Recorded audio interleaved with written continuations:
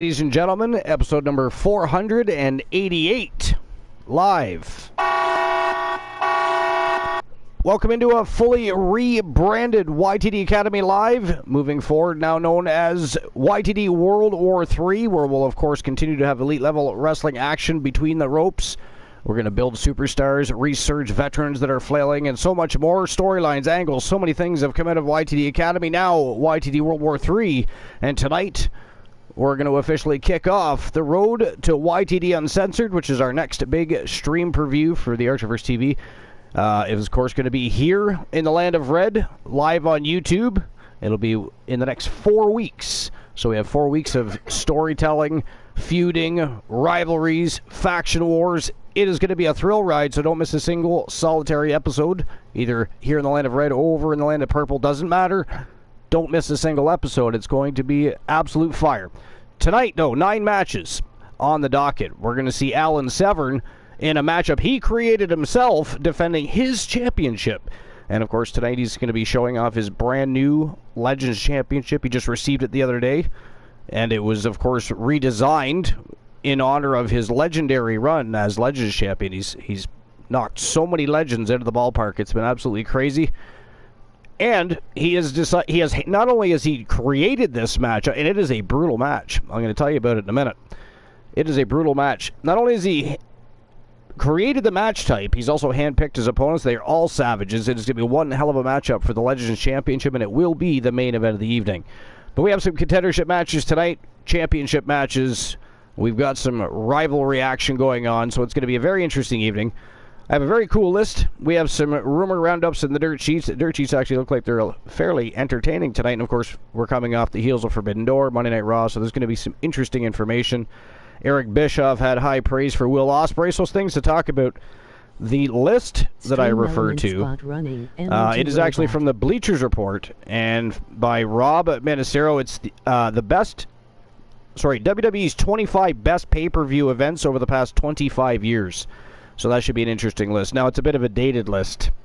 There's been other pay-per-views that have come out of the woodwork since. This dates all the way back to 2012. But it should be interesting to see in 2012. And let's face it, over the course of the decade thereafter, there wasn't a lot of great pay-per-views anyways. So I'm actually interested to see what pay-per-views they do have listed. Because, you know, I would say prior to 2006-ish, wrestling was pretty fire still. So it kind of fell there off after they decided to go PG and pretty much market to kids, which was intelligent. You know, we hated it as professional wrestling fans, but it was absolutely intelligent, brilliant decision by the company, especially when they're looking to become into a more global market. They can sell T-shirts and lunchboxes and action figures and all kinds of things to children. I mean, it was the right thing to do. We just hated it as fans because we went from hardcore action and probably things that shouldn't have been happening on set. happening during the time period anyway. So there was a lot of, the Attitude Era was pretty much everybody's favorite. It wasn't my favorite. I actually thought it was, we've had this discussion before, but I actually feel the Attitude Era, although it did produce so many stars, Stone Cold Steve Austin, The Rock, that's fine. They did. But, so the problem is it surrounded about 12, 13, maybe 15 people the entire time the Attitude Era was on. And, it cornered a lot of people that didn't get a chance to rise. They didn't get a chance to showcase their talents because they were too busy being stuck in probably comedy gimmicks or some other thing that didn't do them much justice, or stuck in the mid-card while they continued to push the same 12 to 15 people. So people think the Attitude Era was a bigger deal because of the stars it produced, but if you look at it as a whole, there was not a lot of good quality professional wrestling going on at all. Right? So, for me, it was just overrated. Did I enjoy it? Yeah, there was aspects I enjoyed. Who didn't? You can't call yourself a professional wrestling fan if you enjoyed none of the Attitude Era. I mean, it was compelling television, and the Monday Night Raw versus Monday Nitro, the Monday Night Wars between WCW and WWF at the time.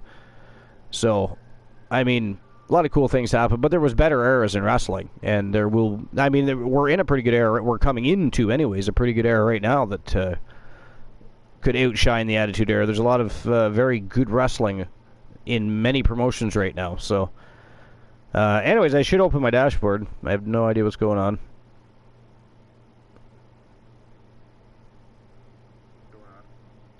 There we go. All right.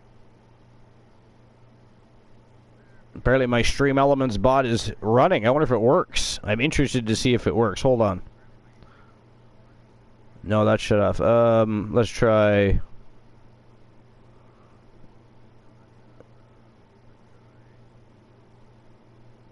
I might have that off too. Schedule.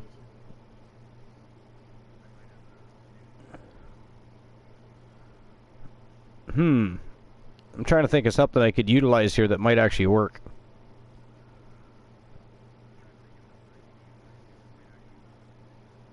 Let's try the Discord link.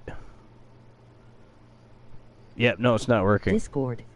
It says it is, but it is not. You to join us on the Archerverse It's lying. Discord to either promote your content or just to chat and have a great time. Join. Alright, anyways. I shall move on from that. I could be playing with that all night. Stream Elements has been a dick with Twitch lately. I can't expect it to work with YouTube correctly. How dare I? So anyways, back to the dirt sheets. Again, there was some rumors on the Judgment Day, Vince McMahon backstage, Omega versus Ospreay, a bunch of things going on. So this is Bleachers Report, Mike Chiari. And it says... Judgment Day have been praised by people within WWE. Members of the Judgment Day are reportedly receiving rave reviews for the recent work internally in WWE, according to Fightful Select. Felix Upton of Ringside News, WWE higher-ups praised Finn Balor for being easy to work with, Rhea Ripley for working through knee issues, and being unselfish during her women's title reign. Damian Priest for his work ethic, and Dominic Mysterio for his willingness to do extra media appearances. Well, at least he was doing that well, because he'd certainly... I mean, I don't understand how anybody can enjoy watching that boy in the ring yet. He's so green. He belongs in NXT, I'm sorry. He just does. I mean, I think he can... He's got the right people around him. He'll be good eventually, but... You know, how many people did we have shoved down our throats in the, early on when we were trying to watch other stars rise, and instead the likes of Randy Orton come in because he was a second-generation star, or third-generation star, and soaking up the spotlight immediately when he was still greener than a lime. But I tend not to like things like that. But anyways, yeah, I think Dominic Mysterio, seeing how they've already brought him to the big dance anyways, I think he should go down to NXT for a while. Spend some time down there. So, the Judgment Day originally came into existence at WrestleMania 38 when Priest helped Edge defeat AJ Styles. Not long after, Ripley joined forces with Edge and Priest to make the group even stronger. Shockingly, only a few months after Edge formed the stable, he was kicked out and replaced by Balor. The Judgment Day then entered into a feud with Rey and Dominic Mysterio, and Dominic was ultimately convinced to turn on his father and become part of the Judgment Day. The four current members have managed to mesh perfectly and feed off of each other, making the Judgment Day arguably the premier stable in wrestling outside of the bloodline. Yeah, I guess so right now. I guess that is true, isn't it? That's sort of sad when you think about it, I'll be honest. I mean, don't get me wrong, I like Finn Balor, I like Damian Priest, I like Rhea Ripley. I'm not high on Dominic Mysterio yet. You know, it is what it is there, but for me, I don't know. They don't do it for me as a group. I like their body of work better when they're in singles competition. Or, go on to join other factions. I'm not sold on the Judgment Day still. They're there, and they're being utilized and pushed, and good for them. But for me, the Judgment Day doesn't do a whole lot. But currently, when you look at the landscape, there's really not a lot of other factions. So yeah, the Judgment Day and the Bloodline are the two premier factions, I guess. So it's likely no accident that all of them stand to play a key role in the Money in the Bank Premium Live event this weekend. Balor is challenging Seth Rollins for the WWE World Heavyweight Championship. Priest is part of the men's Money in the Bank ladder match. Mysterio is facing Cody Rhodes, and Ripley's presence could play a role in any or all of those matches.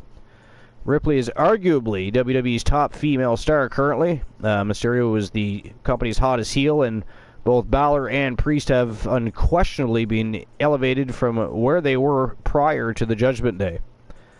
The point of a stable is to give a purpose to every member involved, and there's no doubt that the Judgment Day has succeeded in that regard in a huge way. That is true.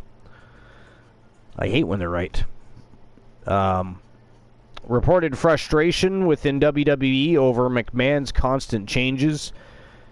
So Vince McMahon's reported influence over WWE's weekly creative decisions reportedly isn't sitting well with some of the people within the company.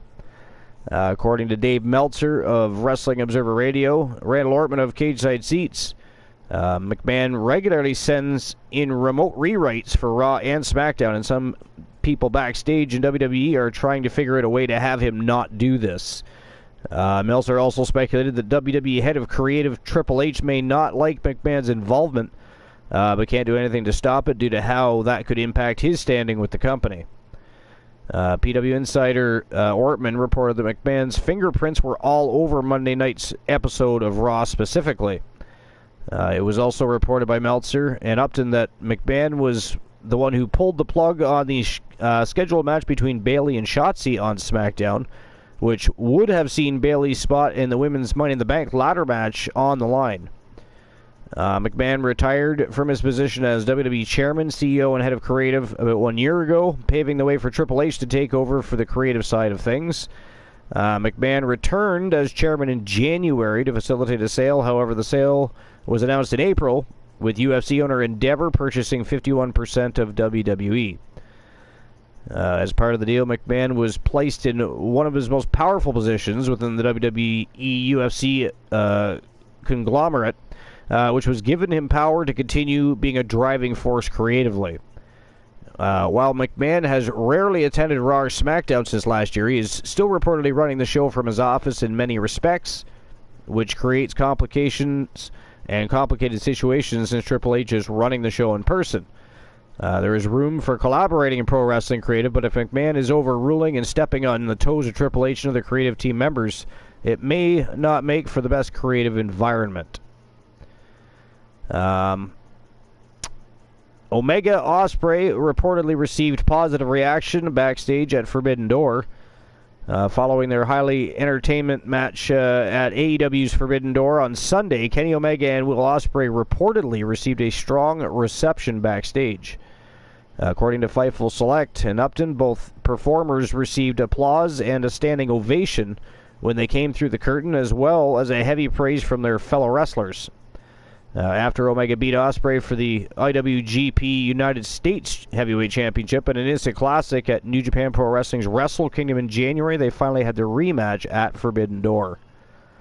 It was a bloody affair, highlighted by physicality and high-risk moves, and in the end it was Ospreay who prevailed, due in part to interference from Don Callis. Big surprise. Still, Omega came out of the match looking strong as he kicked out of his own finisher, the One-Winged Angel, at a 1 count, and even avoided getting pinned after Ospreay poked him in the face and eye with a screwdriver. The win allows Ospreay to take the U.S. title back with him to Japan, and it also furthered the budding rivalry between Omega and Callis. Since All In will be held in Ospreay's home country of England in August, it stands to reason that a rubber match between Ospreay and Omega could be forthcoming. Probably more probable than not, so I wouldn't even say could be forthcoming. I'd say that will happen. I mean, that is a money match, and people will want to see it, and they know it. So, fuck you. I'm calling it now. Omega Ospreay 3 goes down at All In.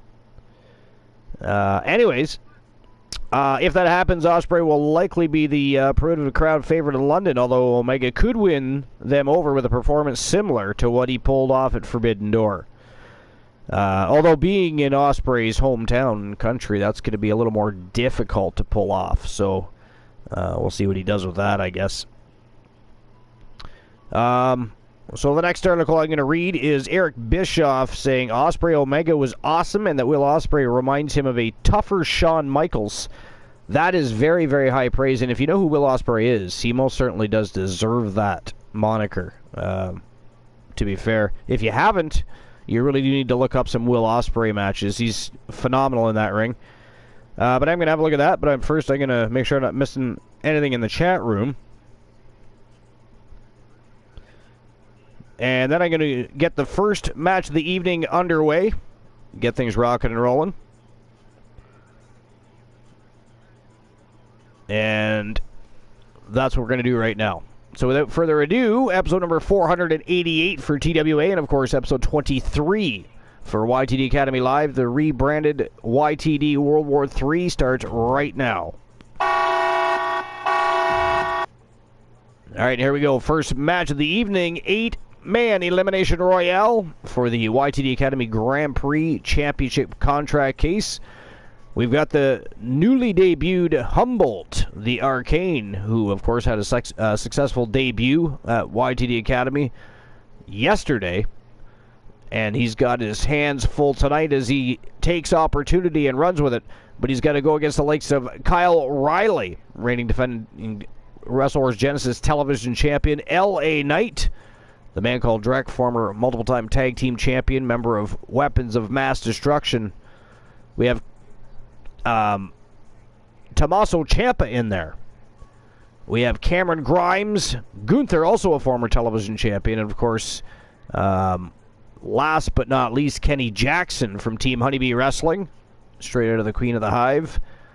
And of course, he is a former world champion and would love to grab that brass ring one more time, this time with a shot at the YTD Academy Grand Prix Championship. But that's the first match of the evening, so here we go. Without further ado, 8-man Elimination Royale, contract case on the line. The winner gets to challenge the YTD Academy Grand Prix Wrestling Champion.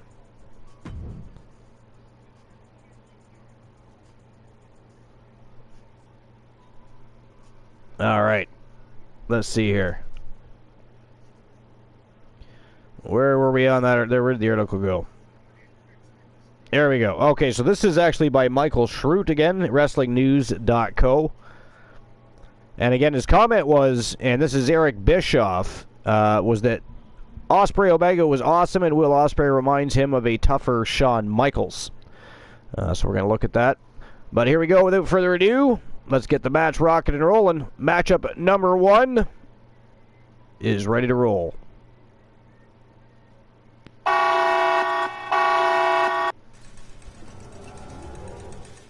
Okay, so on the latest 83 Weeks podcast, WWE Hall of Famer Eric Bischoff took some fan questions. Bischoff and Conrad Thompson also talked about the Forbidden Door pay-per-view, Eric losing his hair for charity, stories from the Top Guy weekend, and more.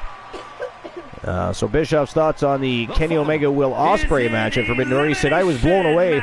Ospreay reminds me of a tougher Shawn Michaels. He's got the look, obviously, wrestling. In terms of his in-ring capabilities, he's just otherworldly at this point. It was like the new school, the very athletic, physical, dynamic, incredibly difficult, and high-risk type of offense. It had all of that, but it also had Nick Bockwinkel, Vern Gagne psychology, so the story was there. The psychology was there, the dynamic presentation, the athleticism, the things that people really dig nowadays, that was there in spades. There's more than enough of that for anybody who loves that style and the presentation, but it still had great psychology in the pacing and the story. It was so good. I mean, I don't know that I've seen anything better in terms of a match. They don't have a Rock-like popularity with the audience. That audience they did, certainly with the audience they did, and that's why I don't like comparing, but in terms of the storyline and the action and the believability, all the things that make me excited to watch a wrestling match, I got an overdose on it, and I was there for it. It was awesome. Bischoff mentioned his daughter was involved in the reality show Roads to the Top.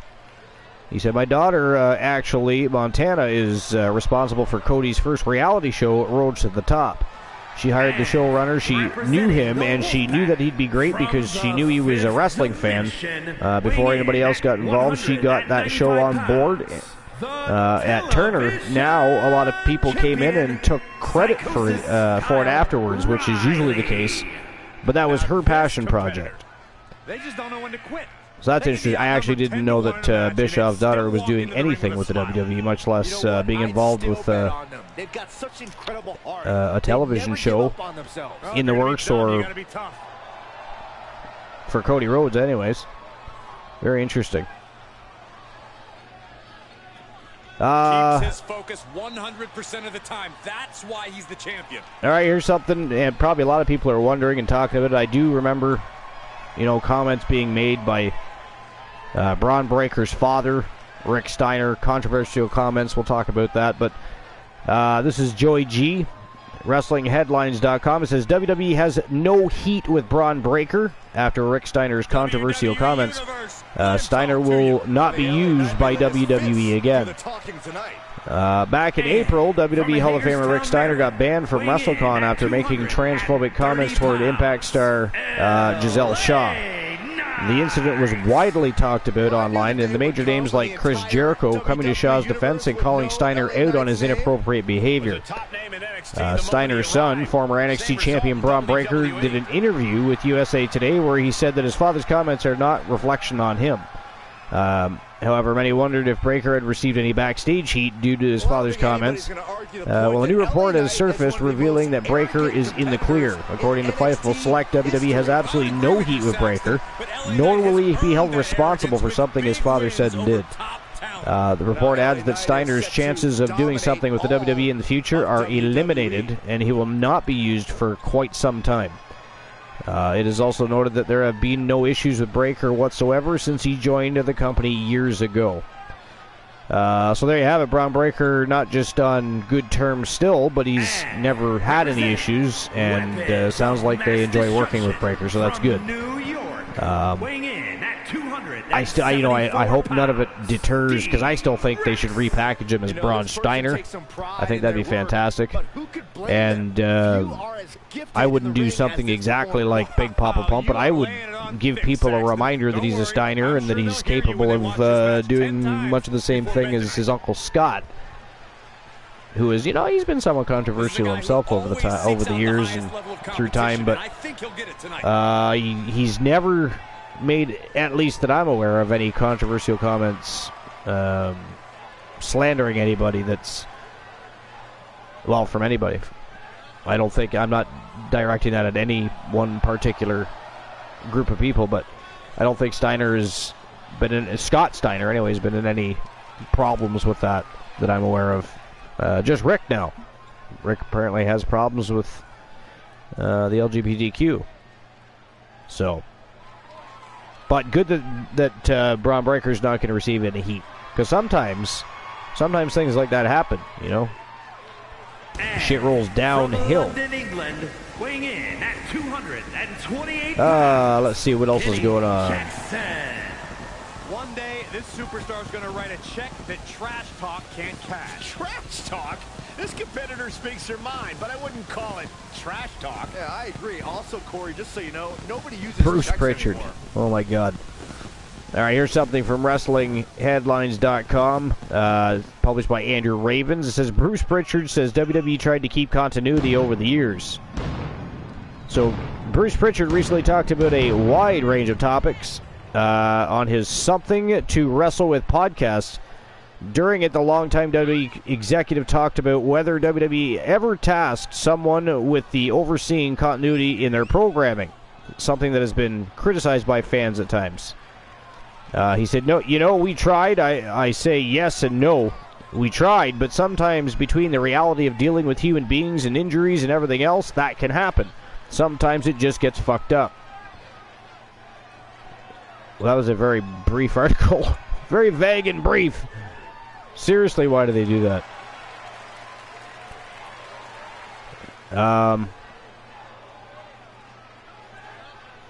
He is in perhaps the best shape of his career, and he will need that with the competition level this high.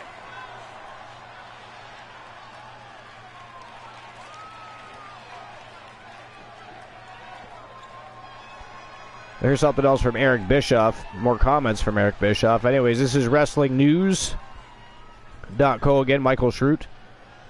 Apparently Eric Bischoff is less than impressed with Jack Perry at Forbidden Door. He should not have been on that show, he says. Well, that's interesting. Most people are fairly high on Jack Perry.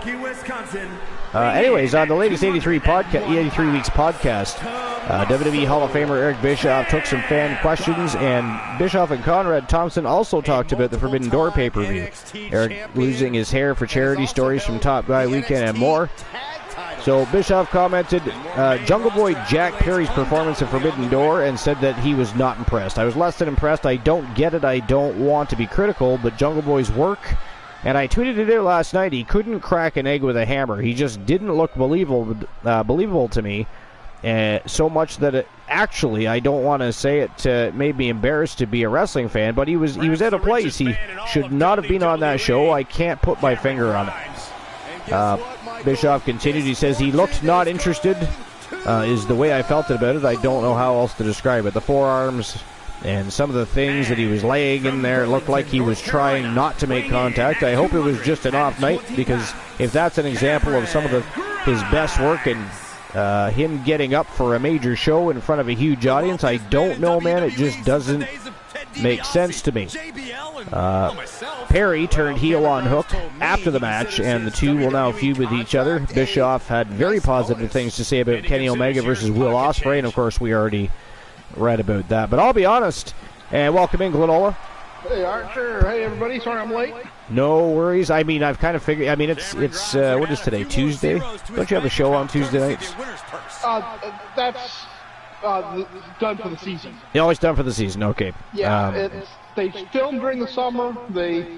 But I did send you a message to remind you not to look for me on. Yeah, because I figured you'd be like, wait a minute, I thought he was going live, not Twitch tonight. And I remembered to go live on YouTube, if you can imagine that. Yeah, I actually was thinking it was about another half hour. I think we were going live at 9:30. No, 8:30. But this is the only thing you've really missed is a little bit of discussion about the dirt sheets. Literally just talking about Jungle Boy Jack Perry. I was just going to say, in all honesty, to be fair, I'm not impressed with the dude either. I don't get it either. I agree with Eric Bischoff. When I look at Jungle Boy Jack Perry, I think amateur pro wrestler at best. Ooh, what is that? Oh, sorry, I was just opening up a caramel with cream in the middle. Nice, like a caramel thing. The man's impervious to distraction because he's through a headset. That is like ASMR. That's like watching a machine. I didn't think I was that close to the mic.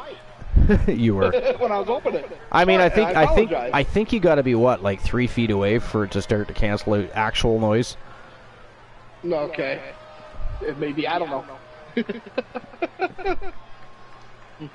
And we have an 8-pack challenge match. So, but anyway, this is the first match of the night. I literally just got it underway. 8-man elimination royale. It's for the contract case for the YTD Academy Grand Prix Championship, which is eventually going up in a tournament anyways. But whoever wins that, guess what?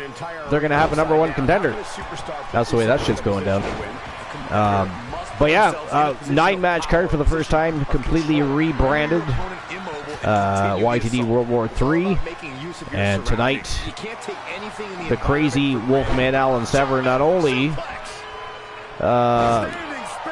created a new match type, the Chamber of Pain this time, but he handpicked 5 savages to go into that Chamber of Pain with and fight over his Legends Championship that he has been on such a legendary run with. That's kind of crazy, right? If he wants that competition, you know. Down he goes. And predicament right here. By the way, sorry, go ahead. Well, I was going to say, he's not fighting the best there is. Then who's he fighting?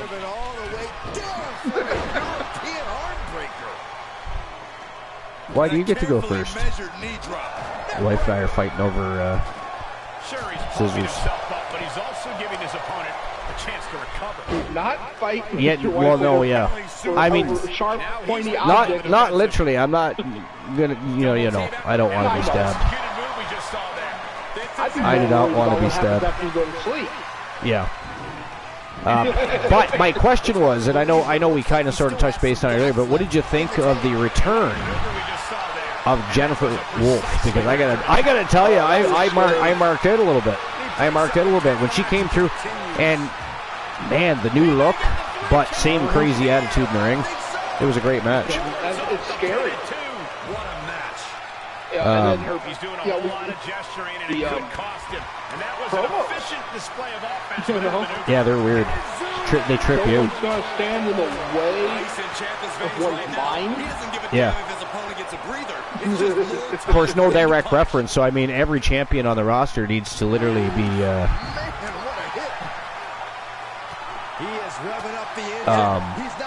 put on notice. Well, they have been put on notice. Yeah. I honestly think that there's chaos coming. Clearly. I mean, one more member to the Wolfpack gals, too, by the way. Well, and speaking of the Wolfpack gals, what happened with the Wolfpack gals today after, I think maybe they've just been wrestling too much. Fatigue has set in because they've been so dominant, and then they face off against the Outlaws today in an 8 Vixen elimination tag team matchup, and got swept by the Outlaws. It was crazy. I've never seen anything like it.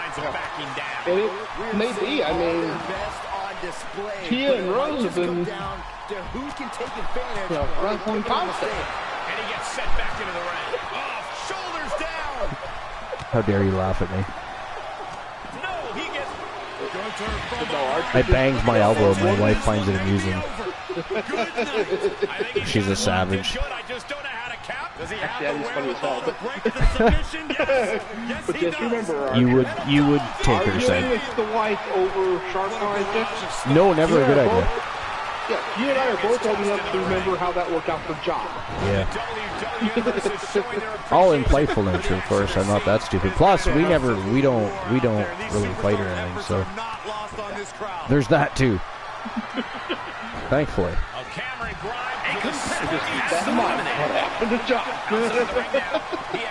John Bobbitt. Yeah, you know what's funny is we were actually discussing that the other night. As scary as that is. Actually, so it's funny. After she was found innocent or acquitted, yeah, there was a copycat with a pair of scissors. That sucks.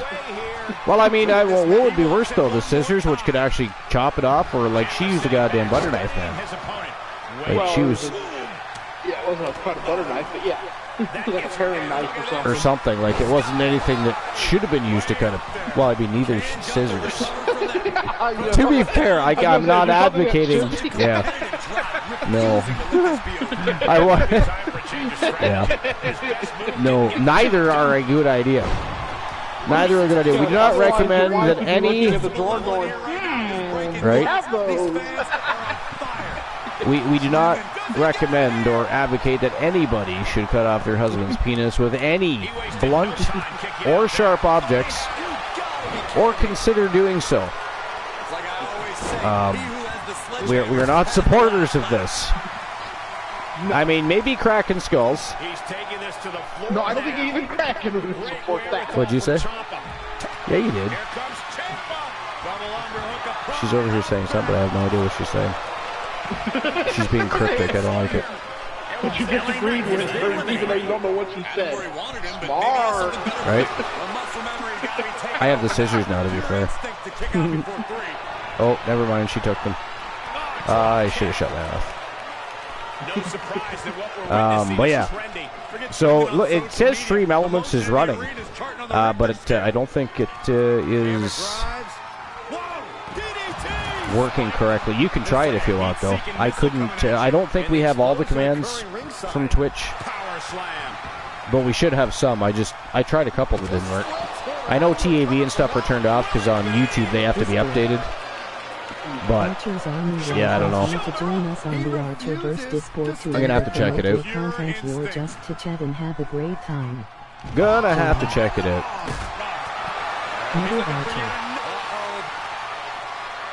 Oh, that's fun. Oh, good God Almighty. Christian Hart knows no boundaries, folks. While after that one? What?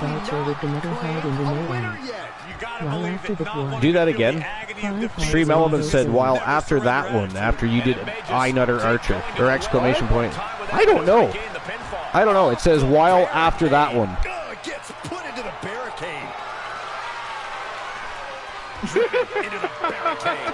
That's what I said. Do it again. See if it says the same thing.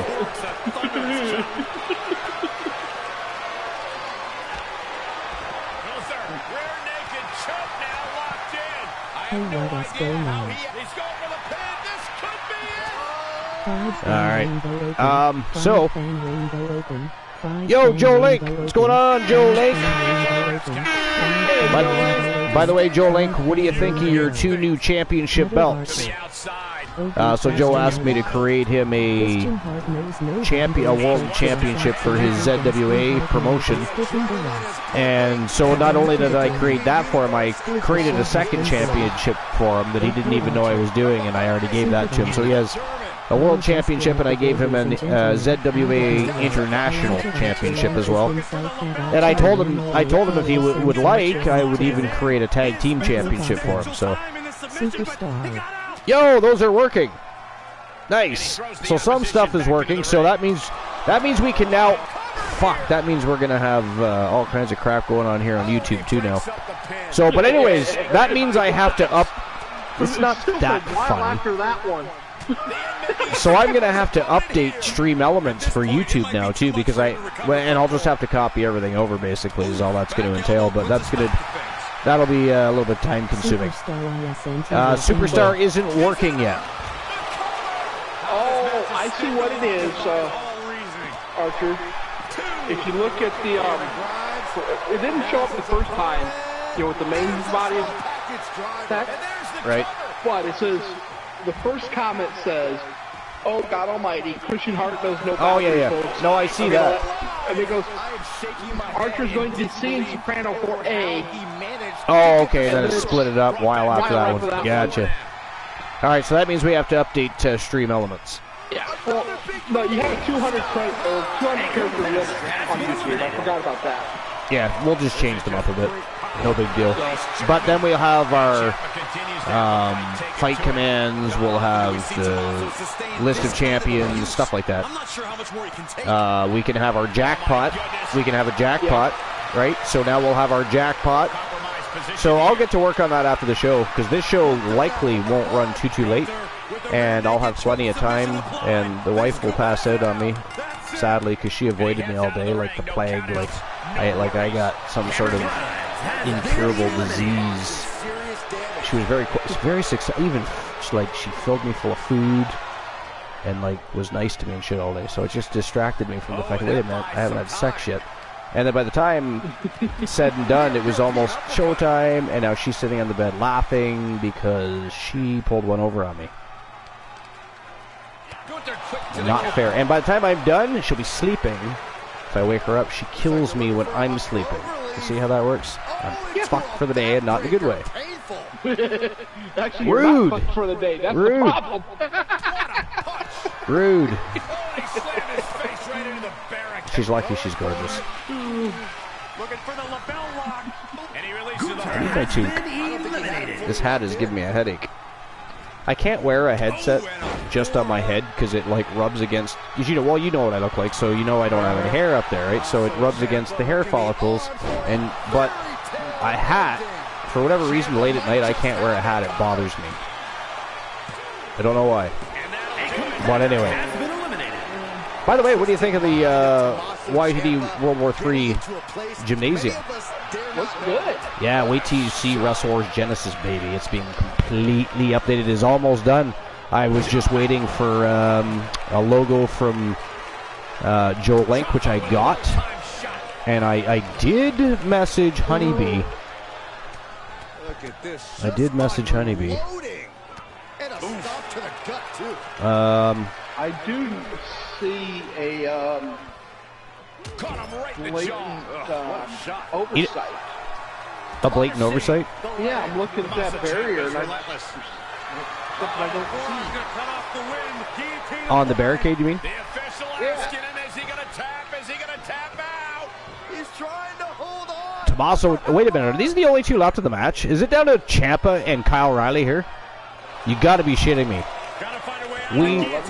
I was not paying attention for that long. We went from 7 competitors to 2 in the last 2 minutes. Fighting back with a counter. He got tired of being pushed around and wants to gain the advantage now. counts. I don't. It depends. You're gonna have to explain what you're looking for. Fights the shoulder up and one. Oh, I'm not seeing. Believe it. I don't either. Can this ref even 4 count words. the 3? Finer than frogs here? Yeah. It's there. It's on the TV below C4 Ultimate Energy. Oh, where you need a magnifying glass. And it's also at the top of the ramp. Okay, that part was I can't see. But, Yeah, you can't see that right better. now. Yeah. But no, you need a magnifying glass to see it on the barrier. Nothing but concrete outside the ring now. We have done it. We have done away with mats. I know the Wolfman loves that. It was his idea. But anyways, but yeah, wait till you see Wrestle Wars Genesis Saturday night. It is looking pristine. But ladies and gentlemen, that is it. That is all. The winner of the 8-man Elimination Royale and new #1 contender for the YTD Academy Grand Prix Championship. It is from the Wolfpack Horsemen, none other than Kyle Riley from Team Life is Great. So congratulations to Team Life is Great. And Kyle Riley, big win. Already the television champion on the main roster. Now he's shooting for YTD Grand Prix Championship Gold, Glenola. Of course, nobody really sees it as development territory anymore. Nobody sees it as not being the main roster anymore. YTD World War III and YTD Academy Live in general has really taken everybody by storm. Everybody by storm. What do you expect? I mean, eventually we're just going to have to stop calling it development. So much happens there. I mean, it just simply feeds into Wrestle Wars Genesis, and then we continue right on, usually to our stream previews. And by the way, the next stream preview is YTD Uncensored, which will be in about 4 weeks' time. Or, well, a little less than that now. But yeah, this Uncensored. It could get dangerous, especially with... It's uncensored. Exactly. That too. Don't invite Kraken Skulls. This is one stream preview we're not inviting him to. Sorry, Kraken Skull's new wrestler, Captain Dildo. Captain Dildo. Yeah, well, I'm surprised he hasn't requested something like that. Can we do a name change on one of my clients? We want to call him Captain Vibrator. See, I'm not going to sit and continue bashing Jungle Boy all night, but I agree with Eric Bischoff. I don't understand it. It makes no sense. Like, there's far better... Like, Norman Smiley is better than Jungle Boy. I'm sorry. It just is. It's fact. Anyways, next match of the night, also for a contract case. It is Roxanne Riley from Team Life is Great taking on Bianca Belair. TLC matchup. This is a bit of a rematch, by the way, if you will. So, looking to draw even after losing a very close affair with Bianca Belair. This time TLC, and also this time a contract case on the line, Glenola. So, now listen, if you have a short list or something you can pull out of the wazoo, I can quickly fix Stream Elements, and we can at least have fun with our jackpot tonight. Well, I think. If you want me to pull a list out of the wazoo, well... Out of the wazoo. So I have to log out of this Stream Elements. So you might say that the Stream Elements bot is inactive. That's only because I'm logging into the Twitch version so that I can get some info, if you will. Wish I could just copy it all at once. Alright, let's see here. Well, let's see here. Timers. Because I can go make, with these I can go as long as... But you want a list out of the wazoo, so... Let's do... Top 10 Women's Pro Wrestling Champions, coming from the top 10s. And it's by Archer's favorite. Oh, good God. You're not going to read Taco Boy, are you? Yes, I am. Oh, my good God. Do we have to? All right, hold on. You wanted it out of the wazoo. Okay. So, number 1 on this one is Mickie James. And I'll actually agree with that. Mickey's awesome. Number 2, Trish Stratus. Another awesome one. Number 3, you got Lita. I mean, the top 3 is turning out pretty good. I love her so much. You know what she's doing right now? She's taking pictures of her boob and like sending them to my phone. This is why I'm marrying the woman. I mean, I do. You know, I just, how could you request more from life? You know, I'm doing nothing attractive right now. As a matter of fact, we are live on a broadcast. Right next to you, and you're talking about requesting things from life. That's what I'm saying. Life isn't even here yet. Not that life. But yeah, anyways. All right. So what I'm going to do is I'm going to transfer some information over, but we will get this matchup started. Second match of the night. This is for the women's YTD Academy Grand Prix Championship contract case. Roxanne Riley in a rematch with Bianca Belair. Bianca Belair 1-0 over Roxanne Riley. Roxanne Riley wants to take a little bit of fame away from the EST of the former WWE promotion she wrestled with. TLC matchup is next. Let's go. All right. Number 4 on the list is Melina. I don't know. If is rating that high, I don't know. Number 5 on the list, Beth Phoenix. You know. Number 6 is Candice Michelle. The following Candice Michelle is a tables, She's followed up with by Michelle McCool. Match. And is for Yeah. the Another Money entertaining one in in the the ring. Bank contract. Making our way to the ring. Number from 8, we Green got Gail Bay, Kim. Wisconsin. Sorceress Roxanne. Another awesome Riley. competitor. This I is the think kind of Gail match Kim should be the higher on this WWE list. Universe has been dreaming of, and that dream What is number is about she? to become a reality. Number 8.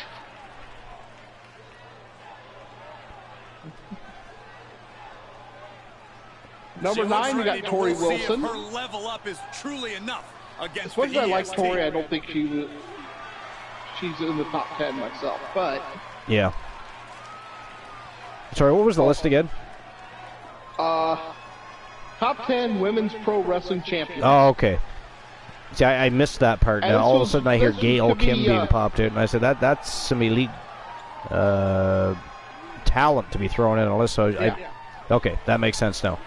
And remember, people do vote on these, you know, or can vote on these to move them Yeah. up and down. But number 9 was Tori Wilson. And that, like I said, as much as I like Tori Wilson, I just don't think she's top 10. No, I agree with you on that. It's going to be good. Number 10 is Layla. From Knoxville, Tennessee, Another one I just don't think top 10. Hey, Bianca, make such a confident entrance. Especially Let's be when you honest, got number because 11 Bianca being Belair Charlotte realizes Flair. exactly how great she is. Charlotte Flair. Corey, not Charlotte just should be great, much higher. greatest. Get it? Yeah, you're not wrong.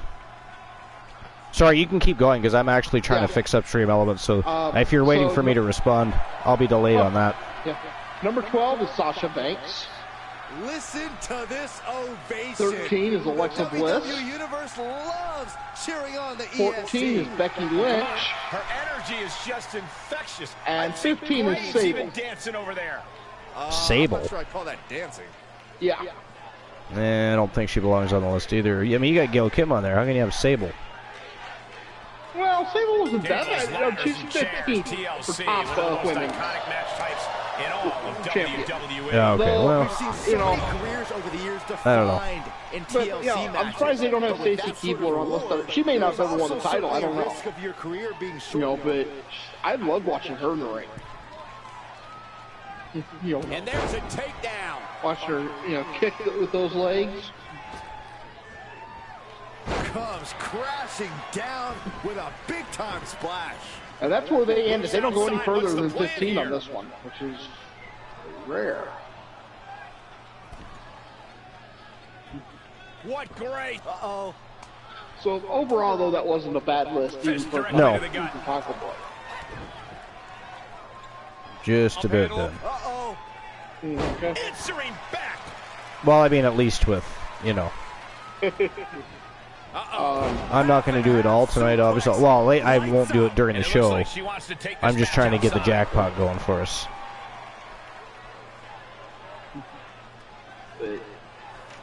Clothesline. I look up at the other screen that's got this show on, and Whip back This into is the time ring. to watch a devastating back body drop.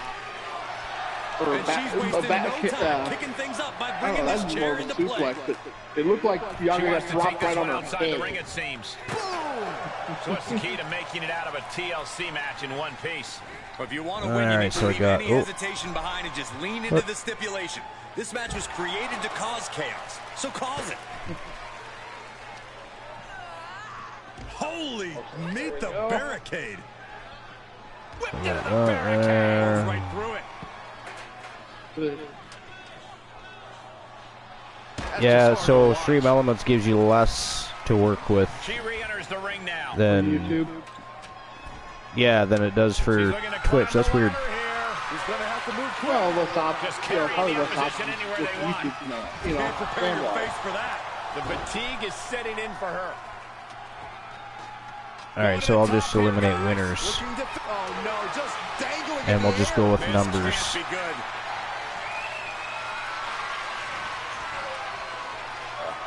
She scores big with the counter. And they're brand. Well, I mean, I'll add winners, but I won't add to the entirety of what I did last time. I'll just put who won them, and what the numbers are for, and what the numbers are. That escape aided by So right now we'll just go with no winners. Well You delivered run into the suplex. issue, like I said, you have 200 characters, you know, Yeah. on YouTube, where you don't run into Go for the ride. the nearly following that. slam. You know, I don't think people problem realize the with amount of Twitch. strength it takes to hurl someone like that. She'll take things into the ring. I think, I want to say Twitch is 500. Beautiful takedown into the Achilles lock. Well, this isn't gonna win the Yeah, I fall, think but it is 500 for Twitch. Yeah. Scratching, doing Yeah, whatever so, I it mean, you takes. gotta- She will not let this match end. Oh, good. Great strength being shown here. Just it took about too long completed setting with up for this. that maneuver. And then we'll have at least the jackpot, and I'll fix up everything else later. Oh my God, hanging on for Everybody can play. Oh my God.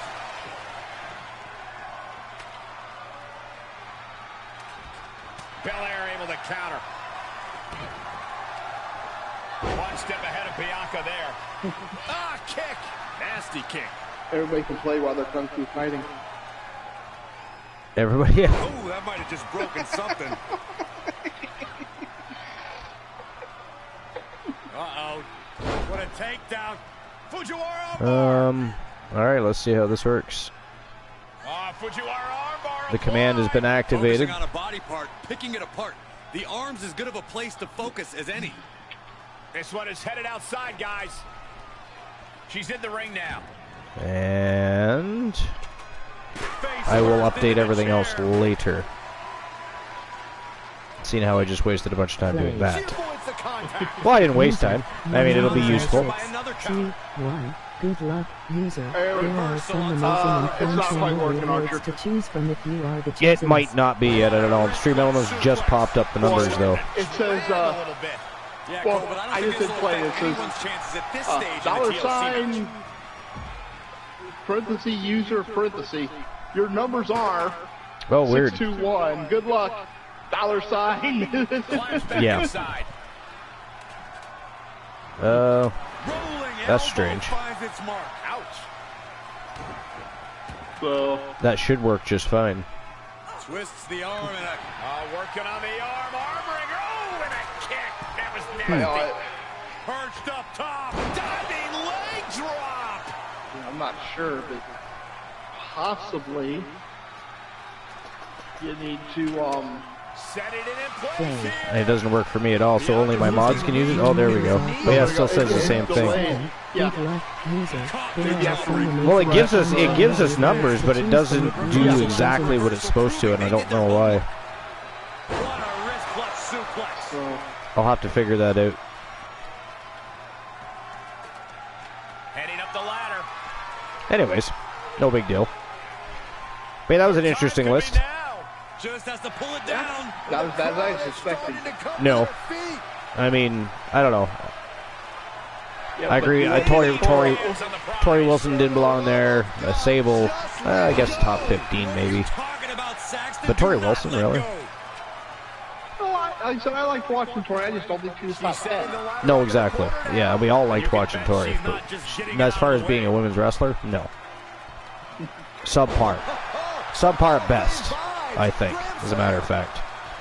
But, She's lined it up. anyways, Here we go. Making that so the new numbers, anyways, I forget what they are now. This is it. Looking on hook. Looking for the But it will pop up in the chat at some point. But so far, I have 547 and you have 621. We can remember that. Yeah. We can. All right.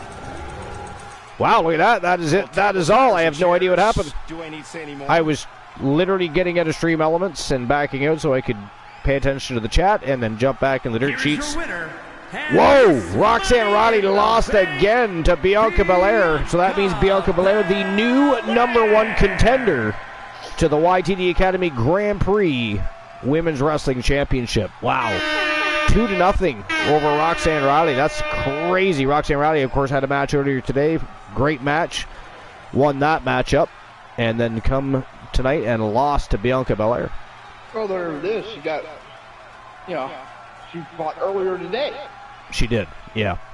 Bianca Belair, of course, a formidable opponent for anybody. Doesn't matter who you are. So doesn't really hurt your career at all to lose to Bianca Belair. She did quite a bit with that, ladder or on the ladder. Teachable moments. Bianca Belair got up there, so all teachable moments either way. Roxanne Roddy sort of newer to the business. Didn't spend much time in the independent circuits before coming to the Wolves' Den. So, is what it is. Yep. All right, here we go. Next match of the evening. It is Mace and Mansoor. Maximum Male Models against the Coalition. The Gooner and JC taking the reins for the Coalition tonight. Looking to pick up a big win for the faction and cruise them closer to the Tag Team Championship. Mansoor and Mace would love to get opportunity, period. They have not challenged yet for the Tag Team Championships in YTD Academy or on Wrestle Wars Genesis. So big opportunities for them. The Coalition simply want to squish them like insects and move forward. We'll see what happens, but that is the next match of the night. What do you think? Maximum Male Models or the Coalition?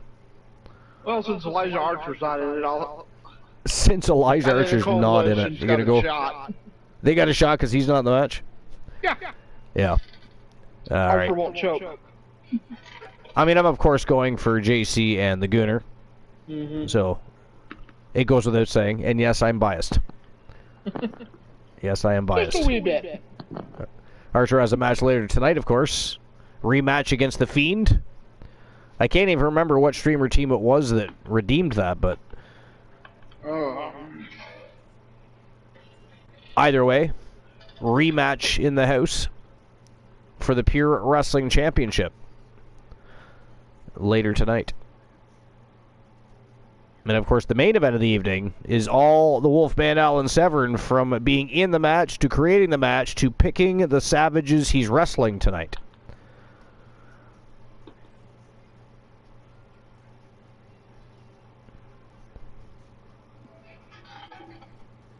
All right. Glenola has lost his tongue. I'm trying to find the who redeemed the match. It might say in the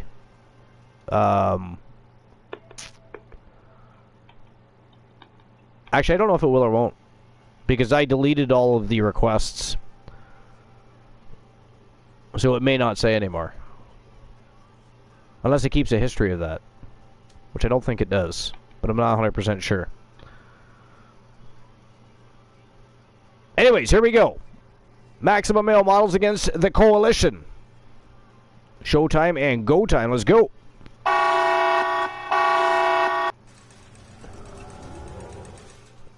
right, and while you're looking that up... Okay, it wasn't...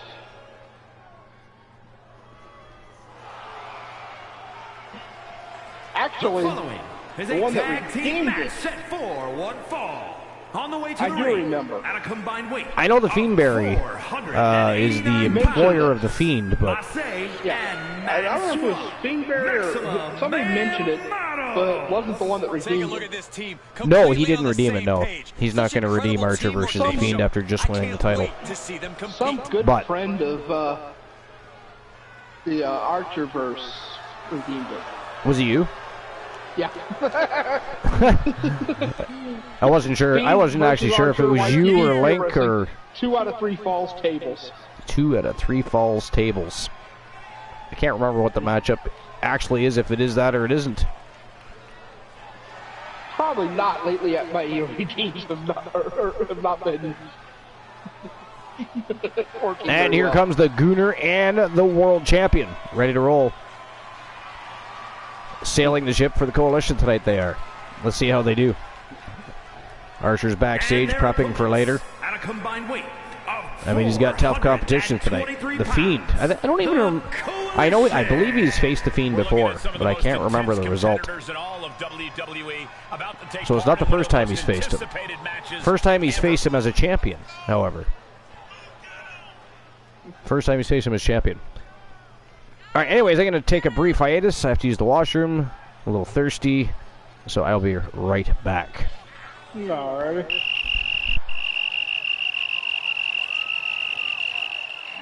Play. User, your numbers are 6, 1, 6. Good luck, user. There are some amazing and fun channel rewards to choose from if you are the chosenest.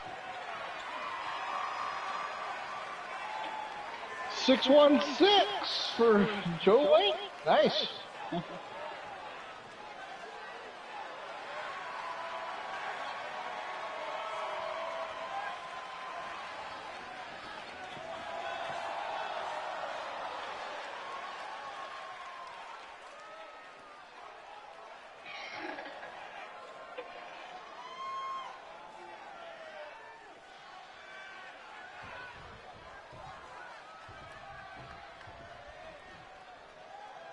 Tag team action underway. 2 teams duking it out for supremacy in this one.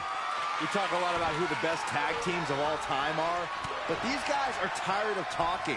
Both teams are looking I to redeem prove Johnny themselves Jost from and steal Glamorous. the show here tonight. And there was some force on that move. And here we go. Locked in. It's locked in. And here we go. Locked in. Crossover. Oh, just slipped underneath. And just like that, he's out of the hold. There is no redeems yet on Oh, he's got him here. He's got him up. YTD Archer.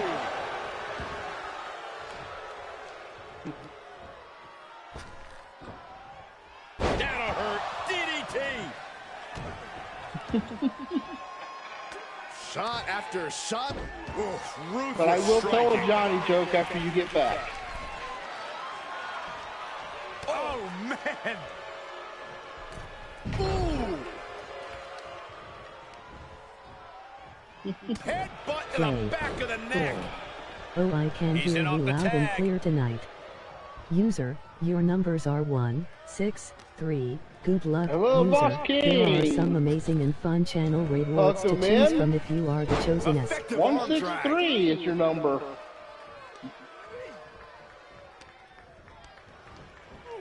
Oh, what an elbow high on the chin. This could be big. Going up high. Hand pink waving. Perched up top. Diving clothesline.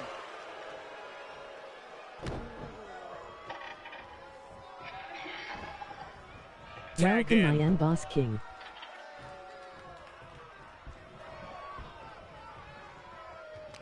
He's got the answer for that one.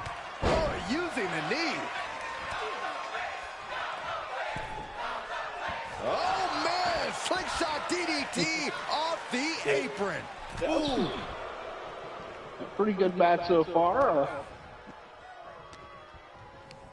Ooh. Boss King, Things are did you see getting Public risky. Enemy in This action will earlier not end today? well. And that was some vicious deep cover. Shoulders are down. And the referee stops the count before 2. Not getting to 2 at this point has got to say something.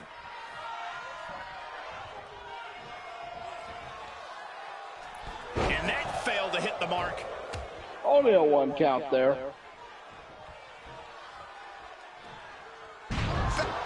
Suicide tornado DDT. That is the attitude of a daredevil. The ability to take risk with minimal trepidation. No fear, So Boston. absolute reckless abandon. Oh, face first. Good night. Yeah, Joe, I don't think you can do shout-outs here on YouTube. I'm not Colliding positive. with a barricade. Well, there may be a way. I don't know. Snake eyes. That's it. Able to counter. Fez press takes him down. Gotta find a way back into the ring now. The jackpot numbers are 511 and 511 066, huh? Oh my gosh, what impact. Well, Archer's in the running for one. Whatever it takes to win.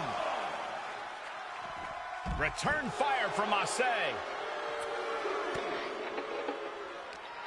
Sorry 501. Oh, 501. Cutter! He is mentally and physically exhausted now. This is getting hard to watch, guys. We might need to stop this one. Second flavor. Play.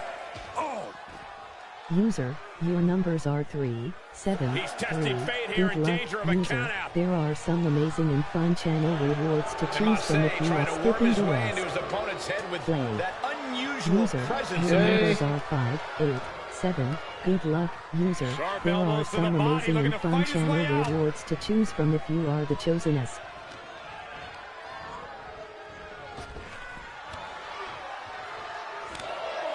Backhand chops. Chop after chop. Off the ropes. Hurricane Rana spiked them. Will it be? And he stops the count for his partner. Moved at the right time.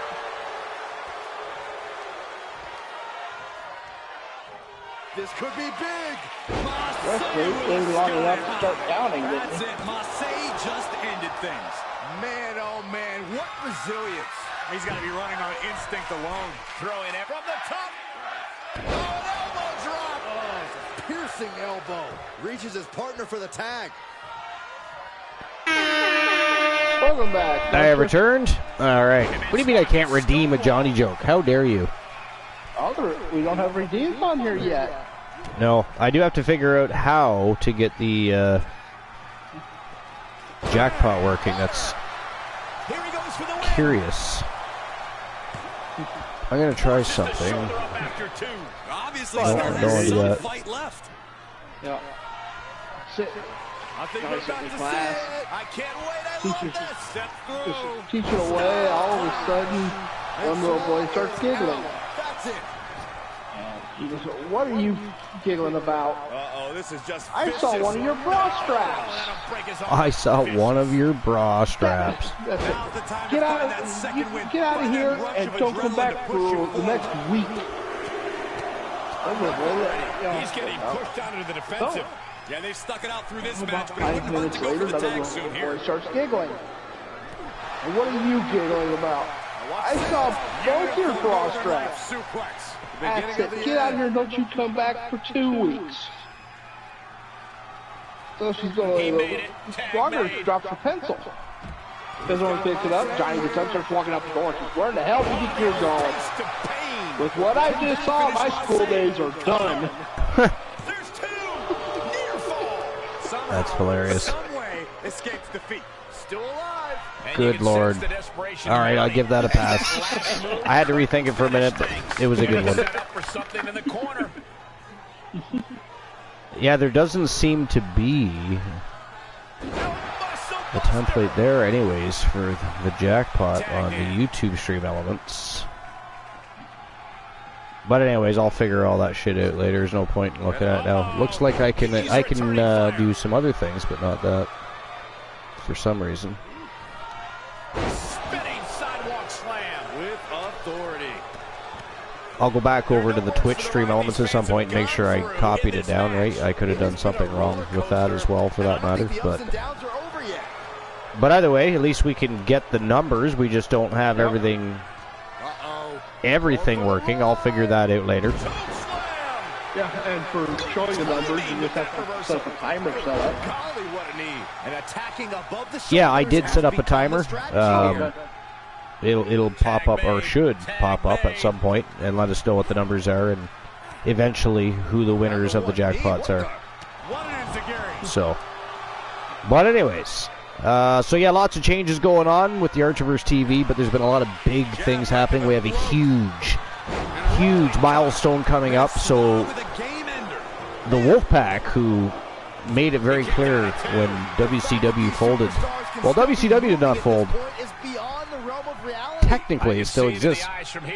The brand Super Brawl folded and unified with YTD Academy. Now we are a couple months later, and we have YTD Academy World War III, which is, of course, resurrecting a very old name utilized by WCW. And the latest news coming out of the woodwork is that Wolfman Alan Severn and the Wolfpack Horsemen were very much involved with the decision-making and the planning for redesigning and rebranding YTD Academy Live. So, now that said, the powers that be have also already begun, not rebranding. It is still WrestleWars Genesis, but it is going to be a completely new design, and that's going to be ready for this Saturday. And we are officially now on the road to YTD Uncensored, and as of tonight, we are only 12 episodes away from episode 500, and that is a huge milestone for us. Huge milestone for us. So they figured out how to get the giant toilet bowl stadium set up? Sorry, say that again? So they figured out how to get the giant toilet bowl stadium set up? For flushing BM Punk? Oh, just, because of the crap show that will be Genesis? Never. Always stellar. And just like that, he sent crashing to the floor. All right.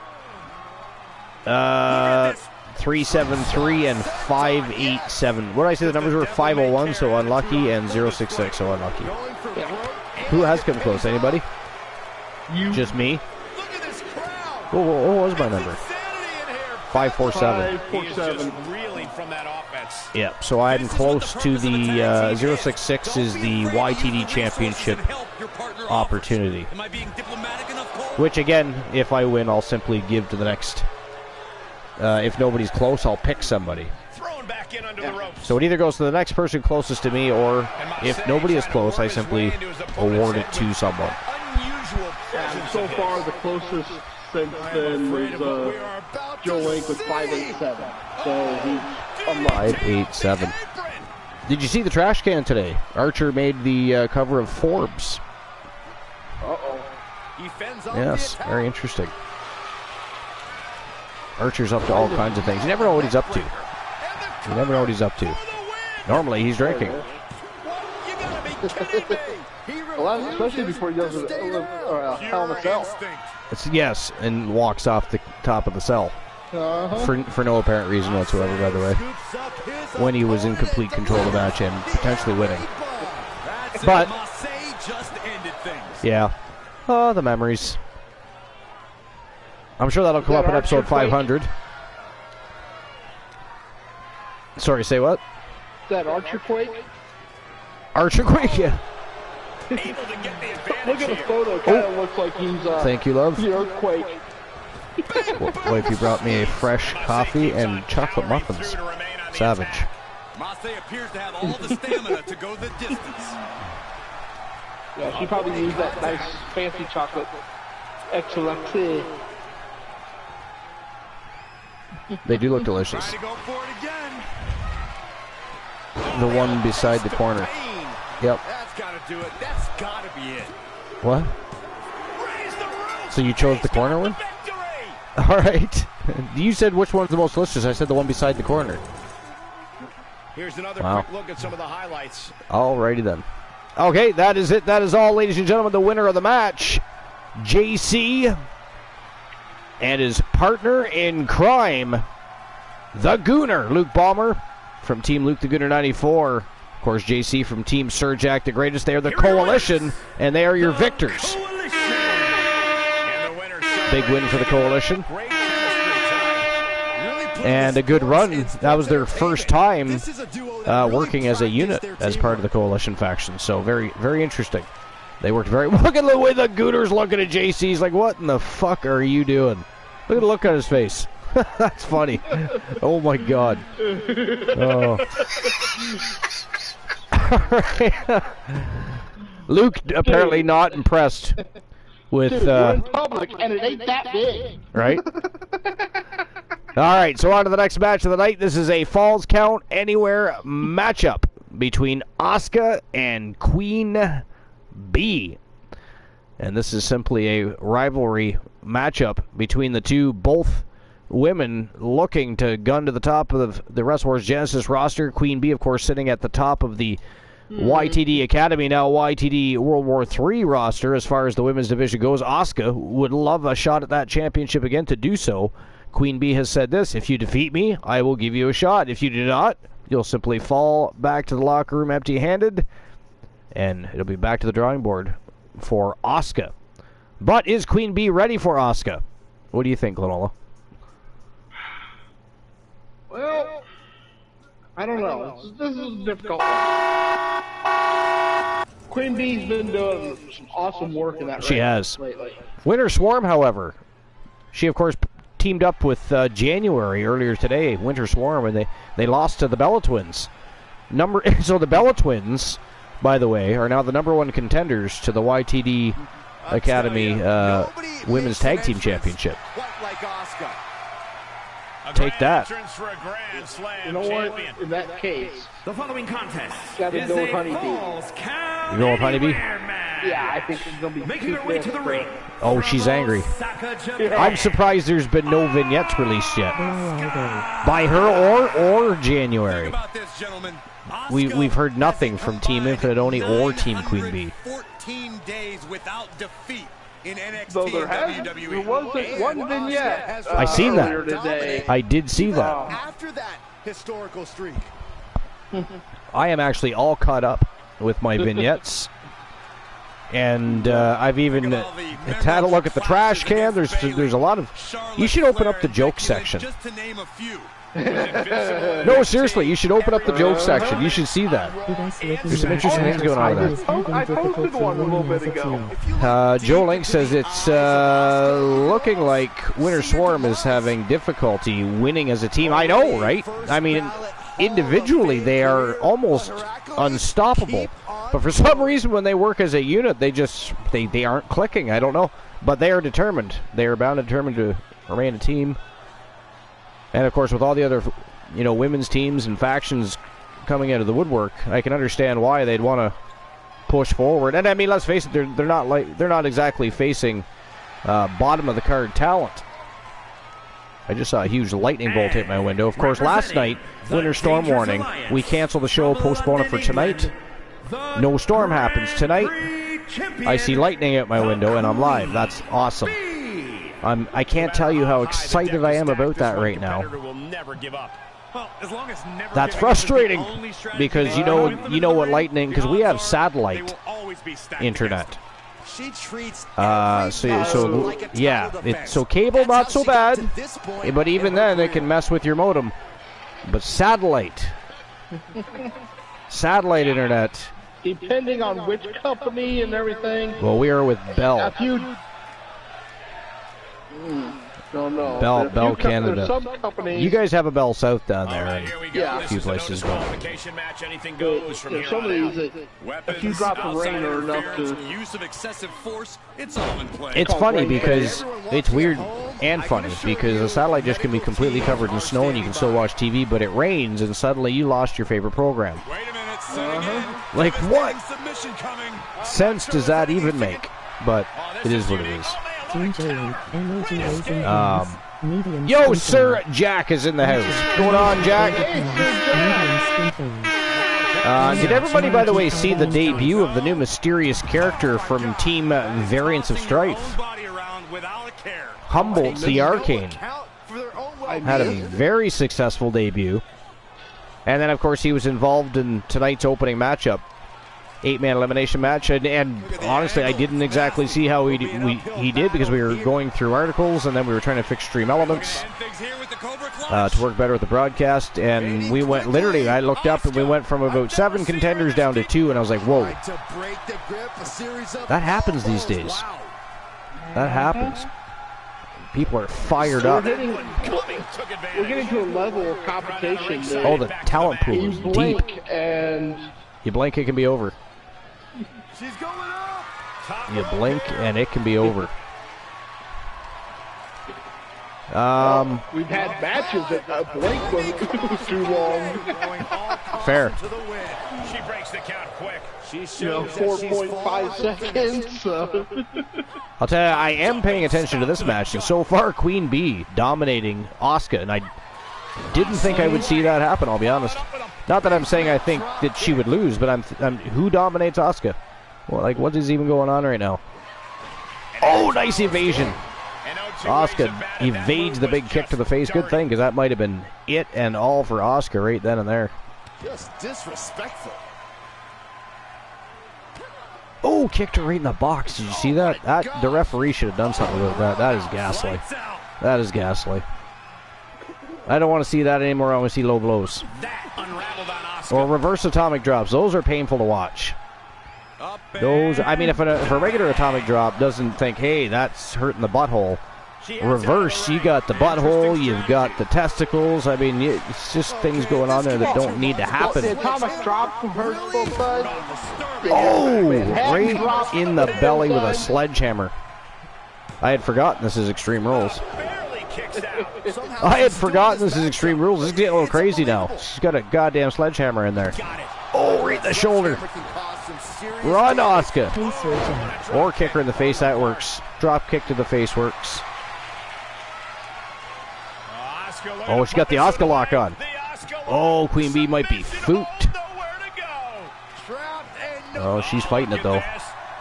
She is a resilient vixen, isn't she? Oh, my daughter's actually calling me, so I will be right back. Alrighty.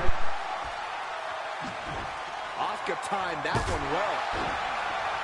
These competitors have been going deep into their arsenal all match, but have not found a way to end it at all. Swings in momentum, every push has been cut off. Asuka looking to go airborne. Taking flight.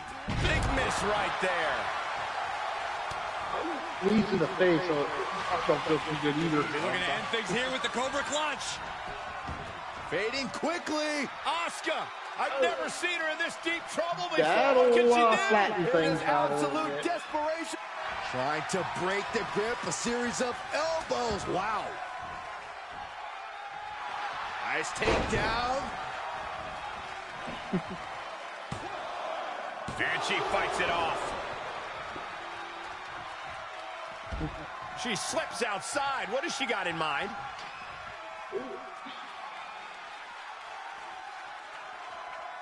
She's got big plans. Asuka might have had that if the ref had started to count sooner. She had it scouted. She was clearly waiting for that. Enabled to counter. And up and over. Just striking at will and the DDT to follow. She's in pretty bad shape now. Truly fighting to the last breath, but we might be coming up on that soon. Taking this to the floor. Short DDT to the side street out there. Got it. Michael, that sledgehammer can cause some serious damage. Oh, what a drop kick. On the mark.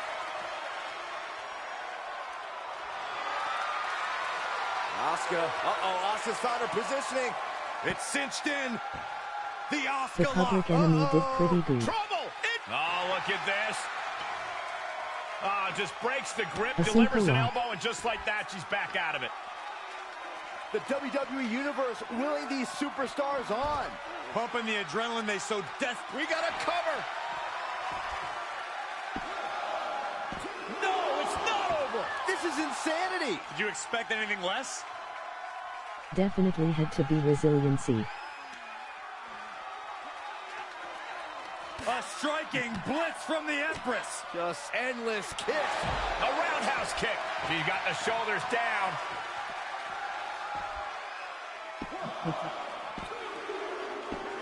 And Asuka wins.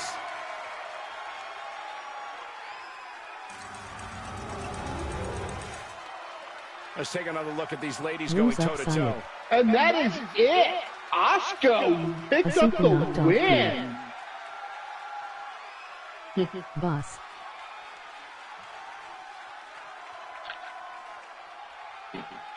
And how you doing, boss?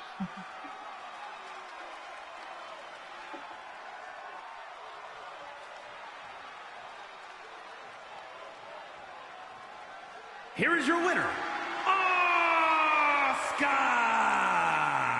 I can't imagine a world in which they're not proud of that win. No doubt about it. The better superstar definitely won tonight. Oh, I really did not expect that. This Leo KNG. Oh, it's Leo. Okay, how you doing, Leo? Hey, return. Sorry about that. Welcome back. Little tiny mini. She wanted to mostly talk to the wife, actually. She hasn't been here in a few nights, so she's starting to miss Melissa a little bit. They have a very good relationship. That is nice. You know? Oh, it's very nice. Yeah, but I mean, it's not hard when because she's an actual mother, and on the other side, maternal instincts are a lot different, and I'll just leave it at that. But like, she takes her and does things. She's already taken her and had nails done. They spend time together when I'm at work, stuff like that. Like, they're mother-daughter as much as you could ask. So when I use the term bonus, that's with her. It certainly applies. She's definitely a bonus mother. So it's cool. So yeah, she misses her, and so she called. I mean, she did say goodnight to me, but she asked to see Melissa's face, and then sat in blue sunshine up her butt. So yeah, it's cool though. I love it. I love seeing them together. So I've got a ton of pictures. Yeah, I've seen a few. Yeah, you've seen a few. Yeah. So, but anyways, you see Asuka actually beat Queen Bee. What the hell?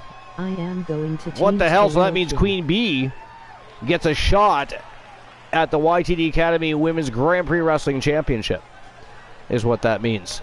So I guess Queen Bee was not ready for Asuka. Asuka, the victor of the match, and new #1 contender. Wow. I'll be honest, I didn't see that happening. I actually thought that Queen Bee was walking out of the match with a big W.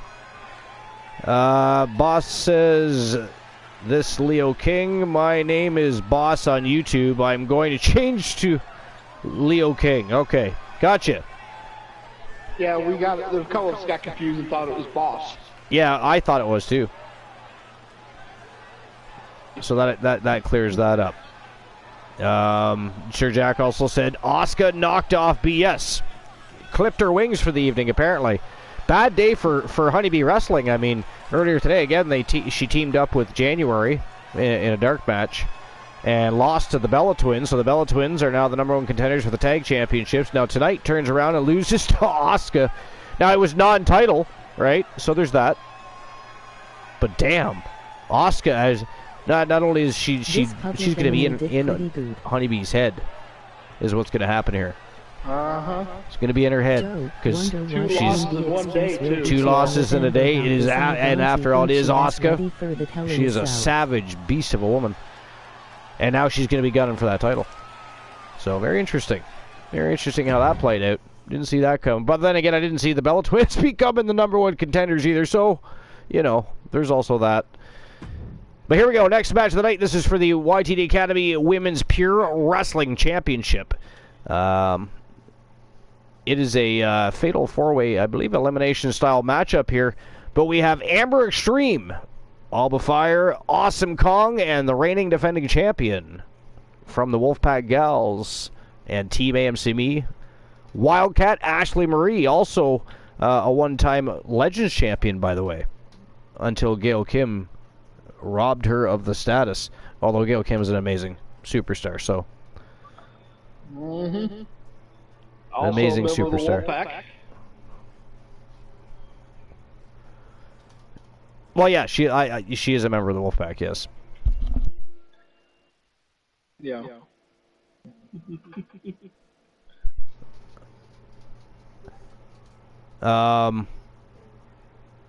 Forgot what I was saying.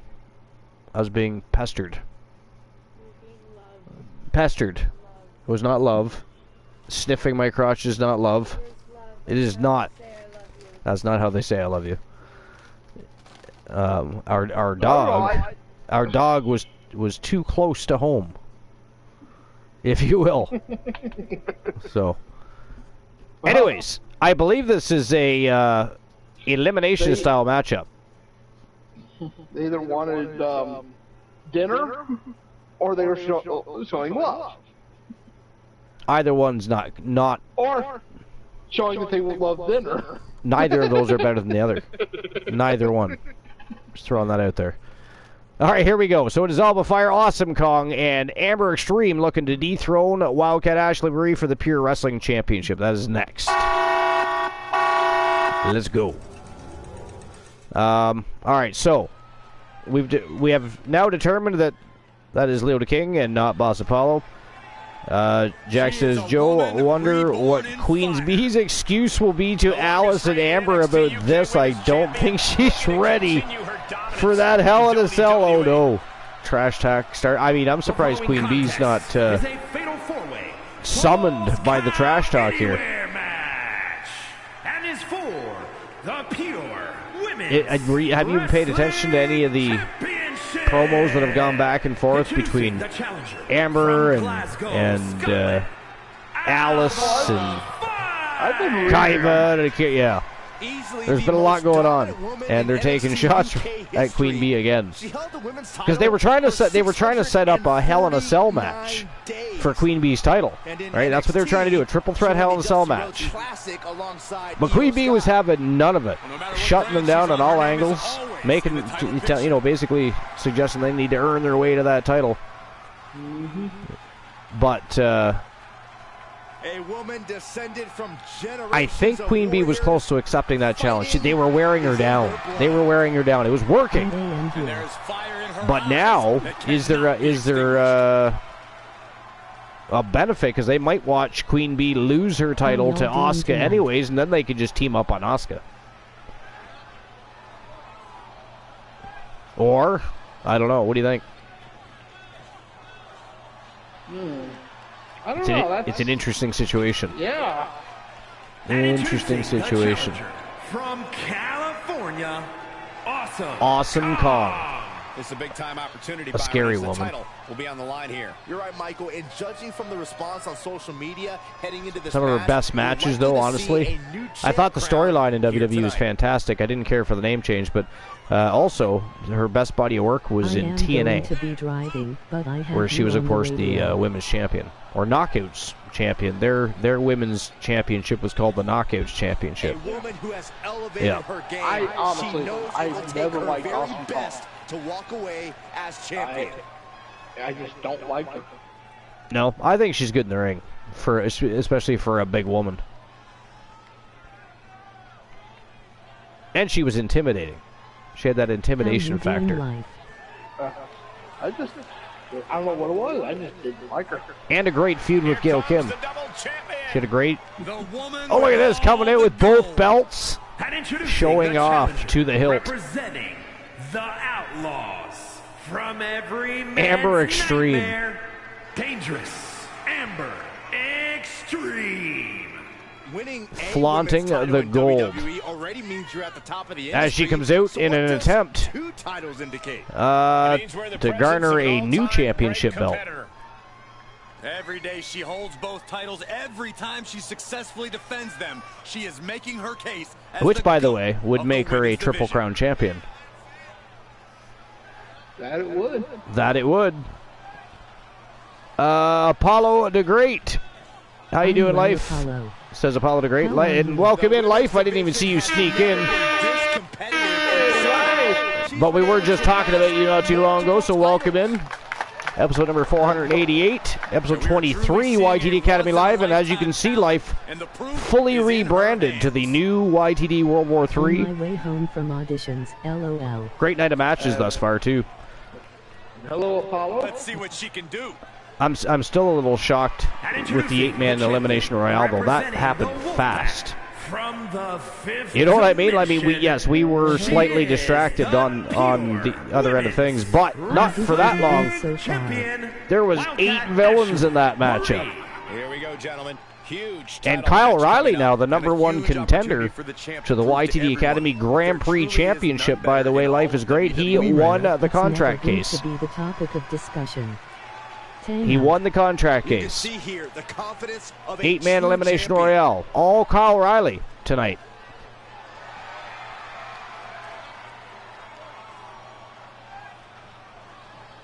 Roxanne Riley, on the other hand, suffered another loss to Bianca Belair. You can see it in everyone's eyes. They all want this championship. Great job. The Public Enemy doing it good so far. I would say so. I would say so, considering they're the reigning defending YTD Academy Tag Team Champions, sir.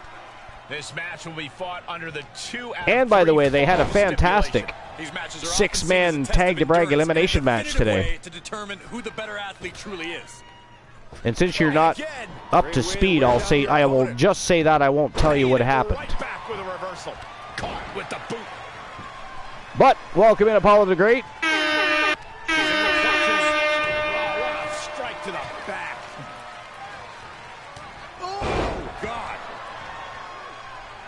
She's chewing a bone over there. What is it? She's chewing her foot. Power slam. That loudly? Is she going to eat her paw off? Is she all right?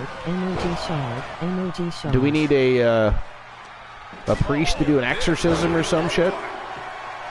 I'm sure Roxanne is fucking pissed. That's crazy. She's a pit bull. Pit bull can be weird. And look at this now. Yes, applying The Public Enemy doing good so far. And what the hell are they? Dolphins, Glenola? You're right, Cole. Are they sharks? They look like dolphins. In a match like this is to bide your time and pick your spots. Easier said than done. Looks like to me. That's because life was sharp. Life was, yeah, okay. But they still look like dolphins, though. Do they not look like dolphins to you? No, they look like sharks to me. How y'all doing? Yo, Boss Apollo. What's going on, boss? Welcome on the broadcast. Sneaking in on us like that. Welcome back. What's going on? Welcome back. Yeah, absolutely. And the Public Enemy, by the way, off to a fantastic start. Yeah, I saw that. Yeah, they doing pretty good. Yeah, YTD Academy Tag Champs, and of course they won a 6-man elimination style tag to brag match earlier today. Yeah, I saw that. Yeah. The number to win is LCD Yeah. So did you catch the news that YTD World War III and the Archiverse channel on YouTube now officially part of the partnership program? Yeah. I wanted to say congratulations on that. Everybody did a fantastic job watching YouTube. Right? Everybody that supported us from Twitch followed us here, and we've garnered other people that have stumbled across the channel and subscribed and watched our VODs. So I mean, there's that too. But yeah, a lot of the support came directly from Twitch. People that believed in the Archiverse TV channel and wanted to continue to watch it evolve and grow. But it's funny because we were talking, boss. At one point, we were it was up in the air whether or not we should even do YTD Academy, whether or not it would work, whether or not it would serve a purpose. And then here we are, 23 live episodes later, and countless dark matches, dark tournaments, and so many more things have happened. I remember last year, a lot of those matches last year got over 100 views. Yep, some of them got thousands. I've got some that are close to 5,000 views. Yep. So usually you got to get to 1,000 watch hours, or sorry, 1,000 subscribers. We've already pretty much got to the surplus of the watch time hours, but you usually have to get to 1,000 subscribers before they accept you into the partnership program. And we get in at just over 500. Now, I'm assuming that's probably because we've got, what, 387 episodes, because we didn't get from 0 to 100 from Twitch, because Twitch started being weird and deleting VODs at random, too, because you didn't know which. So we just literally went from 100 on, so there's 387 episodes of just shows. And then there's the live shows for YTD Academy. There's all the dark matches. So, I mean, there's tons and tons of content there. So, yeah. I'm assuming that's probably got something to do with it. But yeah, so, I mean, I haven't done my taxes yet. Therefore, I cannot submit my tax information yet. So, although I am going to be monetized, I currently am not making any money still. So that won't happen until after I actually decide to get off my ass and do my taxes. You know. Yeah. You know what's cool though? With YouTube, I keep 70%. Oh, you keep 70% to yourself? 70% I get. Yep. Oh, that's good. Yep. That's amazing. Yeah, so. And then there's other ways to make money. Now, I did set the tiers, like if you guys, so just like on Twitch, you can, so subscribing is different on YouTube than Twitch, but you can still do the same thing. I forget what they're calling it, but you can pay money. I believe it's like what? How much is it? $5 to subscribe to somebody on Twitch? Is that what it is these days? I forget. Yeah, so, but I have it set that you can get a tier 1 subscription to the Archiverse TV on YouTube for $2.99. I'll do that. Yeah.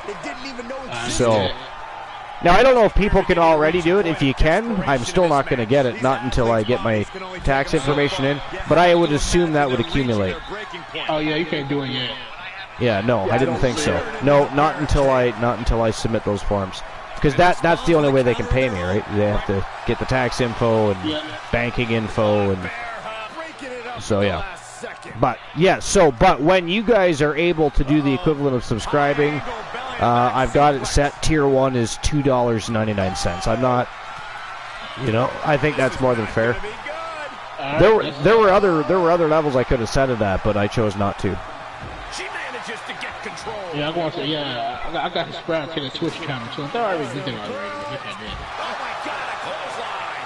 The challenger not looking good right now. Well, this deep into a fatal four-way match, you gotta expect yeah. So, but anyways, what's new and exciting? So, are you moved into your new place now? I should be. Everything should be good after firing. Hopefully, I should be everything situated by July 20th. By July 20th, nice. So what's going on like now? What's happened with, like, are you staying at a hotel or something until you move, or are you at your parents, or are you? I'm at the old place right now. Oh, you're at the old place. Yeah, the old place. Yeah. Took care of everything, so I got everything going myself. Right. So, yeah. Gotcha. Got me a TV already, and got my TV back. I got another TV. Right. I just waited to get here so I can get everything situated. Yeah, after that, now I'm starting back doing my Twitch. BCW. Yep. Nice. But on my free time, I got everything created, the ring already. Just gotta get all this little crap situated. Awesome. So yeah, it was good to see the Public Enemy back running. So I didn't recognize Black Bear at first, but then we all put the pieces of the puzzle together. He used to be Bishop B. White, right? Yep. Yeah. Right. Okay. I think he did. Yeah, I thought so.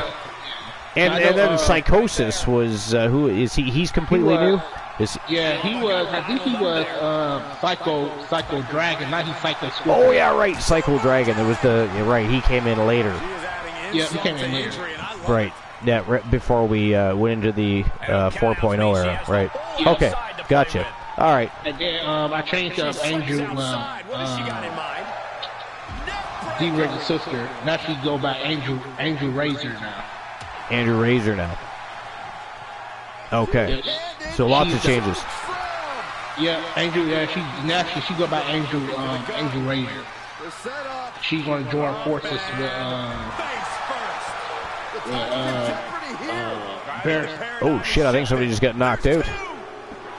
She's gonna join forces with what? Bear's sister. Wait, what just happened? This must have been best 2 out of 3 falls fatal 4-way. I thought it was elimination style. So this, an Awesome Kong, ladies and gentlemen, your new YTD Academy Women's Pure Wrestling Champion. Wow, did not see that one coming at all.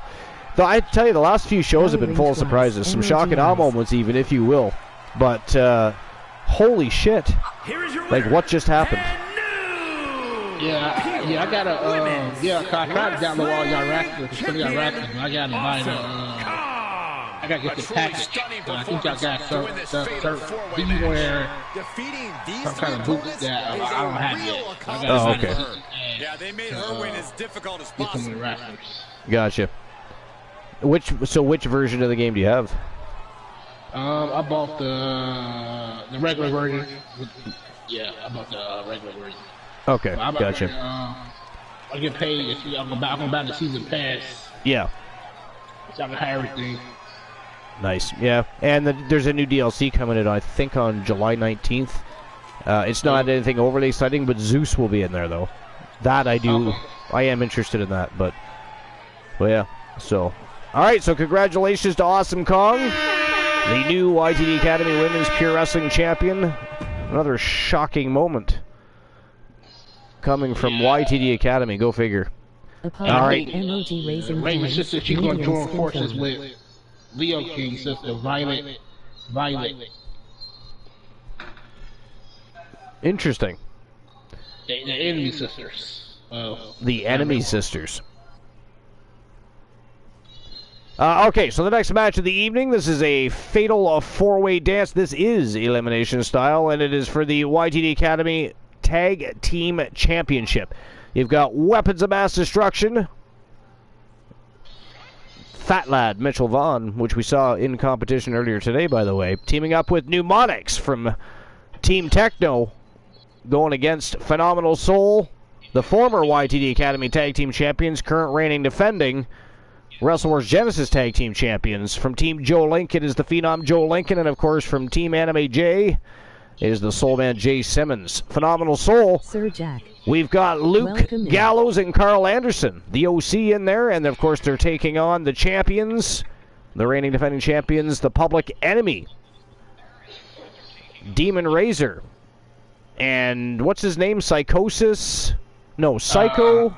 Scorpion, that's it. I still can't get his name straight because I keep thinking to what his name used to be, just like the whole Black Bear thing. That messed with me for a while till I figured, oh yeah, that used to be Bishop B. White, okay.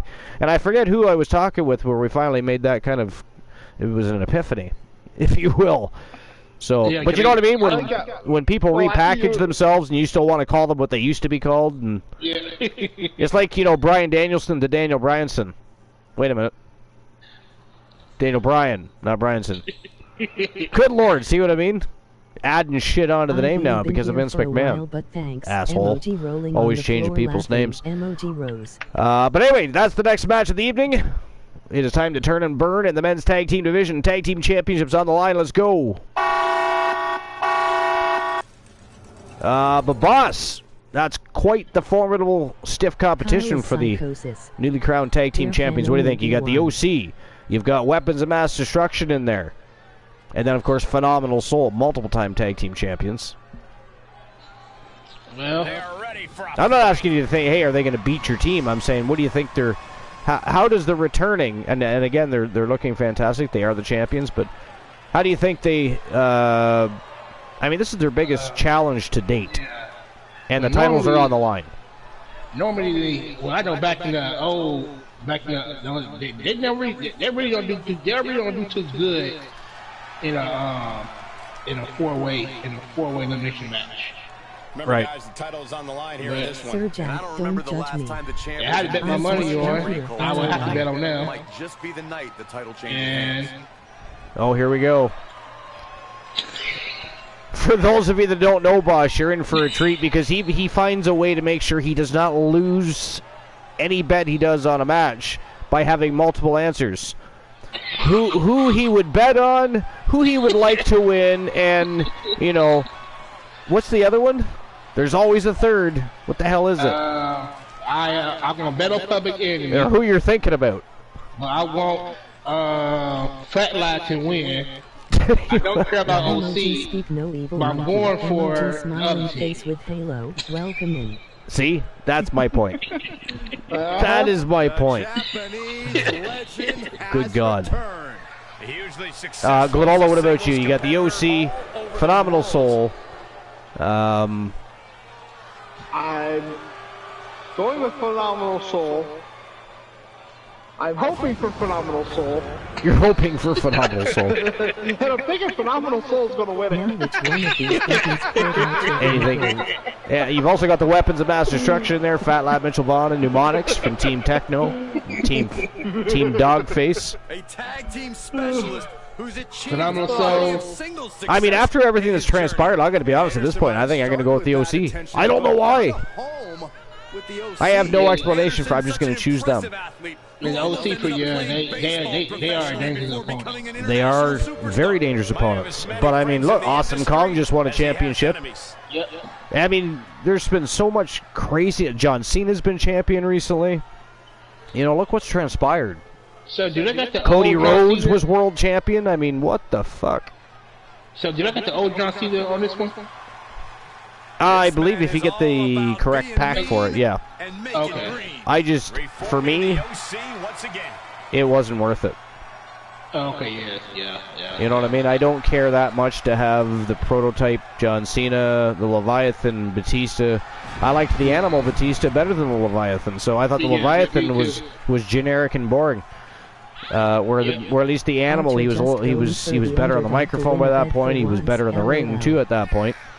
I give Dave Batista credit because he came into the business much like DDP. He came in a little bit later. He's in his mid-30s instead of early or late 20s, or early 20s for some. But he came in. He was a powerhouse. He was a bodybuilder. He had pretty good skills considering. He did impress me. But not he actually he took the time and honed his skills, and not only did he just do it pro wrestling, he went on to learn MMA. He went on and had some successful fights in the cage. Yeah, he did. You know what I mean? So he just became.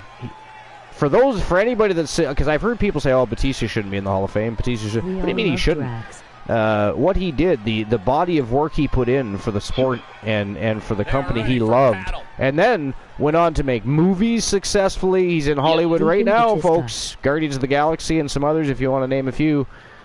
And he's a good actor, by the way. I think he might have. And he was a better actor from the get-go than The Rock was when he started. So stick that up your tailpipe while you're at it too. That's true. It is true. Yeah. Yeah, it is absolutely true. I mean, The Rock is awesome now, but when he was first starting out, like the Scorpion, when he was playing the Scorpion King in the Mummy movies franchise, not that great. It wasn't. When it took off for him, it wasn't until what's the one with Sean William Scott? Can I ever remember it when I want to? Oh, it's one of my favorite. You talking about the Rundown? The Rundown, yeah. Now, why the hell they never made a sequel to that? It still baffles me. They still should. Because that was a great movie. It was funny. There was some thriller in there. There was some drama in there. It was great. And The Rock actually showed acting ability in that movie. He did. Because he did not in Walking Tall. And plus, I'm not a big fan of documentary style movies anyways. You know what I mean?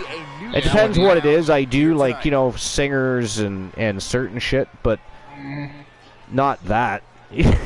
Not on my list of priorities. I think it put on the movie, yeah. I agree.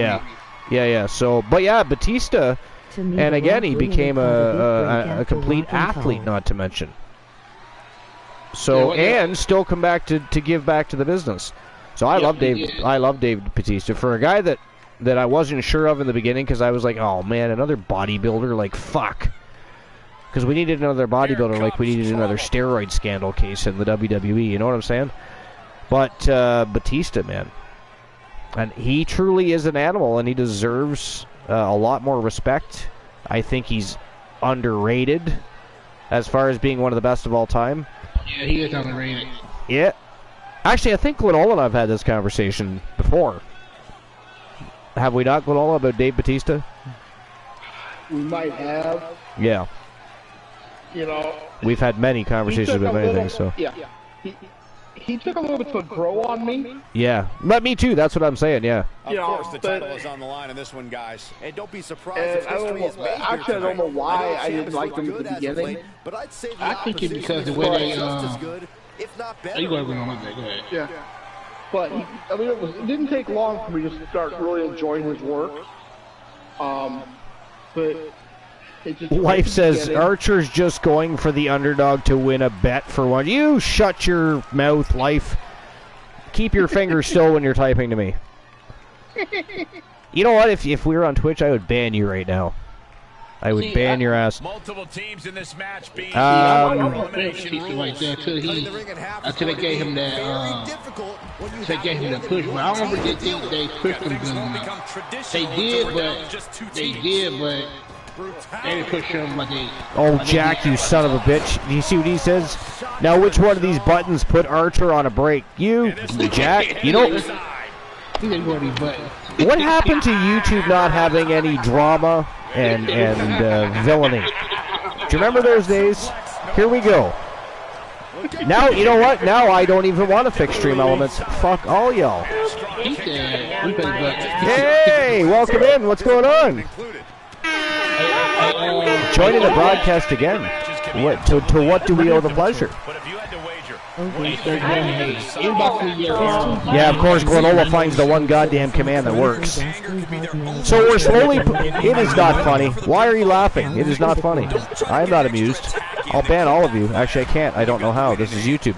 But anyways, yeah, we're slowly getting... you're still laughing, Life. I mean, really? You just got here, already stirring the pot? Is that why you joined? Because, you know, Glenola's on here, and you had to team up? How dare you? Anyways, we're slowly putting stream elements together. Because Life, obviously, you know, we got accepted for partnership early for YouTube. So we've got other tools at our disposal. Once I actually get off my ass and do my taxes, I'll be monetized as well, so people will be able to, they don't call it subscribe here because subscribing is something different, but the equivalent to subscribing on Twitch we can do here, but it's not going to cost people $5. I've got it set at like $2.99 for the first tier, and to get badges and super chat and a bunch of other stuff going on. So there are ways to make money, generate money through ads, and you know what's cool? I keep 70%. I thought that was cool. Yeah, I know. I was gonna ask, and you know, if I can get everything working and functioning correctly, I mean, did you just AKO somebody? He's outside the ring now. Wow, the AKO's working. Yeah, I told you it was working. I AKO'd you earlier today. Damn, I missed it. Okay, so we got 2 that are working. All right, well, this is good. Some things are working. We just got to get other things. Like we can't get the lotto working for some reason. I got to figure that out. I'll figure it out after the show, but I will get it figured out. But Life, what do you think of the World War III, the rebrand to YTD Academy World War III? I have not subscribed, so I haven't actually taken a look at any of the matches. How dare you? Well, I mean, you guys did get sneak peeks, and I mean, a few days ago you saw the prototype to it. I think earlier today you would have saw the slightly incomplete. I mean, there's a couple things that changed since this afternoon, but other than that, now it is good to go, and that is the new YTD World War III arena.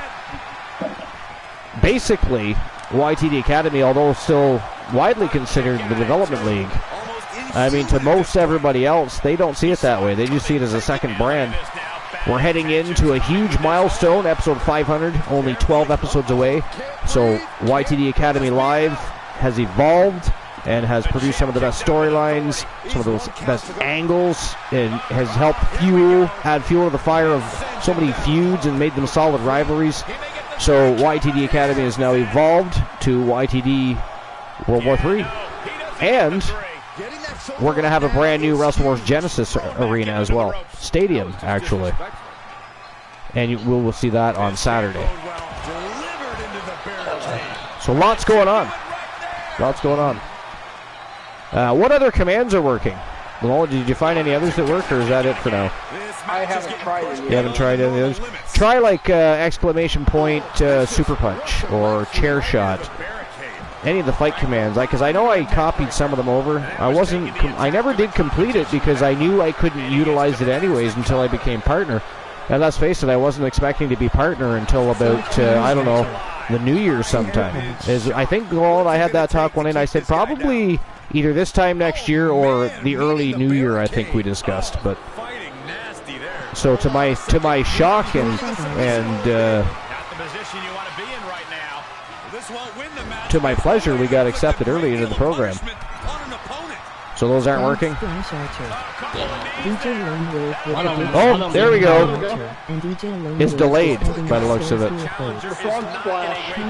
The frog splash. So I got to figure out what's working with those, and I don't know if everybody can use those, boss. I think only mods can use them. Oh, okay. But I'm not sure. I'll have to go back and check all that too, because I seriously don't know. Again, we're just getting used to the additional tools, right? I wasn't prepared to turn on the YouTube chat tonight and immediately have Stream Elements saying, "Hello, we're gonna be your bot here too." So I didn't complete it. We did try to get the lotto working. It is working, just not completely working, and we're not sure why. So we got to figure that out too.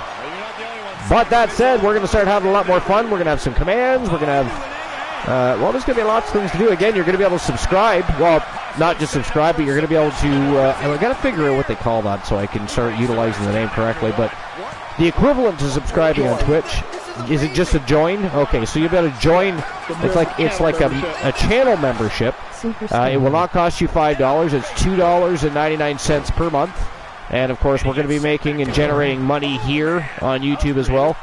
Now, you can't do that right now. I do have to finish monetizing, and I have to, unfortunately, do my taxes for that. But as soon as I do my taxes and issue the forms and the documentation they need, we will be monetized. And then we're on the road to 1,000 subscribers, where more tools will open up for us to utilize, things that we're not capable of doing now. So lots to look forward to. And so far, I don't know. The land of red looking good, looking better all the time. There's an important commandment not working yet. I don't even know if we copied that one over. That might not have existed when I first created. See, I didn't realize I couldn't use Stream Elements with YouTube until I was in the partnership program. So I started setting it up and never completed it, so it was probably never in there. Because that's something did you create that, or did Bromer create that? I forget. I didn't create it. I haven't created it. I think it was Bromer. I have not heard from Bromer in a long time. Long time. I run into him once in a while on Knight's channel. Yeah. What's he up to these days? Not much. Clearly not interested in wrestling these days.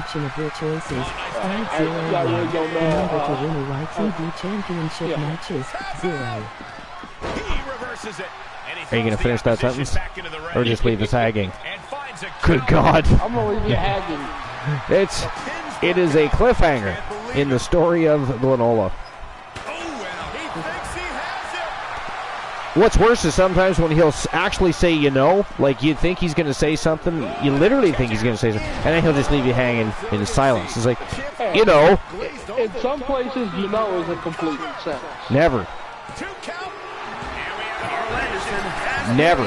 Oh, who got eliminated? I think Carl Anderson just got eliminated. I remember the OC. Yep, Carl Anderson is Gonski, down to 5. Oh, I did do something nice for you today, Arthur. And what was that? On DDT's Facebook page, he asked what YouTube channel. Or 7, I meant to say 7. There was 8 people, not 6. I mentioned your channel specifically. Sorry, on whose Say that again. On whose channel you did what now? Diamond Dallas Page's Facebook. Oh, nice. Hold on, let me get exactly the way it was. Look at that. Glenola's trying to get us some trouble with YouTube already. Spamming us on Facebook. I didn't spam you. I got eliminated. Yeah, well, all the advertisement is appreciated. We're down to 4 now, y'all. Well, that's one way to leave the ring, I suppose. Flatline have been eliminated. Now, did you leave Twitch and YouTube links, or? No, and I didn't leave a link. I gave the channel. Oh, okay. And said we were on Twitch and YouTube? Nah, he just asked about YouTube. He just asked about YouTube like that, on that one. Gotcha. It was, okay. 7 hours ago, he posted, give me your go-to YouTube channels and get you through every day.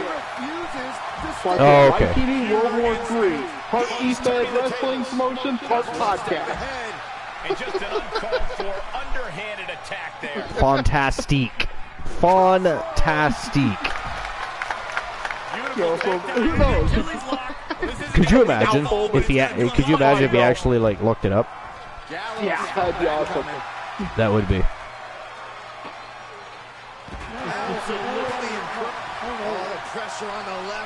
You have returned. So what's new and exciting? Did you see that Queen Bee lost a match tonight? I sure did. Yes, I'm sure she's excited about that. It'll be interesting to see what comes out of the woodwork because I mean between Winter Swarm and Akira and Alice and Kaiva, I mean they've all been going back and forth, talking trash and making challenges, and then not once but twice today Queen Bee, well basically shit the bed. Once with Winter Swarm, and then once against, Asuka. I mean, to be fair, it was a great match, and I did think Queen Bee was going to win, but Asuka, resilient as fuck tonight. Resilient as fuck. Overcame the odds. And the Queen of Chaos premiered today. Yes, she did. That was awe. I was in awe of that. That was fantastic. Did you see the return of Jennifer Wolfe? You're gonna ban me again. I haven't seen any matches today. You haven't seen any matches at all? Well, you know, people get busy. It happens. You're gonna have to check that one out specifically. And he tosses him back in now. Yeah, fantastic match. Does he get him here? But yeah, fantastic return, fantastic result. Wow. Simmons just eliminated. I believe that is Psycho Scorpion. Is that Demon Razor? Demon Razor. So Psycho Scorpion is in the ring. Okay, there we go. Beating the hell out of the Phenom Joe Lincoln. But it looks like we are down to Jay Simmons, Luke Gallows, Psycho Scorpion, and the Phenom Joe Lincoln. So both members of Phenomenal Soul. One member of the reigning defending champions and a member of the OC. Very interesting. Oh, I guess there is another one. Oh, I wasn't seeing. I was only seeing Phenomenal Soul and the Lenola, it's not about what you don't see in life. You see how that works? It's not about what you don't see. It's about what you do see. But anyways, either way, an interesting result of this match so far. We started out with 8. We are down to 4. One entire team has been eliminated completely. Wow, Jay Simmons eliminated by Luke Gallows. We are down to a member of 3 of the 4 teams we started out with. I was literally just going to say, imagine if Phenomenal Soul completes the campaign. They are back to being double tag team champions if they do so. But I'll tell you, Luke Gallows. Man, he's on it. Oh, nice reversal by Joe Lincoln. Look at those 2 big behemoths. Oh, look at this. Going for, oh, double underhook face buster by the Phenom. That is ghastly on the concrete. And Luke Gallows eliminated down to the reigning defending champion and Joe Lincoln.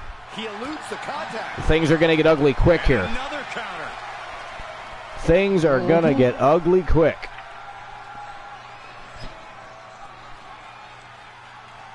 Oh, Lincoln nailed him right in the back of the head with a chair. Did not even wait for him to turn around. Just said, fuck it, nailed him. Wow. Oh, just barely connected. Man, he didn't hit that. He hurt himself on that one. Landed that lariat, but it was below the elbow on a big, thick man like Joe Lincoln. Nice. Nice STO by Joe Lincoln. Dropping Psycho Scorpion face first on the... Damn, he just got double kicked in the head, that man did. It does not even matter what he did. He just got double kicked in the head. And that is it. That is all, ladies and gentlemen. The winner of the match and retaining for the Public Enemy. So still YTD Academy Tag Team Champions, Psycho Scorpion and Demon Razor from Team Boss Apollo and Team Leo the King. They are the Public Enemy and still your YTD Academy Tag Team Champions. Wow. That was one hell of a match. That was a hell of a match. No shit. Joe Lincoln dropping some GGs. Definitely thought Phenomenal Soul was taking that. So did I. Because that's why I brought up the fact if they won, they'd be back to being double tag team champions. Well, incredible match. That was an incredible match. Here are your winners. Of course, the boss wasn't even rooting for them, though. So. No, he wasn't. He had a bunch of other choices on the plate. He was not supporting his team at all. He was just, he was saving face by saying he would like them to win. I mean, don't be definitive. Don't be definitive. They're the champions of your team, but let's have a bunch of other choices that are not on your team or roster.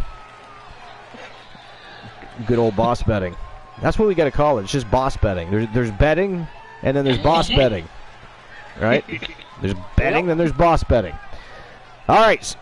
So the Public Enemy still your YTD Academy Tag Team Champions. We're moving on to the next match of the night, and here we go. It is a rematch set up by Team Glenola. This is an Iron to Gold match between Elijah Archer and The Fiend for the YTD Academy Pure Wrestling Championship. Oh, hey, you said you were going to be doing that one. This was supposed to be 2 out of 3 fall tables match. Instead, it's Iron to Gold. Archer was too afraid. Archer was too afraid. I'm starting to feel like Christian Cool's on the broadcast. Remember when he would come on after being absent for a while, and he would dig up old material that he found in a trunk somewhere and start rambling off with the tongue? Good Lord, Archer afraid. That is ghastly. Is Warren this one? Is Warren here too? I mean, I'd prefer to be in a 2 out of 3 falls match over an Iron to Gold match, to be fair. I mean, Life, what would you pick? Iron to Gold or 2 out of 3 falls? If you had to defend or shoot for a title, which match would you rather be in? I'd rather be in 2 out of 3 falls. If I'm defending, I'd rather be in If I'm defending, I'd rather be in the 2 out of 3 yeah, match. Because the Iron to Gold is right. There's a set goal there. It's a cool match to watch. Damn well is. Yeah, but as a champion, though, you're thinking, okay, so at least I know I got to get 2 to 3 falls. In an Iron to Gold match, you could have 2 falls, 3 falls, 4 falls. They might have the same. That is a bitch. I mean, that is not how you want to defend. If I was betting, I would have betted. Oh my God. 2 out of 3 falls. But if I was just watching the fight, I'd go for Iron Gold match. Oh my God. All right, which matchup is this? Are we in the championship round yet? Did anybody notice? Not oh wait, we can't do betting lines anyways. This is not yet anyways. I do have to figure that out. I don't know if we have access to put polls in the chat room. I can put polls on the YouTube channel itself. That I do know because I've already created one. We utilized it already. I wanted to see if people would see it and use it. So I will be doing more polls on the channel itself. I don't know about doing polls in the chat. I think there is a way. I feel like I've seen it done before. I just have to figure. I saw somebody do it before on YouTube channel. They put a poll on right in the chat room. Yep. Yeah, so I think I don't know if I have the ability to do that quite yet. I might have to wait for full partner for that. Right now I'm in the partnership program, but I still have to get to 1,000 subs to open up other tools and opportunities. But anyways, yo, Strife is in the house. What's going on, Strife? By the way, Strife, did you see the debut of Humboldt's The Arcane on YTD Academy? Of course, he did have a match tonight as well. He did get some opportunity at the start of the show. It was an 8-man elimination royale. He was unsuccessful, but that does not negate how amazing his debut in one-on-one action went. Fantastic first match.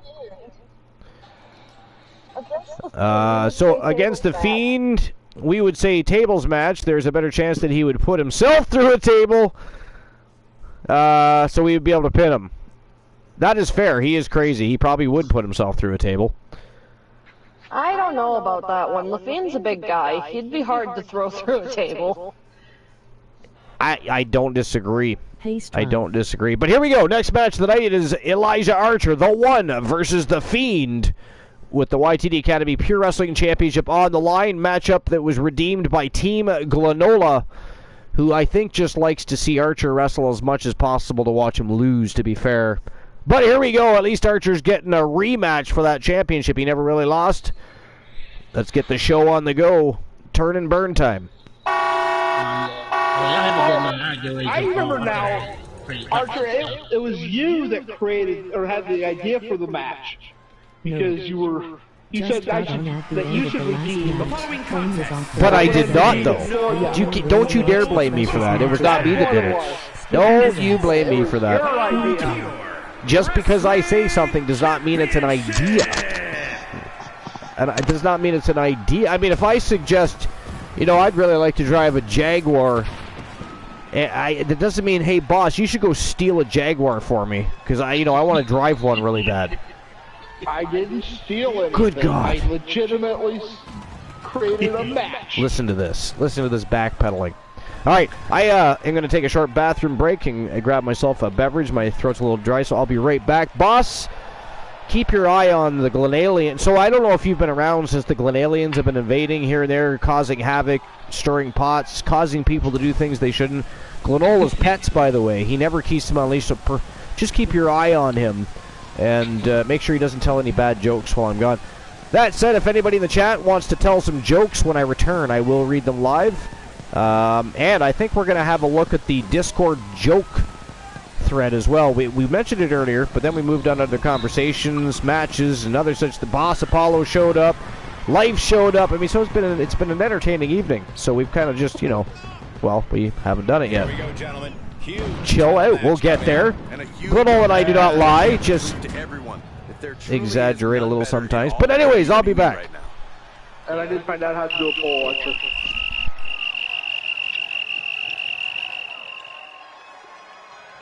Joe, have I said hi to you at all tonight? Probably not. He's told anyone who will listen that he always has been the uncrowned champion of this division. Now he can make it a reality. Okay. Hey, Joe. Where you going with that gun in your hand? Alright, y'all have a good night. I got friends packing some more of my stuff. Yeah, alrighty. Have a great night, boss. It was great to hear you on the chat or on the broadcast. Y'all have alright. See y'all later. You too, Life. You have a good night too.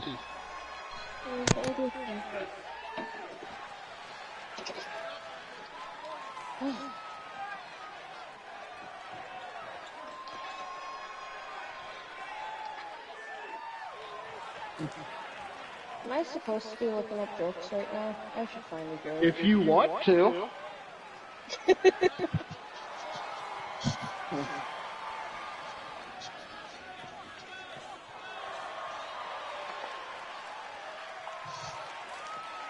Why do the Sinister Fiend and She I agree Fiend with wear Sir their Jack belts Honey. like He that? really should be scared about the Hell in a Cell. Her luck has turned for the worst.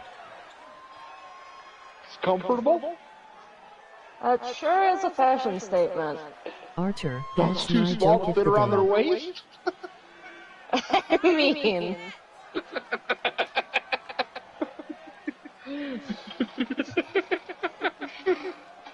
I just called them as I sees them, but... This is it, guys. The title is up for grabs here. And this might be the most highly anticipated title defense in recent memory.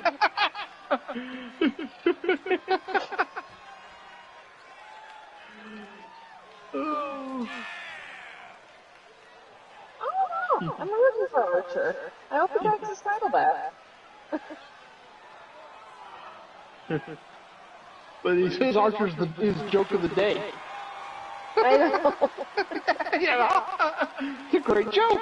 It's a joke.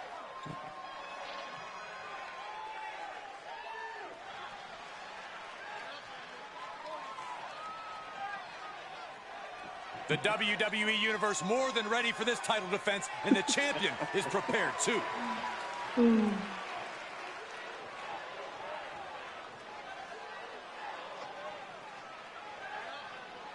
Going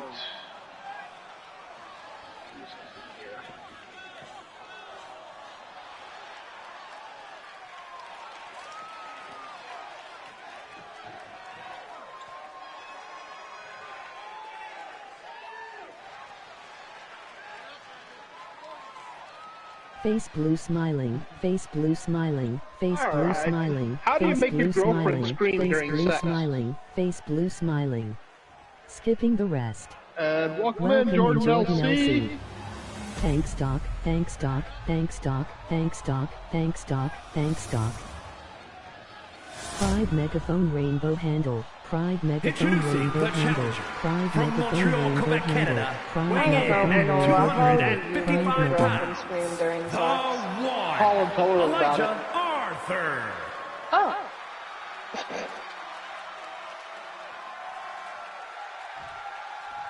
And his opponent from Brooksville, Florida, weighing in at 275 pounds, he is the Pure Wrestling Champion, Bray Wyatt. What did the hurricane say to the coconut tree? The challenger not taking their eyes off the championship. And the champ is staring daggers right back at the opposition. The first thing that came to my mind was that's nuts, but that's not right. No. Hold on to your nuts. This ain't no ordinary blowjob. Ah. Perfect. Big title match here. In my opinion, this championship could main event any show, any place, any time. Bold declaration, Byron, but given the competitors vying for the title tonight, I'd be inclined to agree.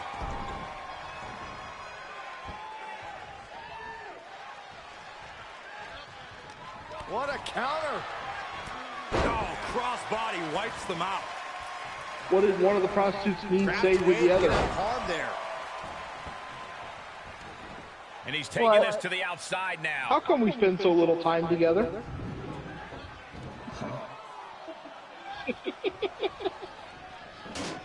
Alright, I got one. It's a little bit long. Go for it. Elbow thrown to break up the maneuver. Mr. Anderson was sitting quietly reading his newspaper when his wife walked up behind him and whacked him on the head with a magazine. Oh, Oh, running elbow what drop. was that for? He asked. That was for the piece of paper in your pants pocket with the name Laura Lee written Way on it. outside. She replied. Looks like they do not want them inside the ring Got it all anymore. Time wrong. to venture I outside the maybe ropes. 2 weeks ago, and Laura Lee was the name of one of the horses I bet on, he explained. He turns it around. Oh, honey, I'm so sorry. I should have able to known there was a sidestep there. reasonable explanation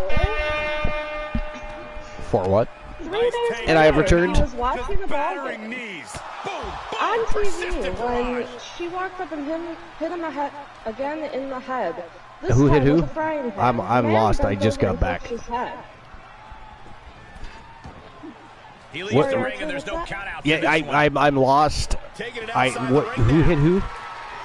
In the head? Oh, do you want me to start the joke over? Oh, it's a joke. Okay, yeah, sure. I just walk in and I hear somebody's getting hit in the head. I didn't know. I thought there was another vignette or promo released or something. I didn't know what was going on. Oh no, it's just the middle of a joke. Nice Gotcha. Okay. Just battering knees. I'll finish it for everyone. Okay. The man asked, "What the hell was that for?" She replied, "Your horse just fell." Kick out. Strong kick out, but you have to wonder if he can keep it up. I have no idea. Okay. Because I didn't hear the whole joke, so I heard the punchline only, basically, was what happened there. Basically, Archer, a woman found a man's lover's phone number in his pocket. He explained he went to the races and bet on a horse, and that was the name of the horse, and goes under the like, ropes oh, to get yeah, back inside. Sure. And then the horse gives her a call. Wow. Okay. So Strife says, nope, just got on the end of the last match. Phone was off and didn't get alerts. We will rewatch the precious matches, though.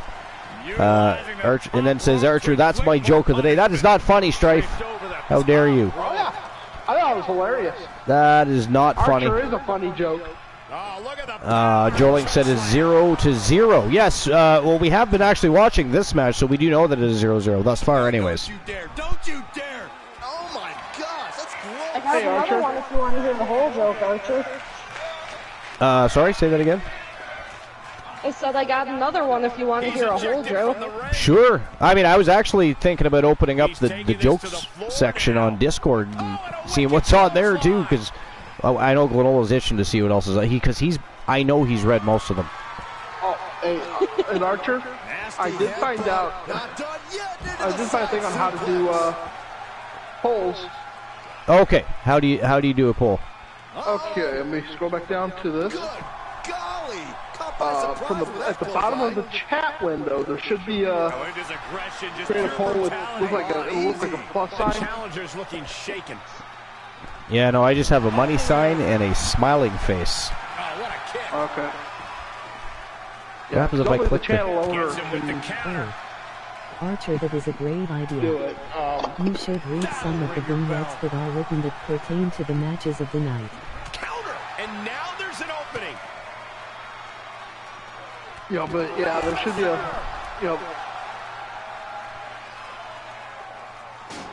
thing down there. So maybe you have to be. So you do unlock emotes and stuff too when you subscribe. Eventually. Yeah. And then there's additional things you can purchase as a member. Looks like he has his finger. Very interesting. Again, memberships are only going to start at $2.99. It's not going to be as expensive as it on Twitch.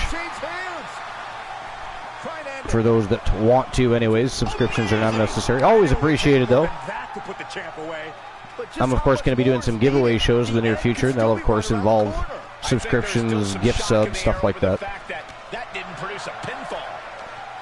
But I do have the original cut of the Justice League and WWE 2K22 that's going to be given away. And I'm also going to be getting I'm going to go to like Walmart or somewhere and get a championship belt and have that as a giveaway show at some point as well. Haven't decided which belt I'm going to get. It will not be the AEW belt, I'll tell you that. I will tell you that. Thanks, Doc. Unless I buy it and literally stream myself smashing it. I hate that belt. And now that AEW is actually doing something interesting with their product, mostly with Collision, to be fair. But anyway, I think they should have a, because it looks. Does anybody else like it? Because to me, it looks like a giant brooch. Looks like somebody took a brooch off Grandma's collar. You know, off the jacket she wears to church every Sunday, and blew it up and put it on a leather strap and said, "Here you go, AEW. And he throws the opposition back into we wish you well in your future endeavors." I don't know. I've never liked it. I think that the TNT and TBS championships are nicer. I think their tag titles are nicer. I mean, they have nice titles. I don't know where they went wrong with that one. With no countouts to worry about. I don't know where they went wrong with that one. But unless Joe Lake's not paying attention, I have been, but I was looking at the chat here for a few moments, but I believe it is still 0-0 with 8 minutes, 2 seconds left of the matchup. I have not seen the ball and yet. There it is, 1-0 for Elijah Archer. Pinfall. And did anybody else but me notice that they did not announce him as The Fiend? They announced him as Bray Wyatt. Did y'all catch that? I missed that. I found that interesting. Mostly because Bray Wyatt's going to be in the DLC soon. Yeah.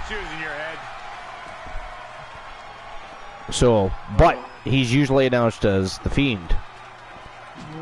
Good defense. Hey, Archer.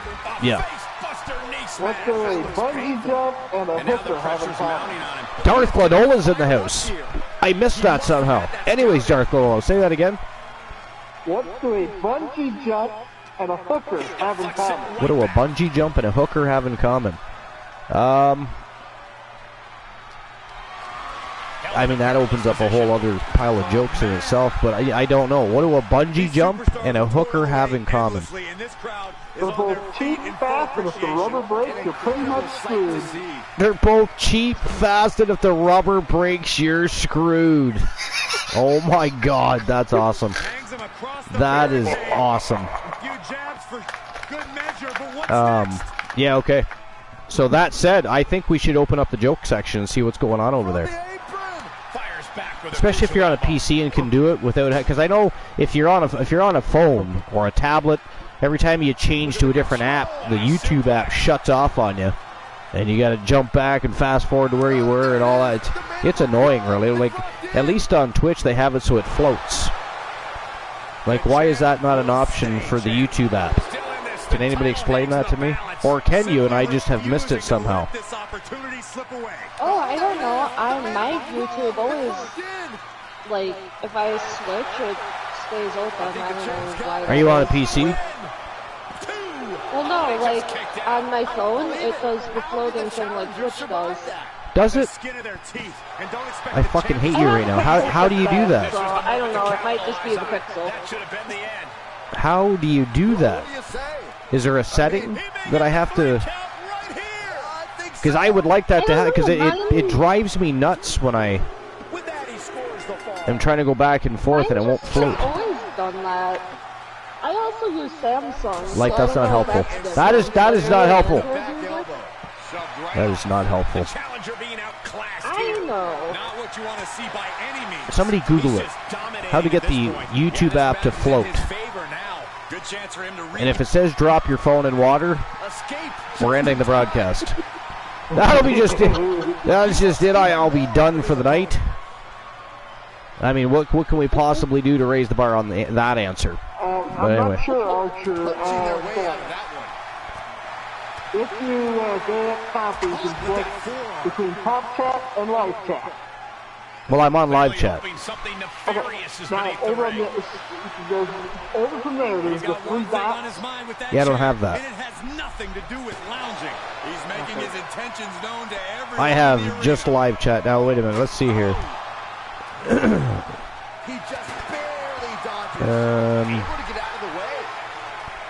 Live chat. It gives me an option to click, save things.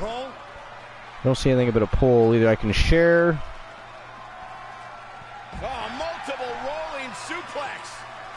Well, that is ghastly. But I do see we're at 519 subscribers.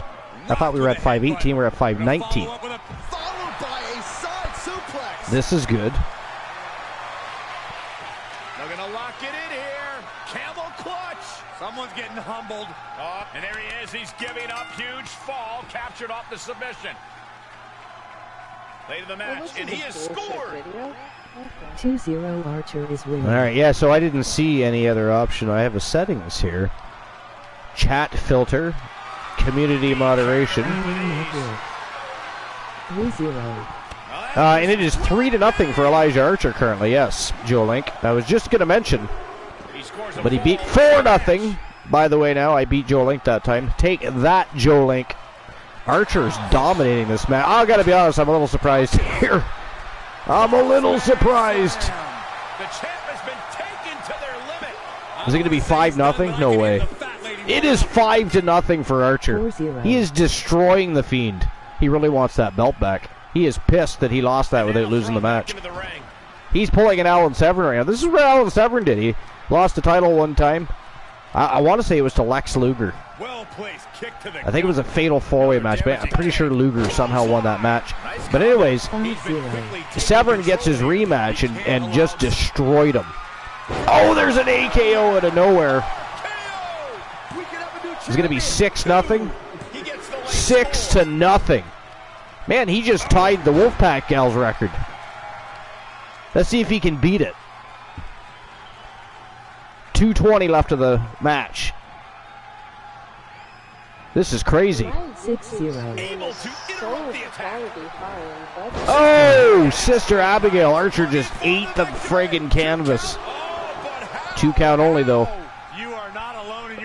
2 count only. He still has 2 minutes. Right now he is skunking him. He's got to try and maintain. Oh, Jesus Christ. Just threw him right down to the concrete. There's no mats down there, folks. Mats no longer exist in the Archerverse community at all. As you will see Saturday with Wrestle Wars Genesis, in our brand new designed stadium. It is now 6-1 in favor of Archer. The Fiend finally picked up a pinfall. But I mean, let's face it, he threw him over the top rope down to concrete. That was a pretty sure fall there, I think. It took dropping him on concrete to get a pinfall, though, to be fair, because Archer's been absolutely dominant, shockingly. Still a big number to overcome. Jolene says, still a big number to overcome. Yeah, oh yeah. He is not overcoming these odds, but he may beat the shit out of Archer for the rest of this match. Yeah. Very true, Joe. Very true. No! Oh my God, he launched right over the steps and AKO'd him. That was brilliant. 7-1. That was kind of cool, you gotta admit. He's looking for an implement of destruction under the ring. It was. Ooh, nailed him right in the face. Does he have time to put him through the table, though? That's the thing. 7-1. Quite often they get these ideas in their head. Oh, he AKO'd him again! Jesus Christ! That's 3 AKOs for Archer this match. God damn, 8-1. Oh, and he did it again! What the fuck? He's not even going to get the count, but that is it. That is all. It would have been 9-1. 8-1. The winner of the match and new YTD Academy Pure Wrestling Champion, the one, Elijah Archer, your new champion. And I guess we can thank Team Glenola and the Wolfpack Horsemen for that. That's that strange bond between the Coalition, Archer, and the Wolfpack. They've always been rivals. They've also been they've been allies at times. Oddly enough, like if Severn has a real big issue, he does call Archer and vice versa. It's very strange how that's worked over time. Well, I think back to that losing streak Archer was on, so the Wolfman put him in a huge match. Right? You know, a brutal that was a match. huge losing streak. Just to get, basically say, get your head out of your ass. Yeah, Strife says, did Elijah eat the Mario Power Star? I fucking think so. That was, I mean, even I am shocked by that. Even I am shocked by that performance. Good God, he was on a fucking mission. Wow. So now the Coalition back to having 2 championships in their grasp, because JC is still the reigning defending Wrestle Wars Genesis World Champion, and Archer now holding the Pure Wrestling Championship. Coalition picked up a big win as JC did team up with the Gooner. Very successful. I mean, they looked fantastic. Although the Gooner was not impressed by the antics of JC, though. Was not impressed at all. You'll have to watch the ending of that match to see what I'm talking about for that one. But at the end of the match, the Gooners just kind of looking at JC and thinking, what in the fuck is going on right now? Look at the blood dripping out of Archer's head. Archer Mania running wild, apparently. Is that blood? I thought that was Archer's tattoo. Oh, okay. No, that's blood. He's bleeding. Fiend, I mean, he did get dropped face first on the concrete. Via and thanks to the Fiend. Not that that helped him, just one fall. Again, Archer strangely dominant there. Did not expect that, but I will take it. Because how often does that shit happen? Alright.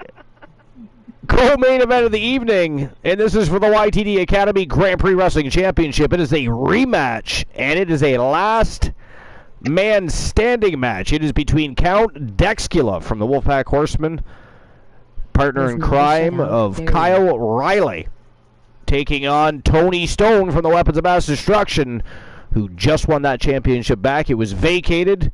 It was put on the line. He won it back. Now he's got to defend it against Count Dexcula. Unfortunately for both of them, no matter who wins this match, this belt is going up in a tournament. So either way, they've got a big mountain to climb.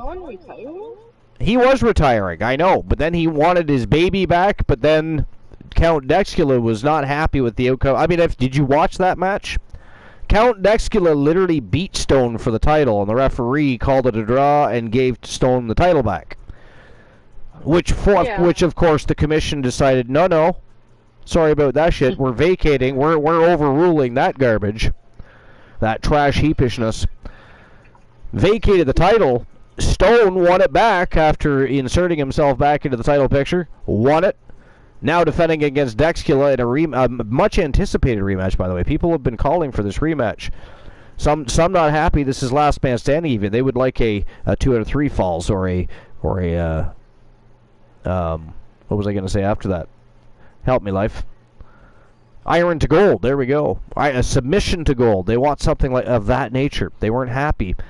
I mean, it was trending all day long, and people were commenting. Apparently, last man standing, not the choice they were looking for, but it is what it is. Count Dexcula, Tony Stone, YTD Academy Grand Prix Championship on the line. Last man standing. Let's go. All right. I'm going to ask it. I'll start with life. Who's winning? You got to go with that. Well, I got to tell you, I'm going with Dex. No offense, Tony Stone.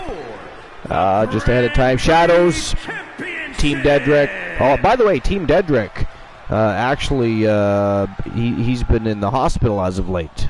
So he's recuperating. So he's going to be out of action for a bit. But I told him we would all keep him in. So he messaged me on Discord. So we're going to keep him informed about what's going on with Weapons of Mass Destruction, and we will of course message him with results of the show, stuff like that. So actually, yeah, absolutely. If you talk to him again, he's in my thoughts and prayers. Absolutely, will do.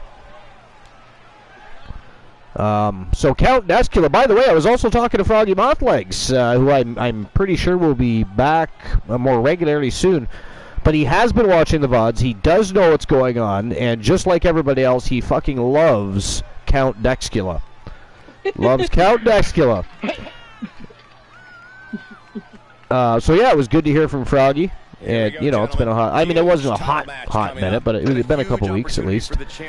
I know other people have spoken to him, and I know he does keep in touch either way, which is why, of course, his character's never in jeopardy of not being booked. Usually you have to have your management team present to make the matches official so they can be booked properly, etc. You guys know how it works. But never been a problem, and Team Froggy Mothlegs has always been in touch at some point or another. Therefore, his superstar has never been interrupted as far as circulating through matches. And Count Dexcula, one of the most popular wrestlers on the planet. A lot of pressure on this superstar. Tonight's where he needs to right? The constant fucking cosplay that all started with my big mouth and calling him Marty McFucking Fly. Without the McFucking, of course, but still. But seriously, he did. Come on, Archer. Honestly, though. Honestly, though, was I wrong? Did he not look like Marty McFly? He looked like Marty McFly. He looked like Marty McFucking Fly. He did. I wasn't the only one that said it, but no, you know, so the business has to take a hit. I mean, the money being spent. I mean, everybody remembers Mr. Dress Up in the Tickle Trunk. Well, I mean, he's got a condo that is a tickle trunk. It is a walk-in tickle trunk full of he has turned the Archerverse TV, both YTD Academy and, which is now YTD World War III, by the way. Rebrand, as you can see, is fully in effect. And Wrestle Wars Genesis, though, into the world's largest cosplay epicenter that I've ever seen. It is ridiculous. I'm not gonna lie. I gotta ask the professor what his hair regimen is. What his hair regimen is? How do you get long, beautiful hair like that? Speaking of long hair, Jennifer Wolf, man, it's like she arose from the dead, man. She's got the long locks like you've never seen, and was she ever badass in her return? And I'm not just talking, I mean, I was in awe just watching her new entrance and her composure as she came out. It was just a little bit more of a brutality to her. Right? And she just looked sensational. Like, didn't miss a beat in there, considering she went through a tragic accident, of course, if everybody remembers, many months ago. And may never wrestle again was the consensus and general thought for a long, long time, for many moons. And then rumors swirled that she, in fact, was cleared and would be making a return, and then poof, just like that. Vignettes were showing up, and then wham! Literally blew the roof off of YTD Academy Dark today.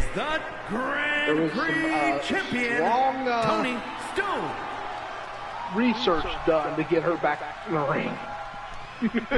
Well, I mean, and we're thankful for modern science because, I mean, it's helped people like Edge. It's helped people, you know, and Randy Orton now going to be making a return to the ring here shortly. And by the way, looks like he could be the favored to dethrone Roman Reigns. And you know what? I'd be okay with that. That'd give him a 15th World Championship. Could you imagine? He could go on a couple runs and tie Ric Flair as well. It'd be Ric Flair, John Cena, and Randy Orton at 16 World Championships, and then eventually, you know, Charlotte's going to get there.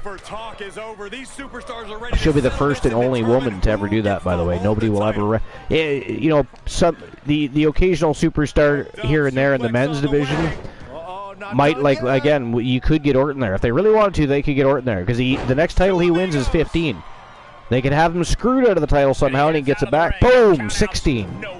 And I think he deserves that. I really, really believe that, and I would like to see that happen. But then, of course, again, Charlotte Flair, and that's going to be a big moment. That's a big thing. I hope it happens sooner than later too, because, you know, Rick's not getting any younger. He's already had health issues from time to time. How cool would it be to see Charlotte Flair tie his record as his daughter? You know, it's funny because Charlotte Flair has been one of the most heavily critiqued superstars in the last decade or decade and a half. And the funny thing is, she didn't even deserve any of it, because she wasn't just riding coattails. She was performing, she was putting in bodies of work. She was still learning as she goes. She was honing her skills, getting better and better. Her athleticism, her agility, the way she moves in that ring, her transitions for submissions, the way she's got the ability to just work with anybody in that ring and complement their styles. Charlotte Flair, man, is like the best on the planet, I think, and everybody just looks at other women all the time and calls them the best women wrestlers of today. Now I'm thinking, man, I can't believe, even after all she's accomplished, people still overlook Charlotte Flair like she doesn't exist. It's weird. It is fucking weird. And I get it. Yeah, it's partially because it's Ric Flair's daughter, and a lot of people feel that. But I mean, you can't get the skills she has and the accomplishment she has just by being Ric Flair's daughter. It don't work. Did it work for David Flair? You know what I mean? Or, you know, I can think of lots of second-generation stars, third-generation stars. It didn't work for them. Charlotte Flair didn't just make it work. She fucking excelled. You know what I mean? In all honesty, I mean... Yeah, I agree, Strife. Strife said Charlotte has more than grown out of her dad's shadow. She's not Ric Flair's daughter anymore. No, you're right. She's not. She is Charlotte Flair. You know, I still would. I thought for sure at one point, at least during a heel run, that she would have started going by the Nature Girl for a while. Honestly, no, I do think that her name got her that shot. Nature Girl. Yeah. Oh man, wouldn't that have been funny? It would have been funny. Come on, admit it. Admit it. No, I just need Charlotte Flair to fucking woo. Well, she does it anyways. But, you know, I'm not saying as a permanent gimmick change or moniker, but just during a heel run. During, you know, start naming her off self as different things, and then suddenly pop out and also the Nature Girl, Charlotte Flair, or something. You know what I mean? And just to be obnoxious and say it a few times, but that never happened. Yeah, I don't fully blame her, but I think the name opened the door for her. Yeah. Oh yeah. Without a shadow of a doubt. You know? Name Flair. They're gonna try you out. It's just going to happen. It's the same thing that happened to the Ortons and Rocky Johnson and so many others. But some of them deserve it, some of them don't. You know, the ones that just seem to get it is the Samoan family, isn't it? Like that whole family is just so full of talent. It's ridiculous. Talented and dating all the way back to High Chief Peter Maivia. You know what I mean? It feels like it's one of those within the family of, if you're going to do it, you will be great, or you ain't going to do it at all. Low, right into a chop. You know? Yeah, no, I agree. It's almost like the expectation is you're either going to put everything in there. I just wonder, what does it take for today's fans to look at Charlotte Flair and go, oh my God, I can't believe we're missing the picture here? Because again, look what she's done. And she helped she helped re-revolutionize the women's division, because Trish Stratus, Lita, Jacqueline, Ivory, so many others revolutionized and made women's wrestling great again, and then they fucking tore it apart, made the Divas division, and then people like Charlotte Flair, Bayley, Becky Lynch, and all these other, Beth Phoenix, they had to re-revolutionize women's wrestling again because people lost interest. You know, the Divas division was never popular, not even during the Attitude Era. You know, women's wrestling went from being something that was more of a side attraction and not respected to it was put on a level where it was very entertaining and high quality, and then it went right back to, okay, now they're going to try and make supermodels into wrestlers and put belts on them. So they had to overcome all of that, right? They overcame all of that and transcended the business again. But Charlotte Flair was one of the leaders for that. And by the way, how many women on the planet, again, is it that can say that they've main evented WrestleMania? Can somebody please look the stat up? Just a fact check. I wouldn't want to be wrong here. Can somebody fact check how many women have main evented WrestleMania? And could you tell me their names?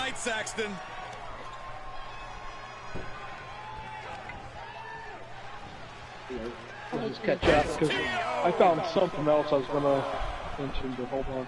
You're always looking for new material. I love it. Yeah, that's one of the things we love about Glenola, right? Because, again, first and foremost, we're not just an E-Fed, right? We're not just a wrestling show. We're also a podcast. So we like to always have interesting conversations about many different things. That's why I say, guys, if you guys have the ability to join the broadcast and you're on the broadcast team and you want to join us, you don't have to just talk about wrestling. You don't have to know everything about wrestling. You can talk about anything, something that interests you. You want to talk about the newest video game coming out? We can have a lot of discussions. It's what we do. It is a podcast. It's not a wrestling podcast. It is a wrestling show, and we have a podcast.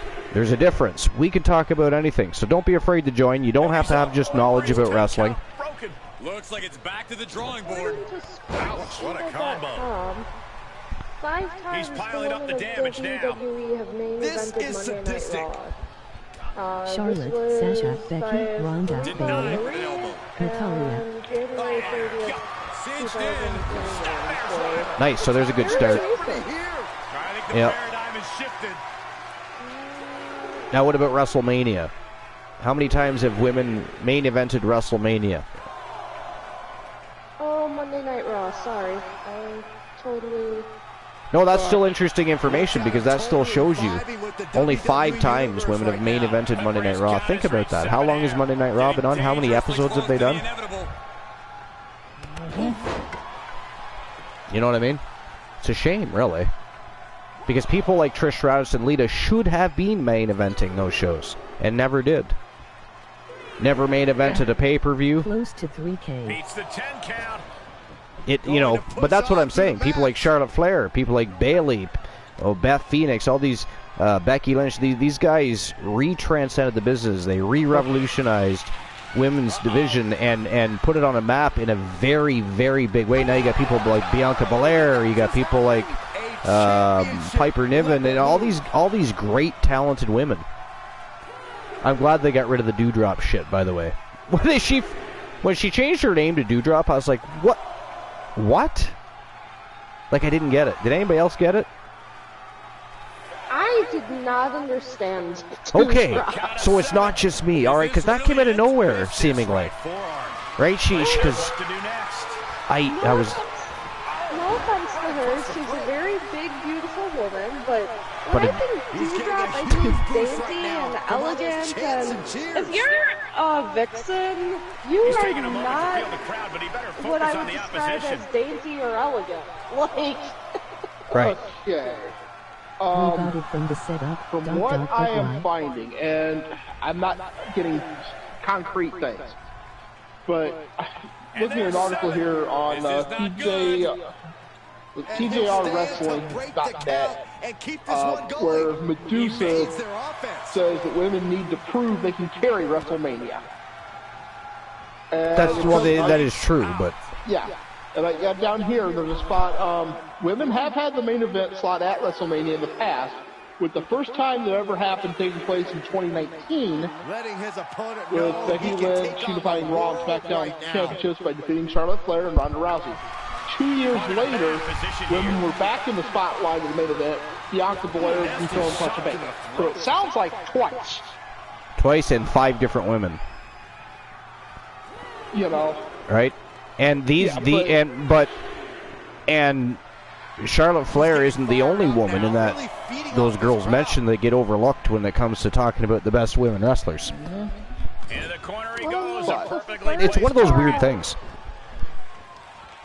From what I'm seeing on WWE.com here, the very first time they were the main event feature, it was Ronda Rousey, Becky Lynch, and Charlotte. Yeah, 2019. Yeah, in 2019, yeah. Was that their Evolution PLE? Did they call it PLE then? Might have been pay-per-view still then. Every successive move is by the way, in a dicey situation. Anybody else notice? Maybe yours already said it, but mine, when I first started with the Archivers 4.0, it would, when I was creating a show, it would say, for instance, if you want to do what we call a stream preview, it would say add a pay-per-view. Well, now it says, after their last update, it says add PLE. I laughed. I was like, you bastards. How dare you take pay-per-view from me? You know how much you love PLE. He appreciates them. But I'm like, it's the first, I gotta be honest, back to the Fiend thing, that's the first time I've heard them call him Bray Wyatt. Yeah. But here we go. What I had found here, and okay. I was interested trying to look this up. This is off of Insider.com. March 29th of this year. Ric Flair called daughter Charlotte hardest worker in WWE. Insists she's in the title picture on merit rather than nepotism. And people will say he's biased because it's his daughter. But if you look at the grander, like, listen, I laid out a whole bunch of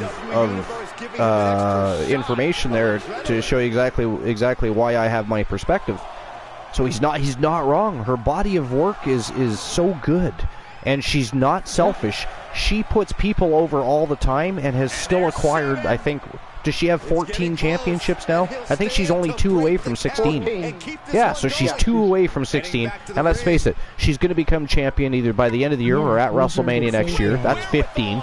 So she's well on the way to her deserving status as queen of pro wrestling, in my opinion, at that point. But I don't know. It's weird again, and you can run any poll on or look up any article when they're talking about some of the best women wrestlers on the planet today. And like they'll have Charlotte Flair way down the list or not even on the list, and it's like, what the fuck are you guys even talking? Like, what are you smoking? You don't listen. Don't get high and make lists. You know, this match isn't over yet. The top women's champion, and she was listed as number 11. Also, Charlotte Flair's a household name. Yeah. But in this article, down here a ways, and where's it at? Rick, meanwhile, is confident that his daughter's prominence is because of how hard she works. Something that's reflected when he says he gets calls from other icons like Bret the Hitman Hart. The elder Flair said his daughter deserves to be in main events, and even compared her to Stone Cold Steve Austin. Why wouldn't the best performer of the company, regardless of time off or time on, not be in the main event? Give me a break, Flair said on his show. Strife said he heard it say Bray too. He says, we hope the DLC adds all his new personas. Yeah, I hope so too, but that's the first time I've ever heard it say Bray Wyatt. And I did not add it. It did it by itself, so that's weird too. Why? Because why is it adding things? Yeah, anyways. Uncle Howdy would be fantastic. I know one of the next DLC packs we're getting Zeus. I'm quite excited because that adds more. That adds depth to our Legends division. Zeus. By the way, I'm excited for the next match. It's the main event of the night, and it is the match created by the Wolfman Alan Severn. Oddly enough, guys, and crazily enough, funnily enough, though, to defend his own Legends Championship, and you're going to get to see his brand new Legends Championship, which he, of course, had customized for him for his legendary run. He's so many. Look back at the Legends Championship matches that he's been in, and how long and how many times he's defended that championship. So you're going to get to see his brand new Legends Championship tonight, but he is defending it. He has chosen to defend it in a matchup he has created called the Chamber of Pain. So it is like the Eliminator or the Elimination Chamber, but you can't pin, you cannot submit. Hell, you can't even just get them to bleed. You have to TKO them or knock them out to win the match, and that's how he's chosen. 6 count for Poindexter. Now, you do have to applaud the fact that he's a fighting champion. You do have to applaud that he's a fighting champion, but I gotta tell you, Granola, all due respect, that's fucking nuts. That is fucking nuts. The Wolfpack Horsemen just never cease to amaze me with their craziness, from cosplay to crazy shit like that. I don't get it. Life, do you got any input? You're part of that damn faction. At least your client is. I mean, I know you don't make all the calls for your client. He does what he kind of wants to do. That's what Kyle Rowley does. There's a reason they call him Psychosis. But, I mean, you're involved in a lot of those. I mean, you must sit in awe of those meetings at times and think, where the fuck am I? I don't get in the way of Severn. Who would? Who the hell would? And even if for some reason you managed to overcome Severn, you still got War of the Machine, and God knows what he's capable of when there's like... Oh, there's a teddy bear. A teddy bear? A teddy bear? I don't think anybody would ever accuse the War of the Machine. Have you seen him? He has muscles popping out of places I didn't know existed in the human body. I mean, he makes the Incredible Hulk look small. You know? Like, what the hell does he eat? Is what I want to know. It's either a lot of steroids or he's onto something. He's onto something that can revolutionize and transcend mankind. The next evolution will all look like War of the Machine. You know, it's crazy. If humans were designed to drive cars, I imagine we would all look like War. Right? It's nuts. That's 7. Tony Stone getting up on a 7 count here. Count Dex gonna meet him out. Oh, fuck! Dex walked into a rolling stunner. That was crazy. I agree. The ref had already Dex started has to been count. dominant this entire match. He has, but Tony Stone keeps catching him off guard here and there. Tony Stone's like that though. They should call him the Iceman. He's like ice cold. He rides a smooth trail and he just waits for that one mistake and then he's got you. You know what I mean? Tony Stone's always been good like that. I'm a Tony Stone fan, but I want Dex to win this match, I'll be honest. After getting written, oh my God, what is Dex going to do? And he's going to decapitate him. Is he going to do it again? Oh, trifecta. Good God. I will be back in 1 moment. I will be surprised if Stone gets up from that one.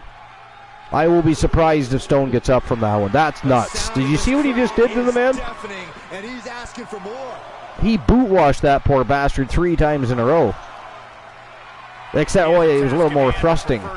There was a little more torque behind than a regular boot wash. That was nuts. He's getting up. He got up. Wow.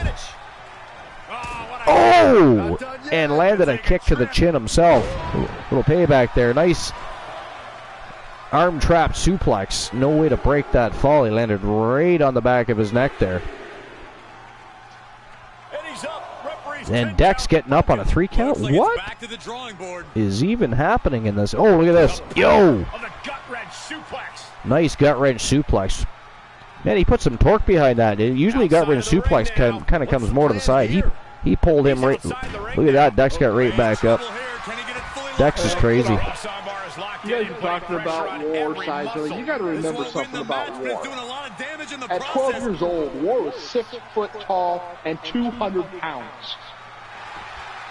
By the way, speaking of War, well, this actually has nothing to do with War, more to do with Severn, but I forget what program I was watching, and they said, "Listen up, Pencil X," and I was like, "What did they just say?"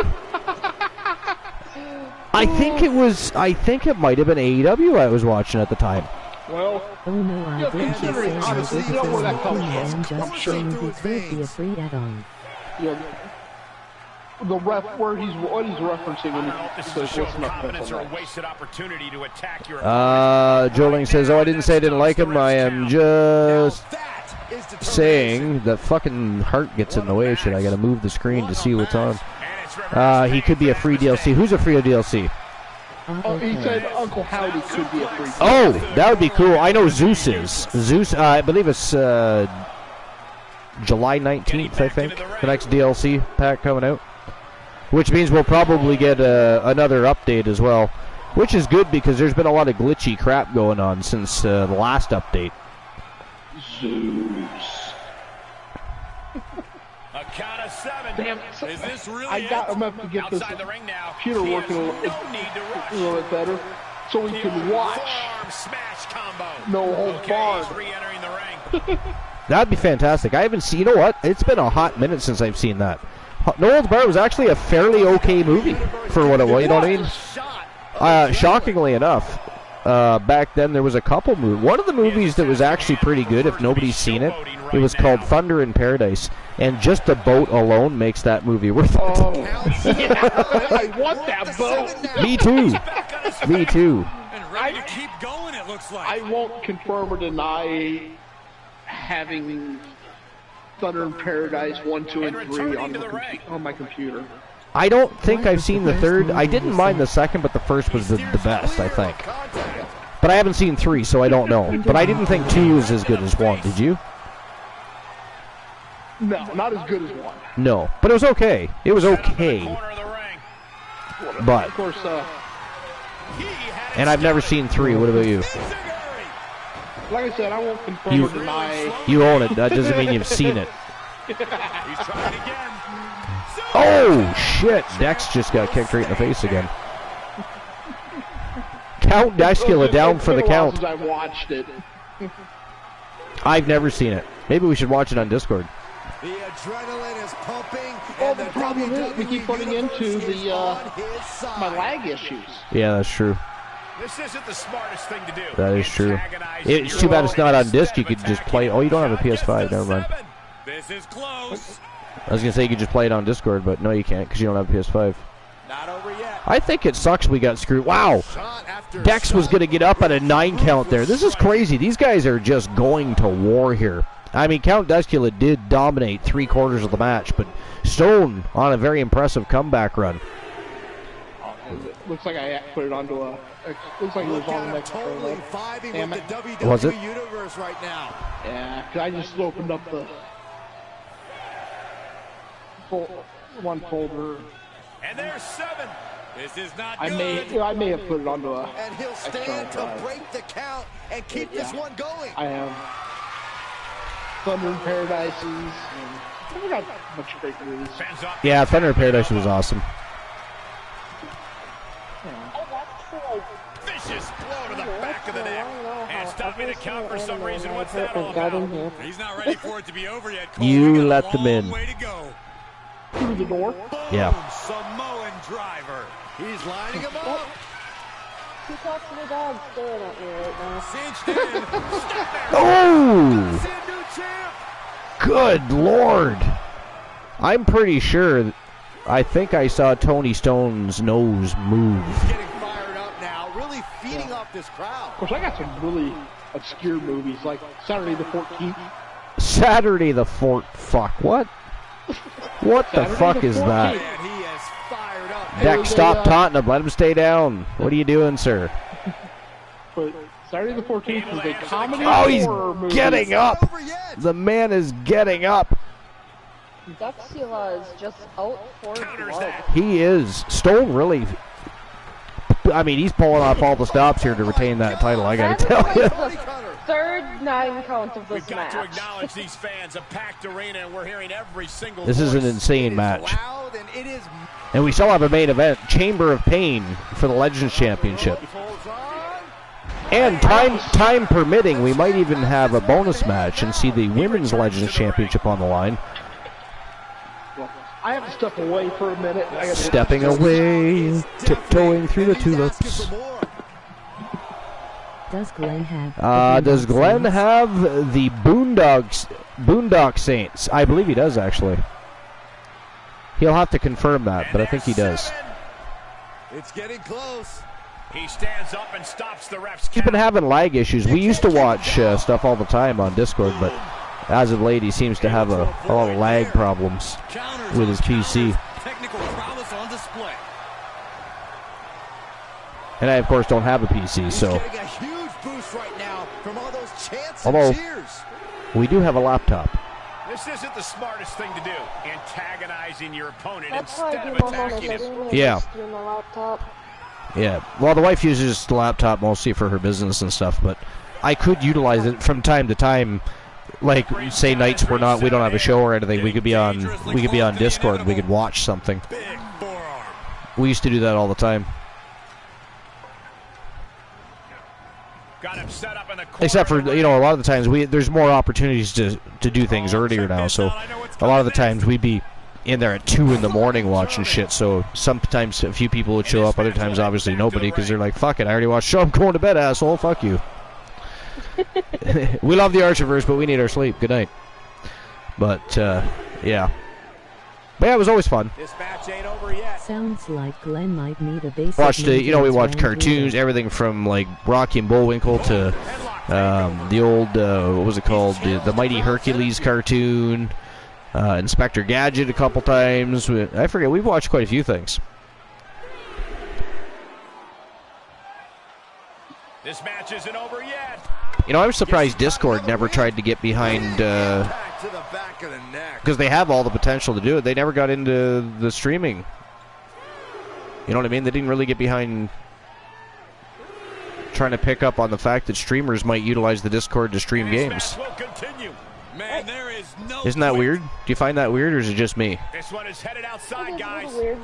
I thought so. Does anybody else find that weird? Because, I mean, Discord actually functions well. It works great, right? And it works well mostly because everybody has their own private servers. So the only time people can get in there is if they're invited in. So server problems aren't that big of a deal. I mean, it streams very well. I don't know how many of you have actually got in and used Discord and streamed things onto Discord to watch with your community, but it works very well. It does. Yeah, so I mean, and you can stream a game to it. Don't get me wrong, you can do it, but there's no benefit to it. Like you're not gonna. It's not like gaining people on YouTube and Twitch in that aspect, but yeah, I mean you can stream a game on it. It's just you're not gonna have a big following on Discord, and that's only because Discord isn't considered a gaming platform, and it's kind of weird that they don't try to slip in there. But instead, they partnered with Twitch. A chance to recover. This match isn't over yet. I don't know. I doubt they're partnered with YouTube, but out of the ring. What's this? But you can stream YouTube stuff to Discord. You can stream anything to Discord, really. This is a badass match, I gotta tell you. I can't believe this match is still going on. Tony Stone laid it on the concrete. He's getting back up again. Here we go again. Gave Dex the high ground. That was silly. That was silly. Nice suplex. Oh, is he going for a... Oh, no, he's not. Oh, turned it into a back suplex. Hello. Dexcula down. Down, down, down. Count Dexcula is down. For the count. Not to mention. For the count. The count is down for the count, folks. At least for now, he keeps getting up. Rising from the dead. Honeybee. Getting up at an 8 count. Tony Stone going right back to work. I got to tell you, I said it earlier, like Dexcula dominated about 3/4 of this match, but Tony Stone's been on quite the comeback tear. Yeah, now it's been pretty much back and forth. Ooh! Welcome in. Yo, Honeybee! Championship level move. What's going on, Honeybee? Honeybee.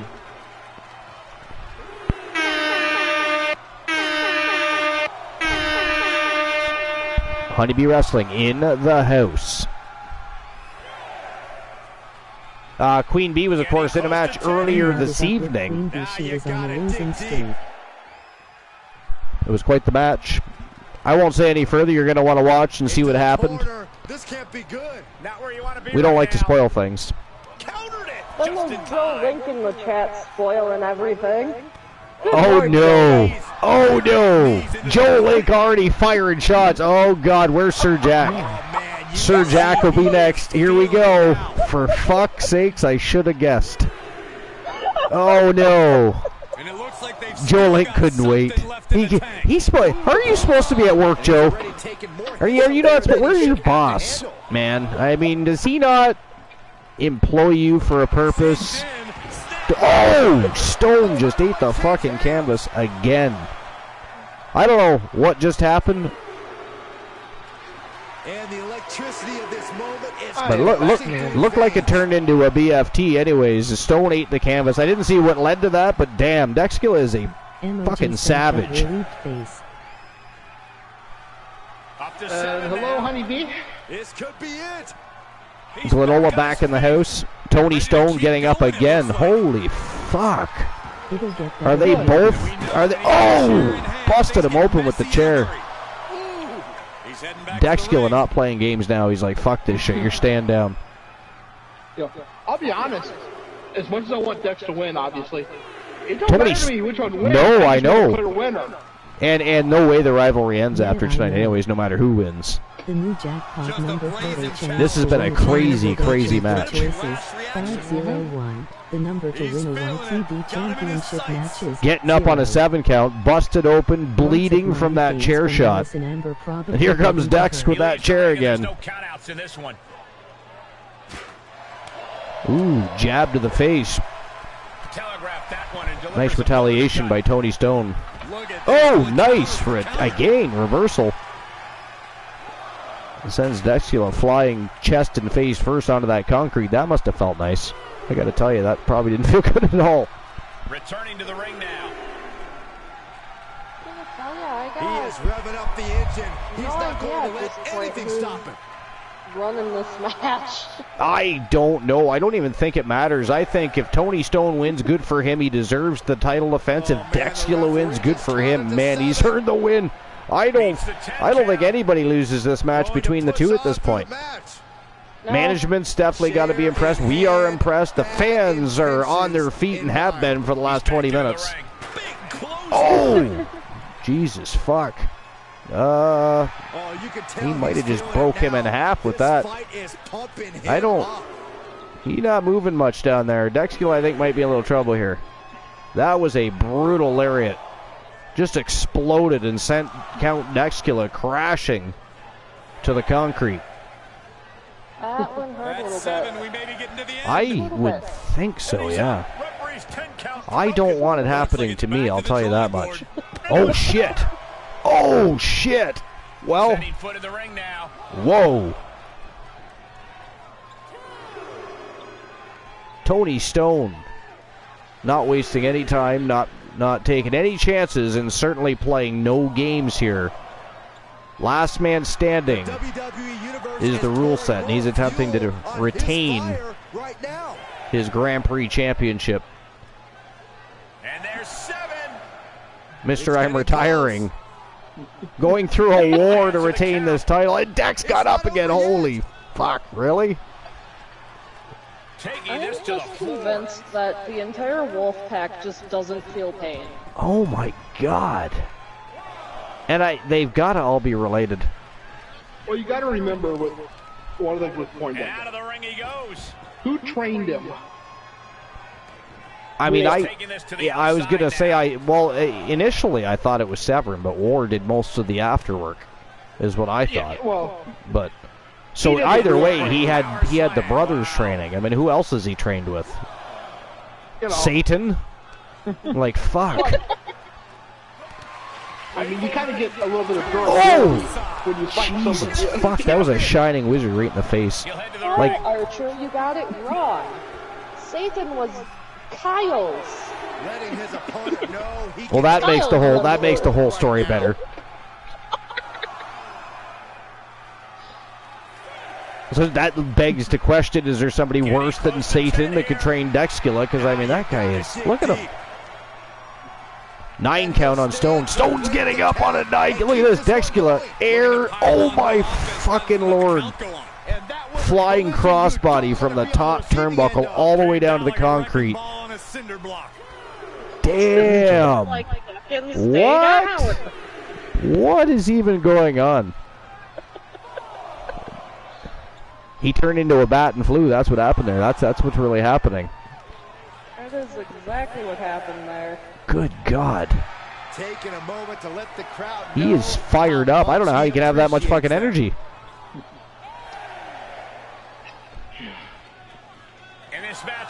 And he's getting up again. Oh my lord. Ooh, running knee to the gut. Damn. He's going for that chair again. Uh-oh. Oh. God damn it, he's good with that chair.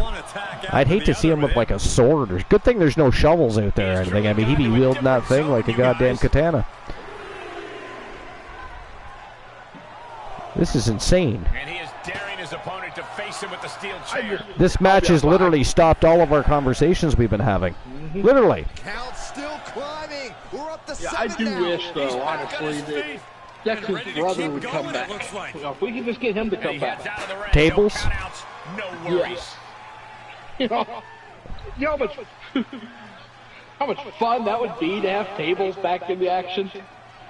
It would be cool to see Tables back. Return to the ring. He's staring his opponent down, getting into that zone. Jesus Christ, Dex gets up on a 4 count. Heads out of the what is wrong with that guy? Oh, another running knee right to the gut.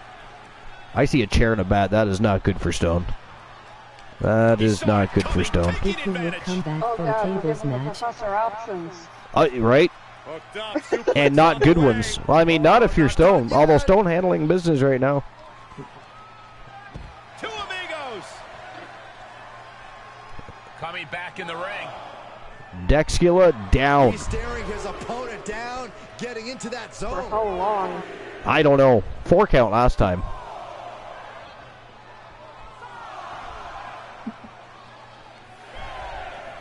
We are at a 6. And there's 7. This is not good. This match ain't over yet. 8 count he's getting up.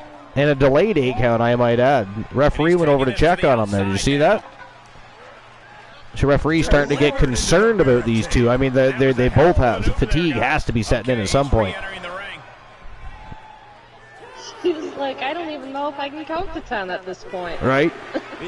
Stone, he's just bleeding all over the place still. Stone gets up on a 4 count. I don't know how Tony Stone hasn't passed out yet. Right? The amount of blood loss. Right. Dex gets thrown back in the ring. He can't even get back up. He's so tired. I mean, if he loses by being tossed back into the ring, wouldn't that be something? That would have to win an award for the most shocking moment in history. I was kidding. I was kidding. Oh, you can tell he's... No way! That is fucking insane. That's almost as good as a tap out to a hammerlock. Oh my God. Wow. So ladies and gentlemen, the winner of the match, and still YTD Academy Grand Prix Wrestling Champion from Team Shadows, it is Tony Stone. Still your Grand Prix Champion. Wow. This shit, I'm done. Oh my God, that was crazy. Obviously, the whole match. Has some things to learn. I would say. I mean, you got to go at least an hour and 20 minutes and get thrown off with some stuff before you just lay down. Yeah. Yeah. That was crazy. Trolling says, what a match though. Finish could have been bet. You think? I couldn't believe that happened. I couldn't believe that happened. All right, here we go on to the main event of the evening. And this, of course, a Chamber of Pain match. And again, unlike a regular Eliminator or Elimination Chamber, depending on what you're used to hearing it called, you can't pin or submit. You have to knock out your opponent or TKO them. You can't even just make them bleed. If they do not get TKO'd or KO'd, then they are still in the match and still a pain in your ass. So that's how it's won. You got to knock everybody out. It is a Chamber of Pain, and it was a match created by the Wolfman, Alan Severn, oddly enough, and funnily enough, to defend his own championship. The fighting champion wants to make sure that if he's going to continue this legendary run, he does it with style. And I got to tell you, this is fucking nuts. But it is cool. It is cool. Look at everything Archer or the Wolfman has created, and this is odd to you, Archer. And look at the savages he chooses to go up against. Jerry the King Lawler, Ravishing Rick Rude, Bruiser Brody, Jake the Snake Roberts, and HBK Shawn Michaels. I mean what?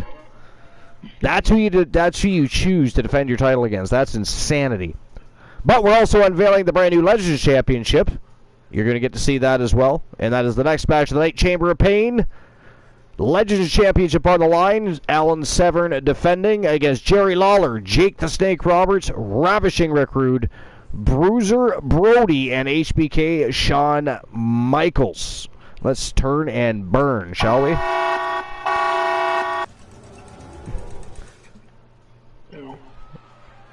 All right. His whole career, the Wolfman has been about putting on his best. You know? This is crazy is what it is. He's putting his title on the line against 5 men inside of a chamber that he can't tap somebody out with. He can't, get them down for a pinfall. He must knock everybody else in that chamber out to keep his belt. Do you see the problem with that there? You don't see that being an issue? Hey, remember, he has won a match by knocking out 2 opponents simultaneously. Now, to be fair, we don't know what position he will draw. We don't know what, you know, is he going to start the match? Will he come out second? Either way, he's still going to start the match. Will he be in a pod? Will he be one of the first 4 that come out? We don't know. We know HBK is going in a pod. Yep. But how many superstars can say they simultaneously knocked out 2 opponents to get the win? Right. In a 2 out of 3 falls count match. Joe says, how long was this match? Which match? The last match? It was long. I don't know how long, but it was fairly lengthy. It was a lot longer than I would have thought.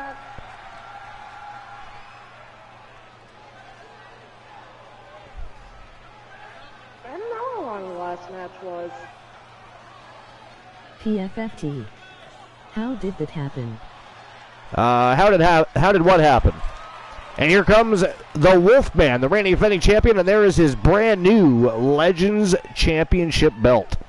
And of course, well, sometimes they don't give you the up-close personal shot of the title for some reason when there's a chamber or cage involved. I don't know why that is. From Chicago, Illinois, weighing But in at 235 pounds, he is the Alliance Champion, Wolfman Alan Severn. Fellas, I've been looking forward Legends to this match champion for a while, is Alan Severn. Reigning, defending, and undisputed. He has defended that multiple times against some of the best ever. It's been a crazy run. A crazy run.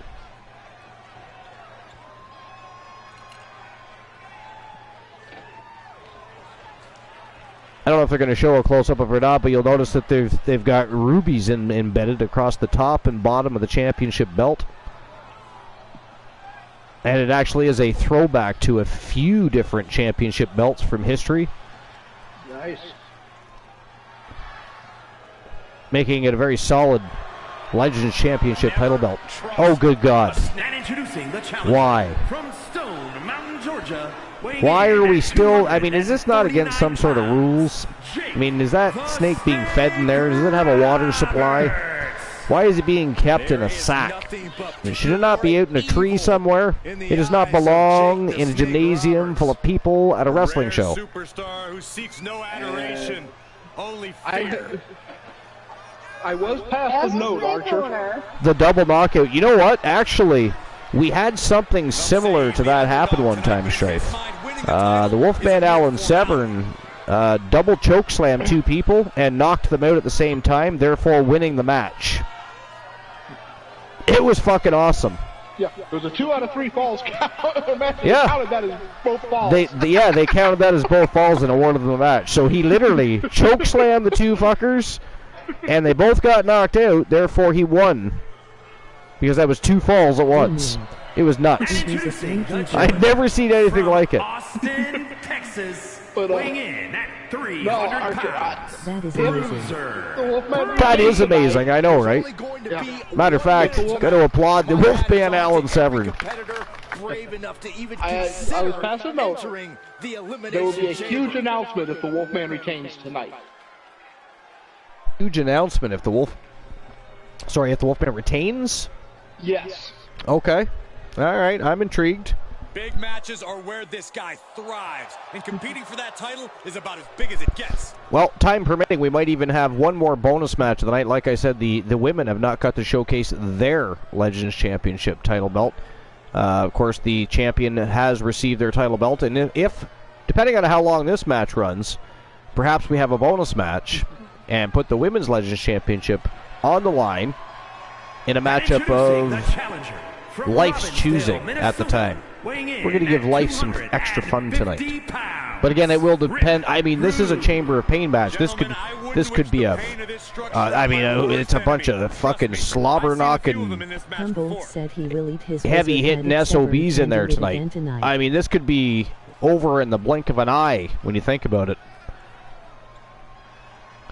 Wait a minute. Is Alan Severn in a pod? Yeah. It sure looks like it. Okay, so that bodes very well for him. We were just talking about that. We were saying we don't know what order he's going to draw, because that would suck having to start the matchup as champion. I think he'd prefer as the defending champion. He probably would, actually. You're right. He would prefer it. He's a crazy son of a bitch. I mean, think about it. What he's done in the business, and on top of that, he created more than one successful faction. The Wolfpack Horsemen, of course, being the most successful and ongoing. And now to create a chamber of pain, put himself in his own match and put his own title on the line in it. It's like, what the fuck is wrong with that guy? Something mentally not okay with that. But we as fans, we love that shit. I mean, take our money. We love that shit, but that is some crazy fucking bullshit right there. Who does that? Alan Severn does that. Oh yeah, the Alan Severn Open Invitationals. I was just saying the other day, I would love to see another Alan Severn Open Invitational. I'd also like to see a Dusty Cup Classic. I don't know about anybody else, but I'd love to see a Dusty Cup Classic. I mean, of course, the powers that be got to talk to some of the other promotions and see if, like, they allowed us to utilize the War Games concept during one of our shows. We'd have to get permission, of course, to do that as well. But that would be a lot of fun. The lesser promotion, of course, still has the rights to the Dusty Cup Classic, right? So we would have to co-promote with them, is what I'm saying here. And we tend not to like to do that, but it is the Dusty Cup Classic. I mean, maybe there could be some persuasions.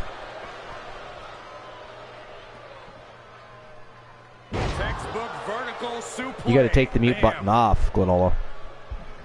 It's off. Oh, okay, so we're just not responding. We're just Archer's talking, and we don't need to respond. I wasn't sure if you were actually asking me anything. Well, I mean, it was open-ended, I suppose, but, I mean, one would assume that, you know, when I said Glenola. I was finishing up pork chops. I heated up while I was upstairs real quick. What kind of pork chops? Just little pork chops. I put a little shredded cheese on top and some spicy brown mustard. So the other night I made honey garlic pork chops. They were delish. Quite delish. And of course we had salt. I think we had, what did we have? I think we had rice and vegetables, and yeah, I had marinated some pork chops in some honey garlic marinade for quite some time, and then fired up those bad boys on the Barbie. So they were quite delish. Work hard to eliminate certain opponents as soon as possible. Maybe form a temporary alliance to get an upper hand. Do whatever you can to make the numbers get... That's a long match. Yeah, it needed about another hour. Goddamn, Jerry the King Lawler has always had one of the most devastating pile drivers. Ravishing Rick Rude's, I'm pretty sure his spine just popped at the top of his head. That or he became a unicorn, I'm not sure which, but we'll find out by the end of the match. We'll see how lucky he is. Currently not faring well. A very devastating pile driver, especially when he did it back-to-back. Yeah. Yeah, he used to do that a lot. Or he would, on occasion, he would like do a, well, I don't know what they called it, but it was basically a spinning. He would like turn in the circle, then jump and deliver that pile driver, and I was like, wow, that's cool. You also had a pretty great slap. Now there's a guy you do. Yeah, there was a few people that like to do that big open hand slap. Instead of a knife edge chop, they'd use a big slap instead, like, you know, Andre the Giant, obviously, but he did both. I'm talking across the mouth. But he found a way. Michaels from behind, Ravishing Recruit takes the wheels right from it underneath the bus. Look at this going You look at what he did to Andy Kaufman. Andy Kaufman, what a character that fellow was. Man on the Moon was a good movie. Did you guys watch that movie? Oh yeah. That was actually a very good movie. Actually, that was the movie is what revealed the greatest kayfabe ever in wrestling. Yeah. The supposed heat between him and Jerry Lawler. Yeah. Yeah, it was awesome. But I mean, I'm just saying in general, that movie was actually a very good movie. It was. I love that movie. Yeah. Can he take advantage? You don't see good movies like that anymore. A lot of movies today are all flash-in-the-pan movies. You know what I mean? They're there to take a buck from you, but they don't deliver. Yeah. I'll be honest, a movie and you know, it's just my own personal opinion. I don't care if anybody else did or didn't like it, but I really enjoyed the new Avatar Way of the Water movie. I thought that was a great sequel, and I'm really looking forward to the next one. So I was pleasantly surprised by the first one. When I first started watching, so here's the thing, when they were advertising that movie, a lot of the trailers they dropped didn't do the movie justice at all, and I just thought it was going to be this quirky, stupid movie. So when I watched it, I was blown away by the special effects, and the storyline was a lot like, have you ever watched Fern Gully? Yeah. Yeah, so it's basically the story of Fern Gully told different, in my opinion. Same concept. And they go to this different world and they try to mine it and take it over, and you know what I mean? I won't talk too much because you haven't seen it, but so the second one came out, and I'm always interested in sequels because they're either good or they're bad. There's no in between. And Way of the Water was a lot of fun. A lot of action, a lot of cool moments. It was a fun movie to watch. I really enjoyed it. So now I, of course, have to buy it and add it to my collection. But yeah, well, I own the first one. Last new-ish movie I watched that I really loved. Yeah, it does that from time to time. By the way, the Last Airbender TV series is starting soon on Netflix. And from what it looks like they're staying a lot more true to the actual stories, which is good because I own the entire series plus The Legend of Korra. And although for what it was worth, I actually didn't mind the Last Airbender movie, Avatar The Last Airbender movie. I didn't hate it as much as other people did. Definitely could have been better, and aspects of it that were not there that should have been. But I'm looking forward to this new series. I'm excited for it. I can't wait to watch it. I just thought I'd throw that out there because we're talking about Avatar this, Avatar that, and some people might be thinking, are they talking Avatar as in, you know, James Cameron's Avatar, or are they talking about the Airbender? We're talking both now, and they're both great.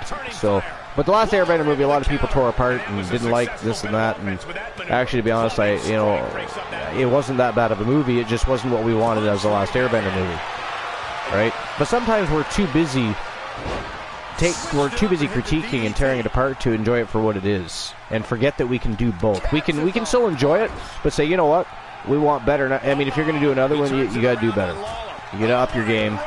But instead they tear it apart, then the movie makes no money. It's a part of the problem with movies today, why they, like even The Flash scored terrible at the box office over 3 days, only made $55 million. Part of the problem is early screenings.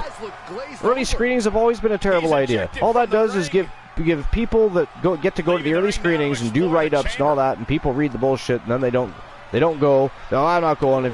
If Buddy that's going tells me it's good, maybe I'll go to the theater, maybe I won't. The ticket sales suck, and then the company as a whole, the production company, everything, they suffer as a result. It's one of those things. Like I've been saying forever, fuck pre-screenings. If they want to watch the movie, they can wait like everybody else. No, I loved the Ghostbusters Afterlife. Oh, that was fantastic, and I can't wait for the new one. Can't wait for the new one. I love how they set up the new one. Yeah. Yep. Yep. And the tearjerker at the end of that movie was fantastic. It was an emotional part of the movie you didn't expect, and it's gonna hit you whether you want it to or not. It was cool. It was a cool moment. Yeah, Ghostbusters Afterlife was, of course, a direct sequel to the first two movies, and it was fucking. It wasn't just good; it was fucking phenomenal. Best Ghostbusters movie ever. And a lot of people say, "Oh, it's the first one." Yeah, the first movie was fucking epic in so many ways and transcended in a different. But this, if you haven't seen Afterlife, don't judge, because I'm telling you, it's the best Ghostbusters movie ever, and it was a lot of fun. and it brought Ghostbusters back to life because they. Although I didn't hate the all girls one as much as other people did. I just enjoyed it for what it was because but it wasn't what I wanted out of a Ghostbusters movie. I don't think I made it a half hour. It was 2016.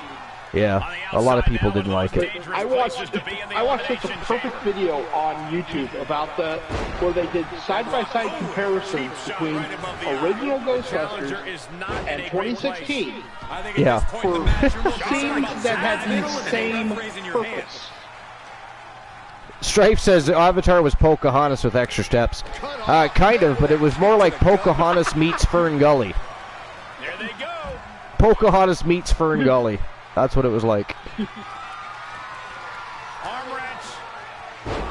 The TWA was amazing. And Shawn Michaels is out. He is. I was just going to say, holy crap. Such an underhanded Jake the Snake going after the Wolfman. The Wolfman's in there. I just realized that too. Alan Severn, the champion, is in the ring. And Jerry Lawler's still going strong. Oh, jumping pile driver to Jake the Snake.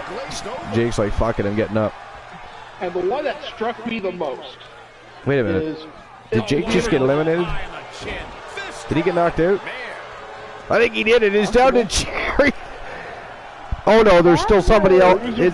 Bruiser Brody's still in the. He's still in the pod, yeah.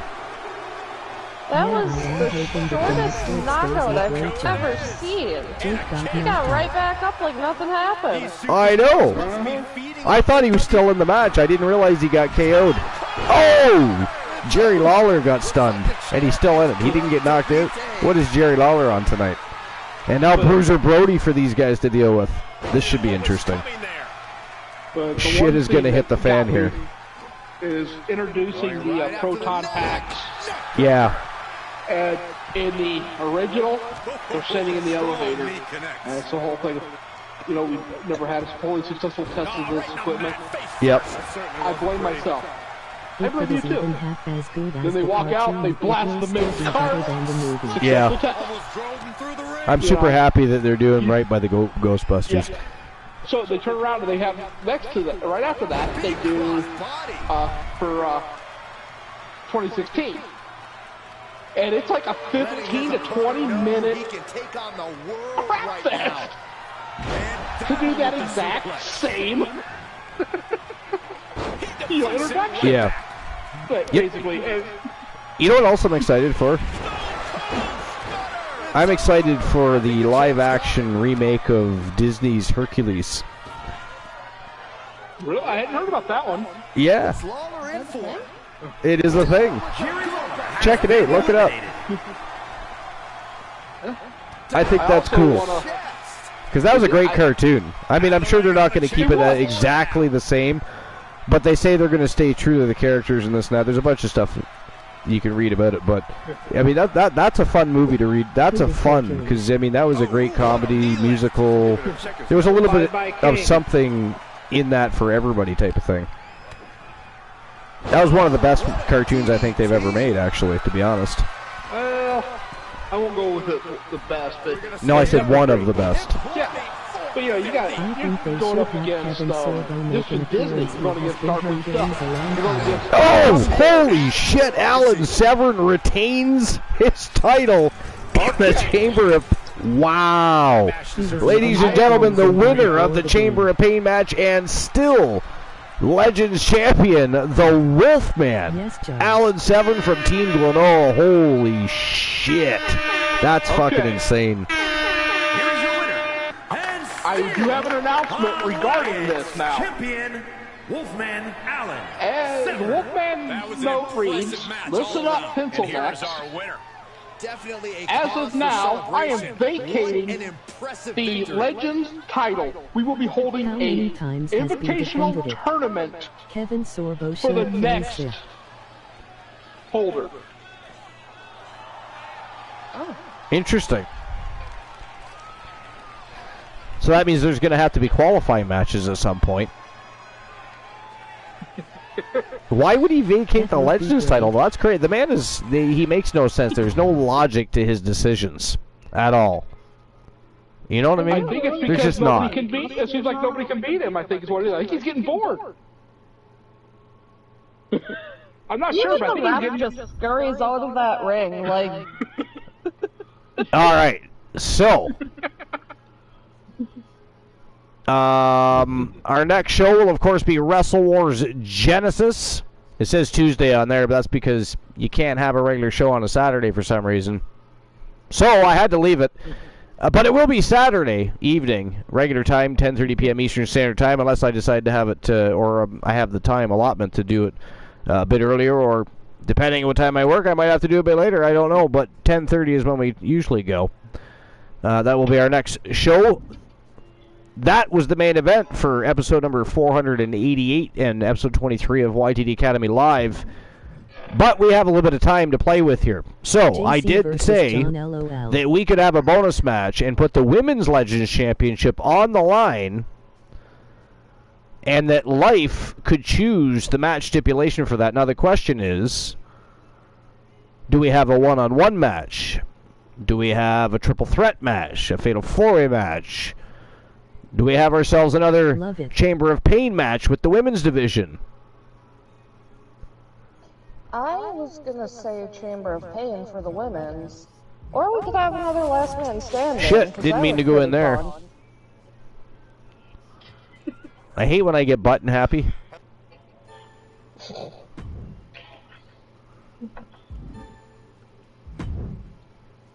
Yeah, or we could have another last man standing match, but I don't even know who has the women's legend.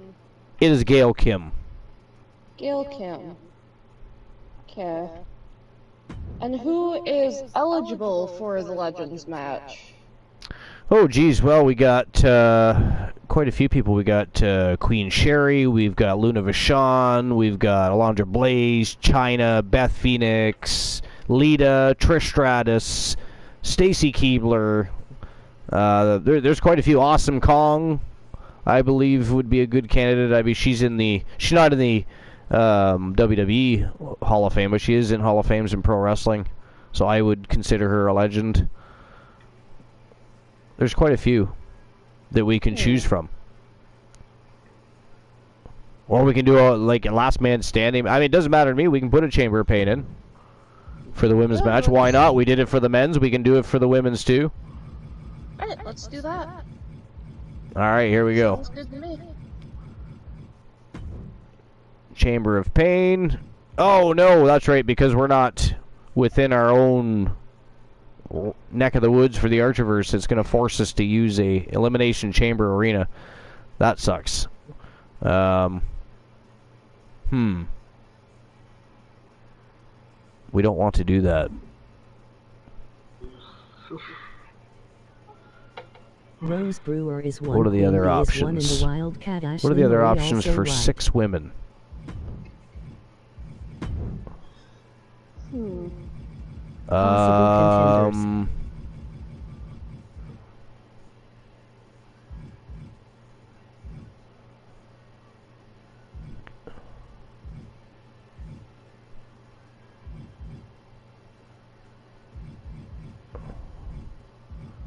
There's always regular Elimination Chamber. There's Elimination Royale. We could do an Elimination Royale. That'd be cool. Alright, let's do that. Down for that.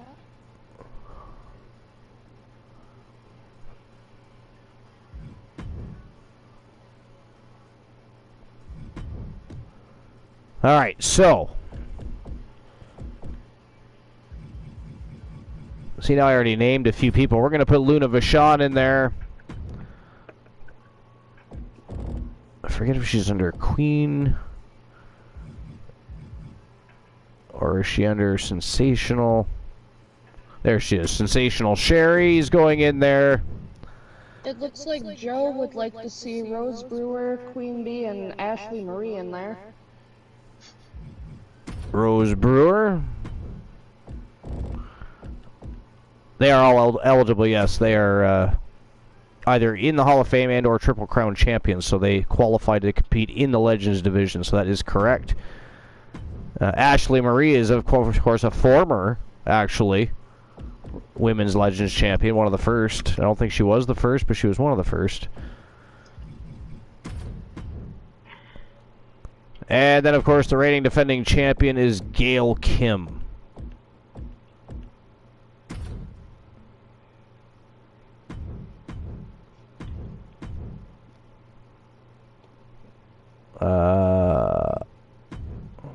All right, here we go. 6 Vixen Elimination Royale for the Women's Legends Championship. We've got Wildcat Ashley Marie from Team AMC Me, part of the Wolfpack Gals. We have Rose Brewer, the Viking, winningest superstar of all time. On a bit of a losing streak lately, here and there, oddly enough. Not like the Viking, that's for sure. Something's going on there. But anyways, from Team Distinct Cone, also part of the Wolfpack Gals, we have Luna Vachon, Sensational Sherry, and of course from Team Honeybee Wrestling, Queen Bee, called back into action for a shot at the Legends Championship, looking to dethrone Gail Kim. Formidable champion, formidable superstar, and of course definitely a legend in the business is Gail Kim. All right, so what do you guys think? Who walks out of this Elimination Royale as the Legends Champion? I'm actually going to go with Queen Bee at this point. I think she's got to be all levels of pissed. I mean, that's got to... Well, I mean, it could, you know, drive things south of the border, or it could fuel the fire, and at least she'd walk out of here with a championship. Gail Kim. Not that she lost any titles tonight, but she certainly lost 2 matches today. A tag team match and singles match. I think you're right. I think that's enough to piss off Queen Bee. Believe so, yes. Queen Bee is on a losing stint. Here comes a true superstar. I know who I would like to go for, but I think I'm going to go with Gail Kim. I think I'm going to agree. Is this a Boss Apollo moment, or are you being sincere here? No, I was being sincere. I would like to go for Rose Just Brewer, checking. But Rose Brewer has been through so much lately. You know, the exhaustion has to be building up. So I'm going to go with Gail Kim. Remember, guys, the title is on the line here in this one. And I don't remember the last time the champ... Oh, it's interesting. I gotta tell you a little inside, because I mean the whole Alan Severn speech was. Rose Brewer. I mean, it was random and out of nowhere. So here's a little scoop. They actually found Alan Severn another competitor and inked him to a contract, and he was ready to go before Severn just announced potentially relinquishing the championship and throwing it into a tournament. You know who they inked to a contract to face Severn, which would have been a cool match and cool to see if he could beat him too. By the way, Bam Bam Bigelow. Oh wow, that would. Now what if they fought? What if Severn put the title on the line one more time against Bam Bam before putting it up in a tournament?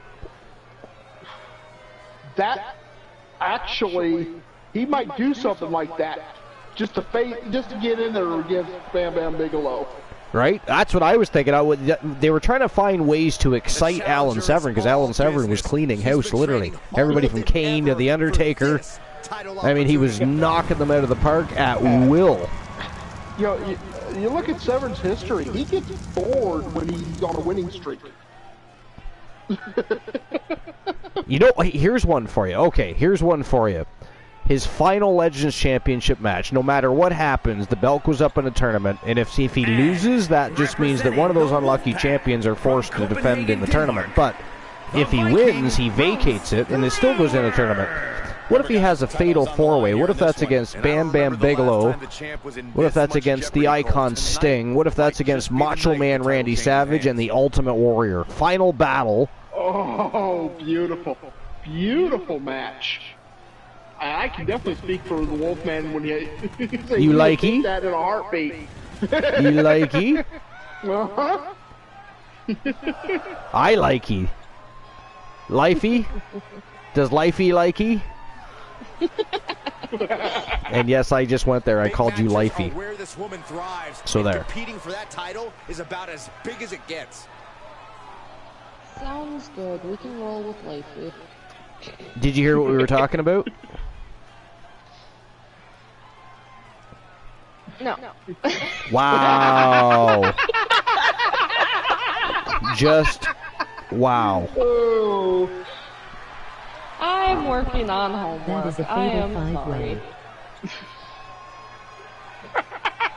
sorry. Wow.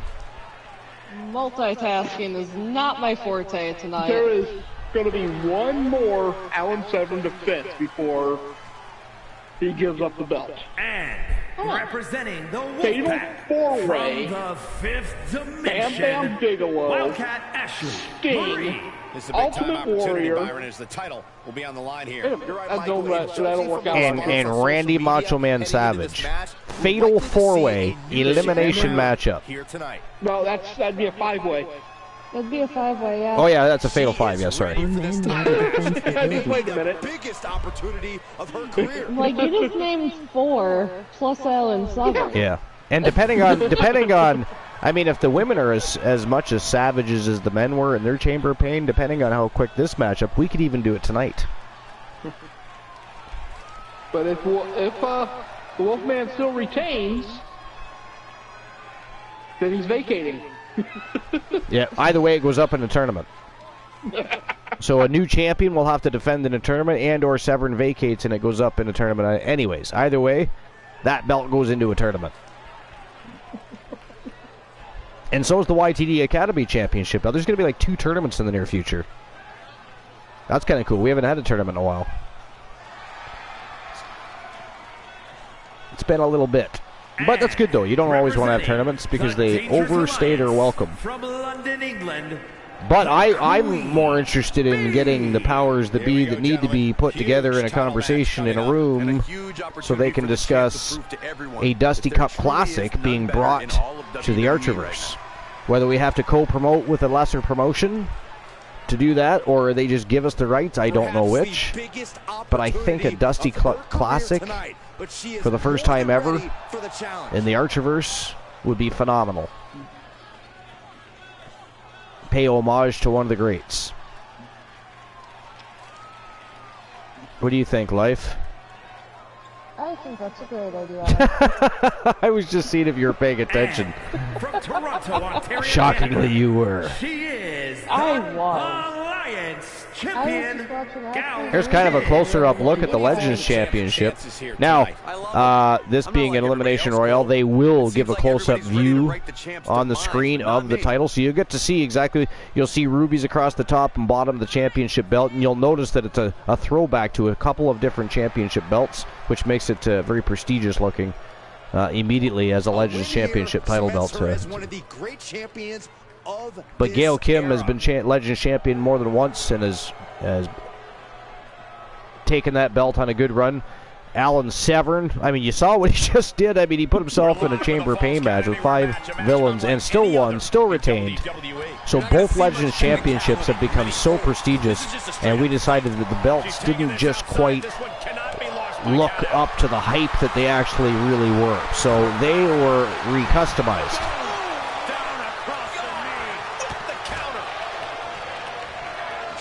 I still have to get the Discord updated with all the new championship belts, because you guys will notice that the television championships had white straps the last time you saw them.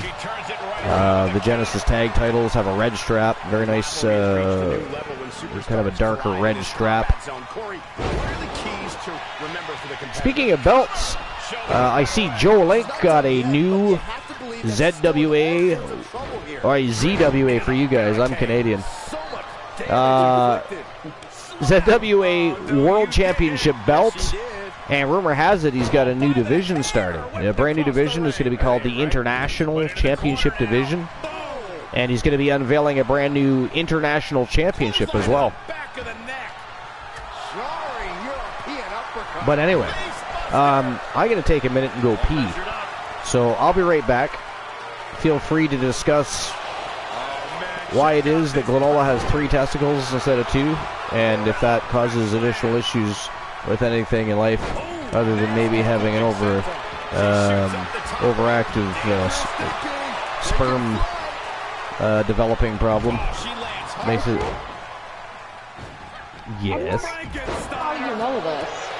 Well, because Glittle and I share pictures from time to time, and he gets a little, what do you want to say, provocative at times. You know, he gets very aggressive in nature, so to speak. A little crazy. Kraken does not look like Jim the Anvil Neidhart in a pink thong. Although that would be funny. But anyways, I gotta pee. I'll be right back. So close. That could have been it. I don't have you walking funny. Boom, what impact. Neck breaker. Counters. Down with a sling blade. She throws her back in. Will it be? I think so. This is going to be a great... No, title still hangs in the balance. She just won't stay down. She needs to stop saying she's going to bring it and actually deliver on the promise. Oh, God. Face first. She's taking things to ringside. But again, you know, you gotta wonder about the exhaustion. Oh, no. Dangerous maneuver there. Yeah, that's why I couldn't... Back to the mat. Unlike what I would normally do, I would normally... What he does Fading quickly. but... Look at this. And she got... Yeah, it's been very active lately. Change hands. So... And she's able to stop the count early. Right now, I just don't know what it's going to take. How is that not... Sound the alarm. Air raid siren. I don't know how you survive that. Can it be? Will the reign continue?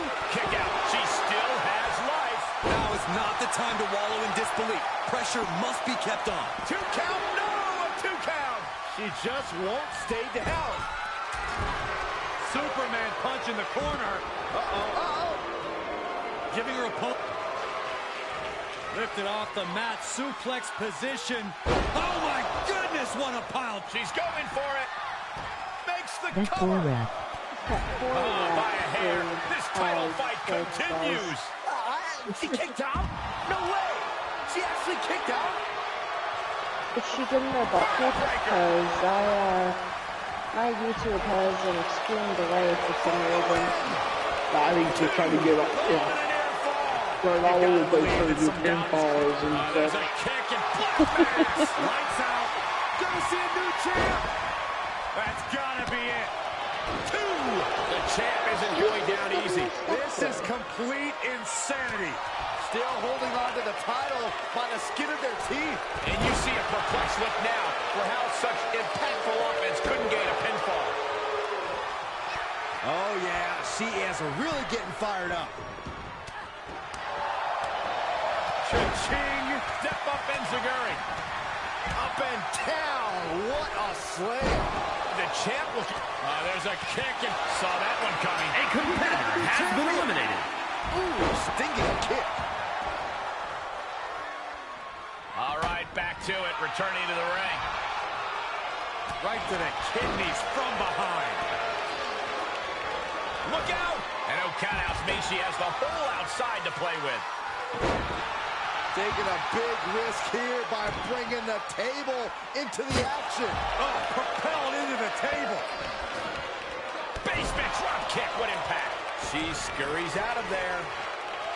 This is likely going to have adverse effects on her. She's only aggravating her competition at this point. She doesn't know what to do. Oh, look at this. Hair pull mat slam. Down. Face first. Making sure I have returned. I appreciate your patience, as does my bladder. What have I missed? Oh, wow. The Pure Wrestling Champion taken out just like that. Gail Kim still in there, I see. The Viking with a table. Why is that not at all? Oh, she threw it at Queen Bee. Did you see that? Did anybody else see that? She threw that shit at Queen Bee. Bounced right off her fucking head. That was savage. Wow. Ooh, Queen Sherry went for a ride. Luna Vachon and Queen Sherry. Big surprise, Luna Vachon and Queen Sherry locking horns. Wow. Could have guessed that one. Queen Bee going to town. Feed off the WWE Universe. This place took Queen Sherry. Oh! Kneed her right in the face. She shouldn't hesitate much longer. She's got something prepped. I just saw the table flip. Into the ring again. Great awareness as she proves to be too quick. That's on your player, or on the video, look to where it says live. Is there a red light next to it? She's got an answer for that. Yeah, you always got to make sure you're on live. Yeah. Otherwise. If there isn't a red, yeah. Sent out of the ring, not sure she wants to be here. About on YouTube. Joe Lake says, yeah, she did throw it at her. She sure did.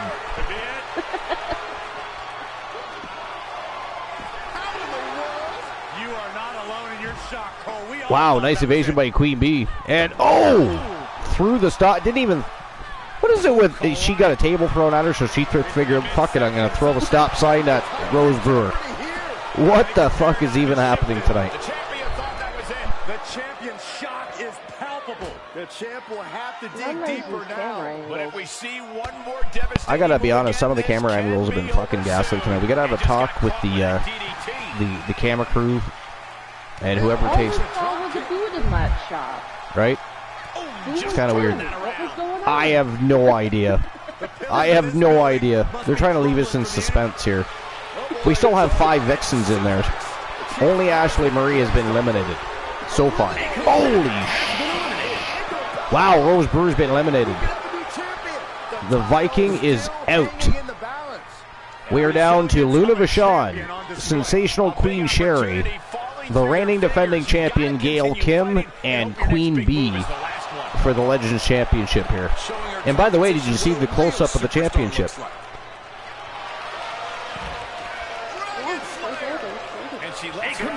Did you see it, Granola? Did you get to see the close-up of the championship as they showed it to you before they started? You'll have to rewind and watch it that way, because you didn't get to see it for your match either. For some reason, during cage matches, lockdown matches, chamber matches, doesn't matter, they don't do the close-up of the title. I don't know why, it's weird. Video production is fucked up.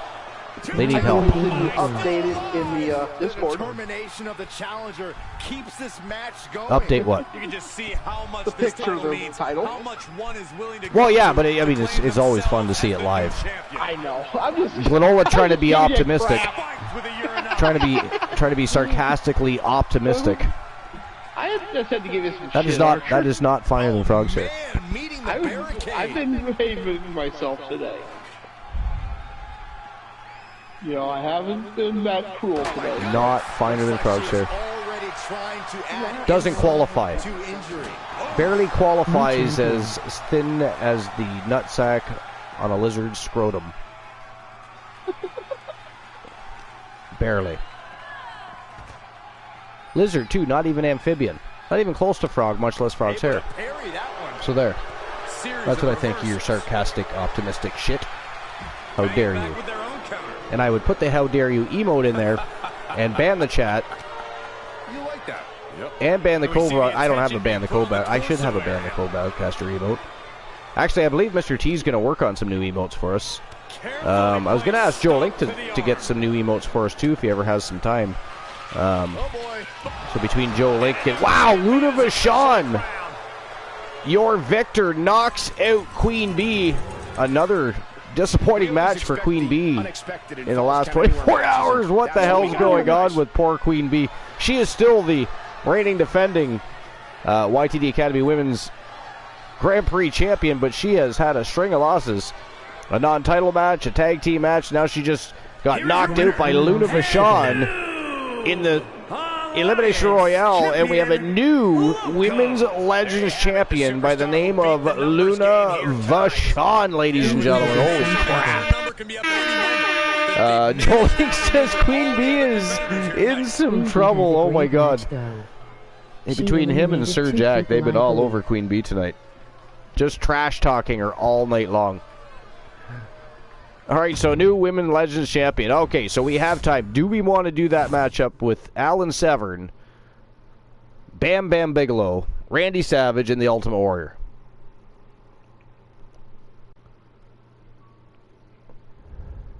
I say we since the Legends is cross promotion, I say we do that at Genesis. You want to do that?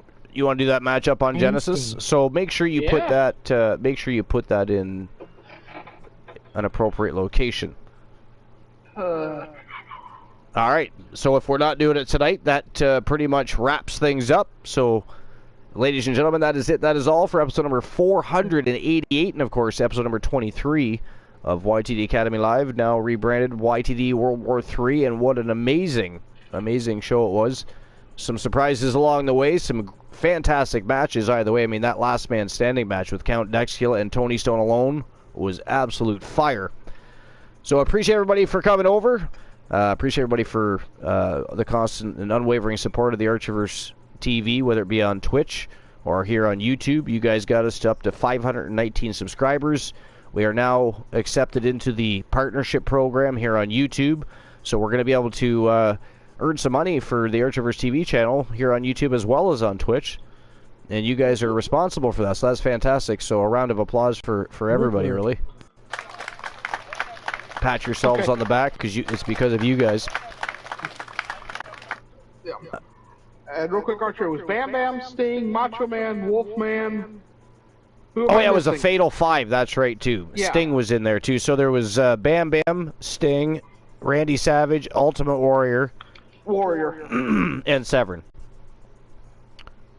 Fatal 5, and it'll be an Extreme Rules elimination match. Should give Ray a special title shot when and that's a hell of a way to viewer subs. End his run if he decides to, if he somehow pulls that off too, and again somehow retains his championship, and then vacates it. I mean, that is just badass, right? I mean, he's already I mean, I mean, he's already got to be the greatest Legends champion of all time, I would say, at this point. It's going to take some doing to beat that. It'll take some doing. But anyways, either way, a tremendous championship title defense by Alan Severn. Archer, now the Pure Wrestling champion again after defeating the Fiend. What was it, 8-1? Yeah. I think were the falls.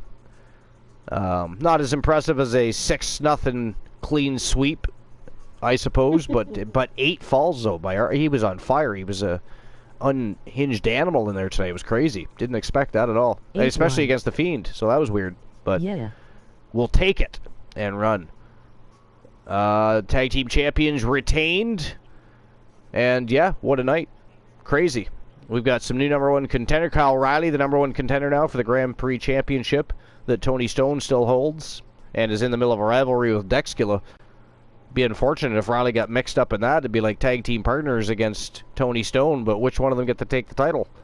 That'd be weird. Would it be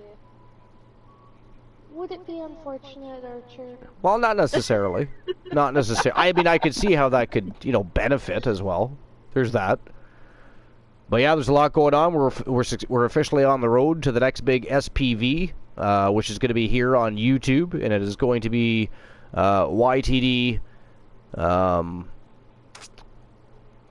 Uncensored. I had forgotten there for a moment what we were doing. So YTD Uncensored is going to be our next big stream preview of 2023, and it's going to be right here on YouTube, the Land of Red, the platform that, of course, just invited us into the partnership program when we hadn't even quite hit our requirements.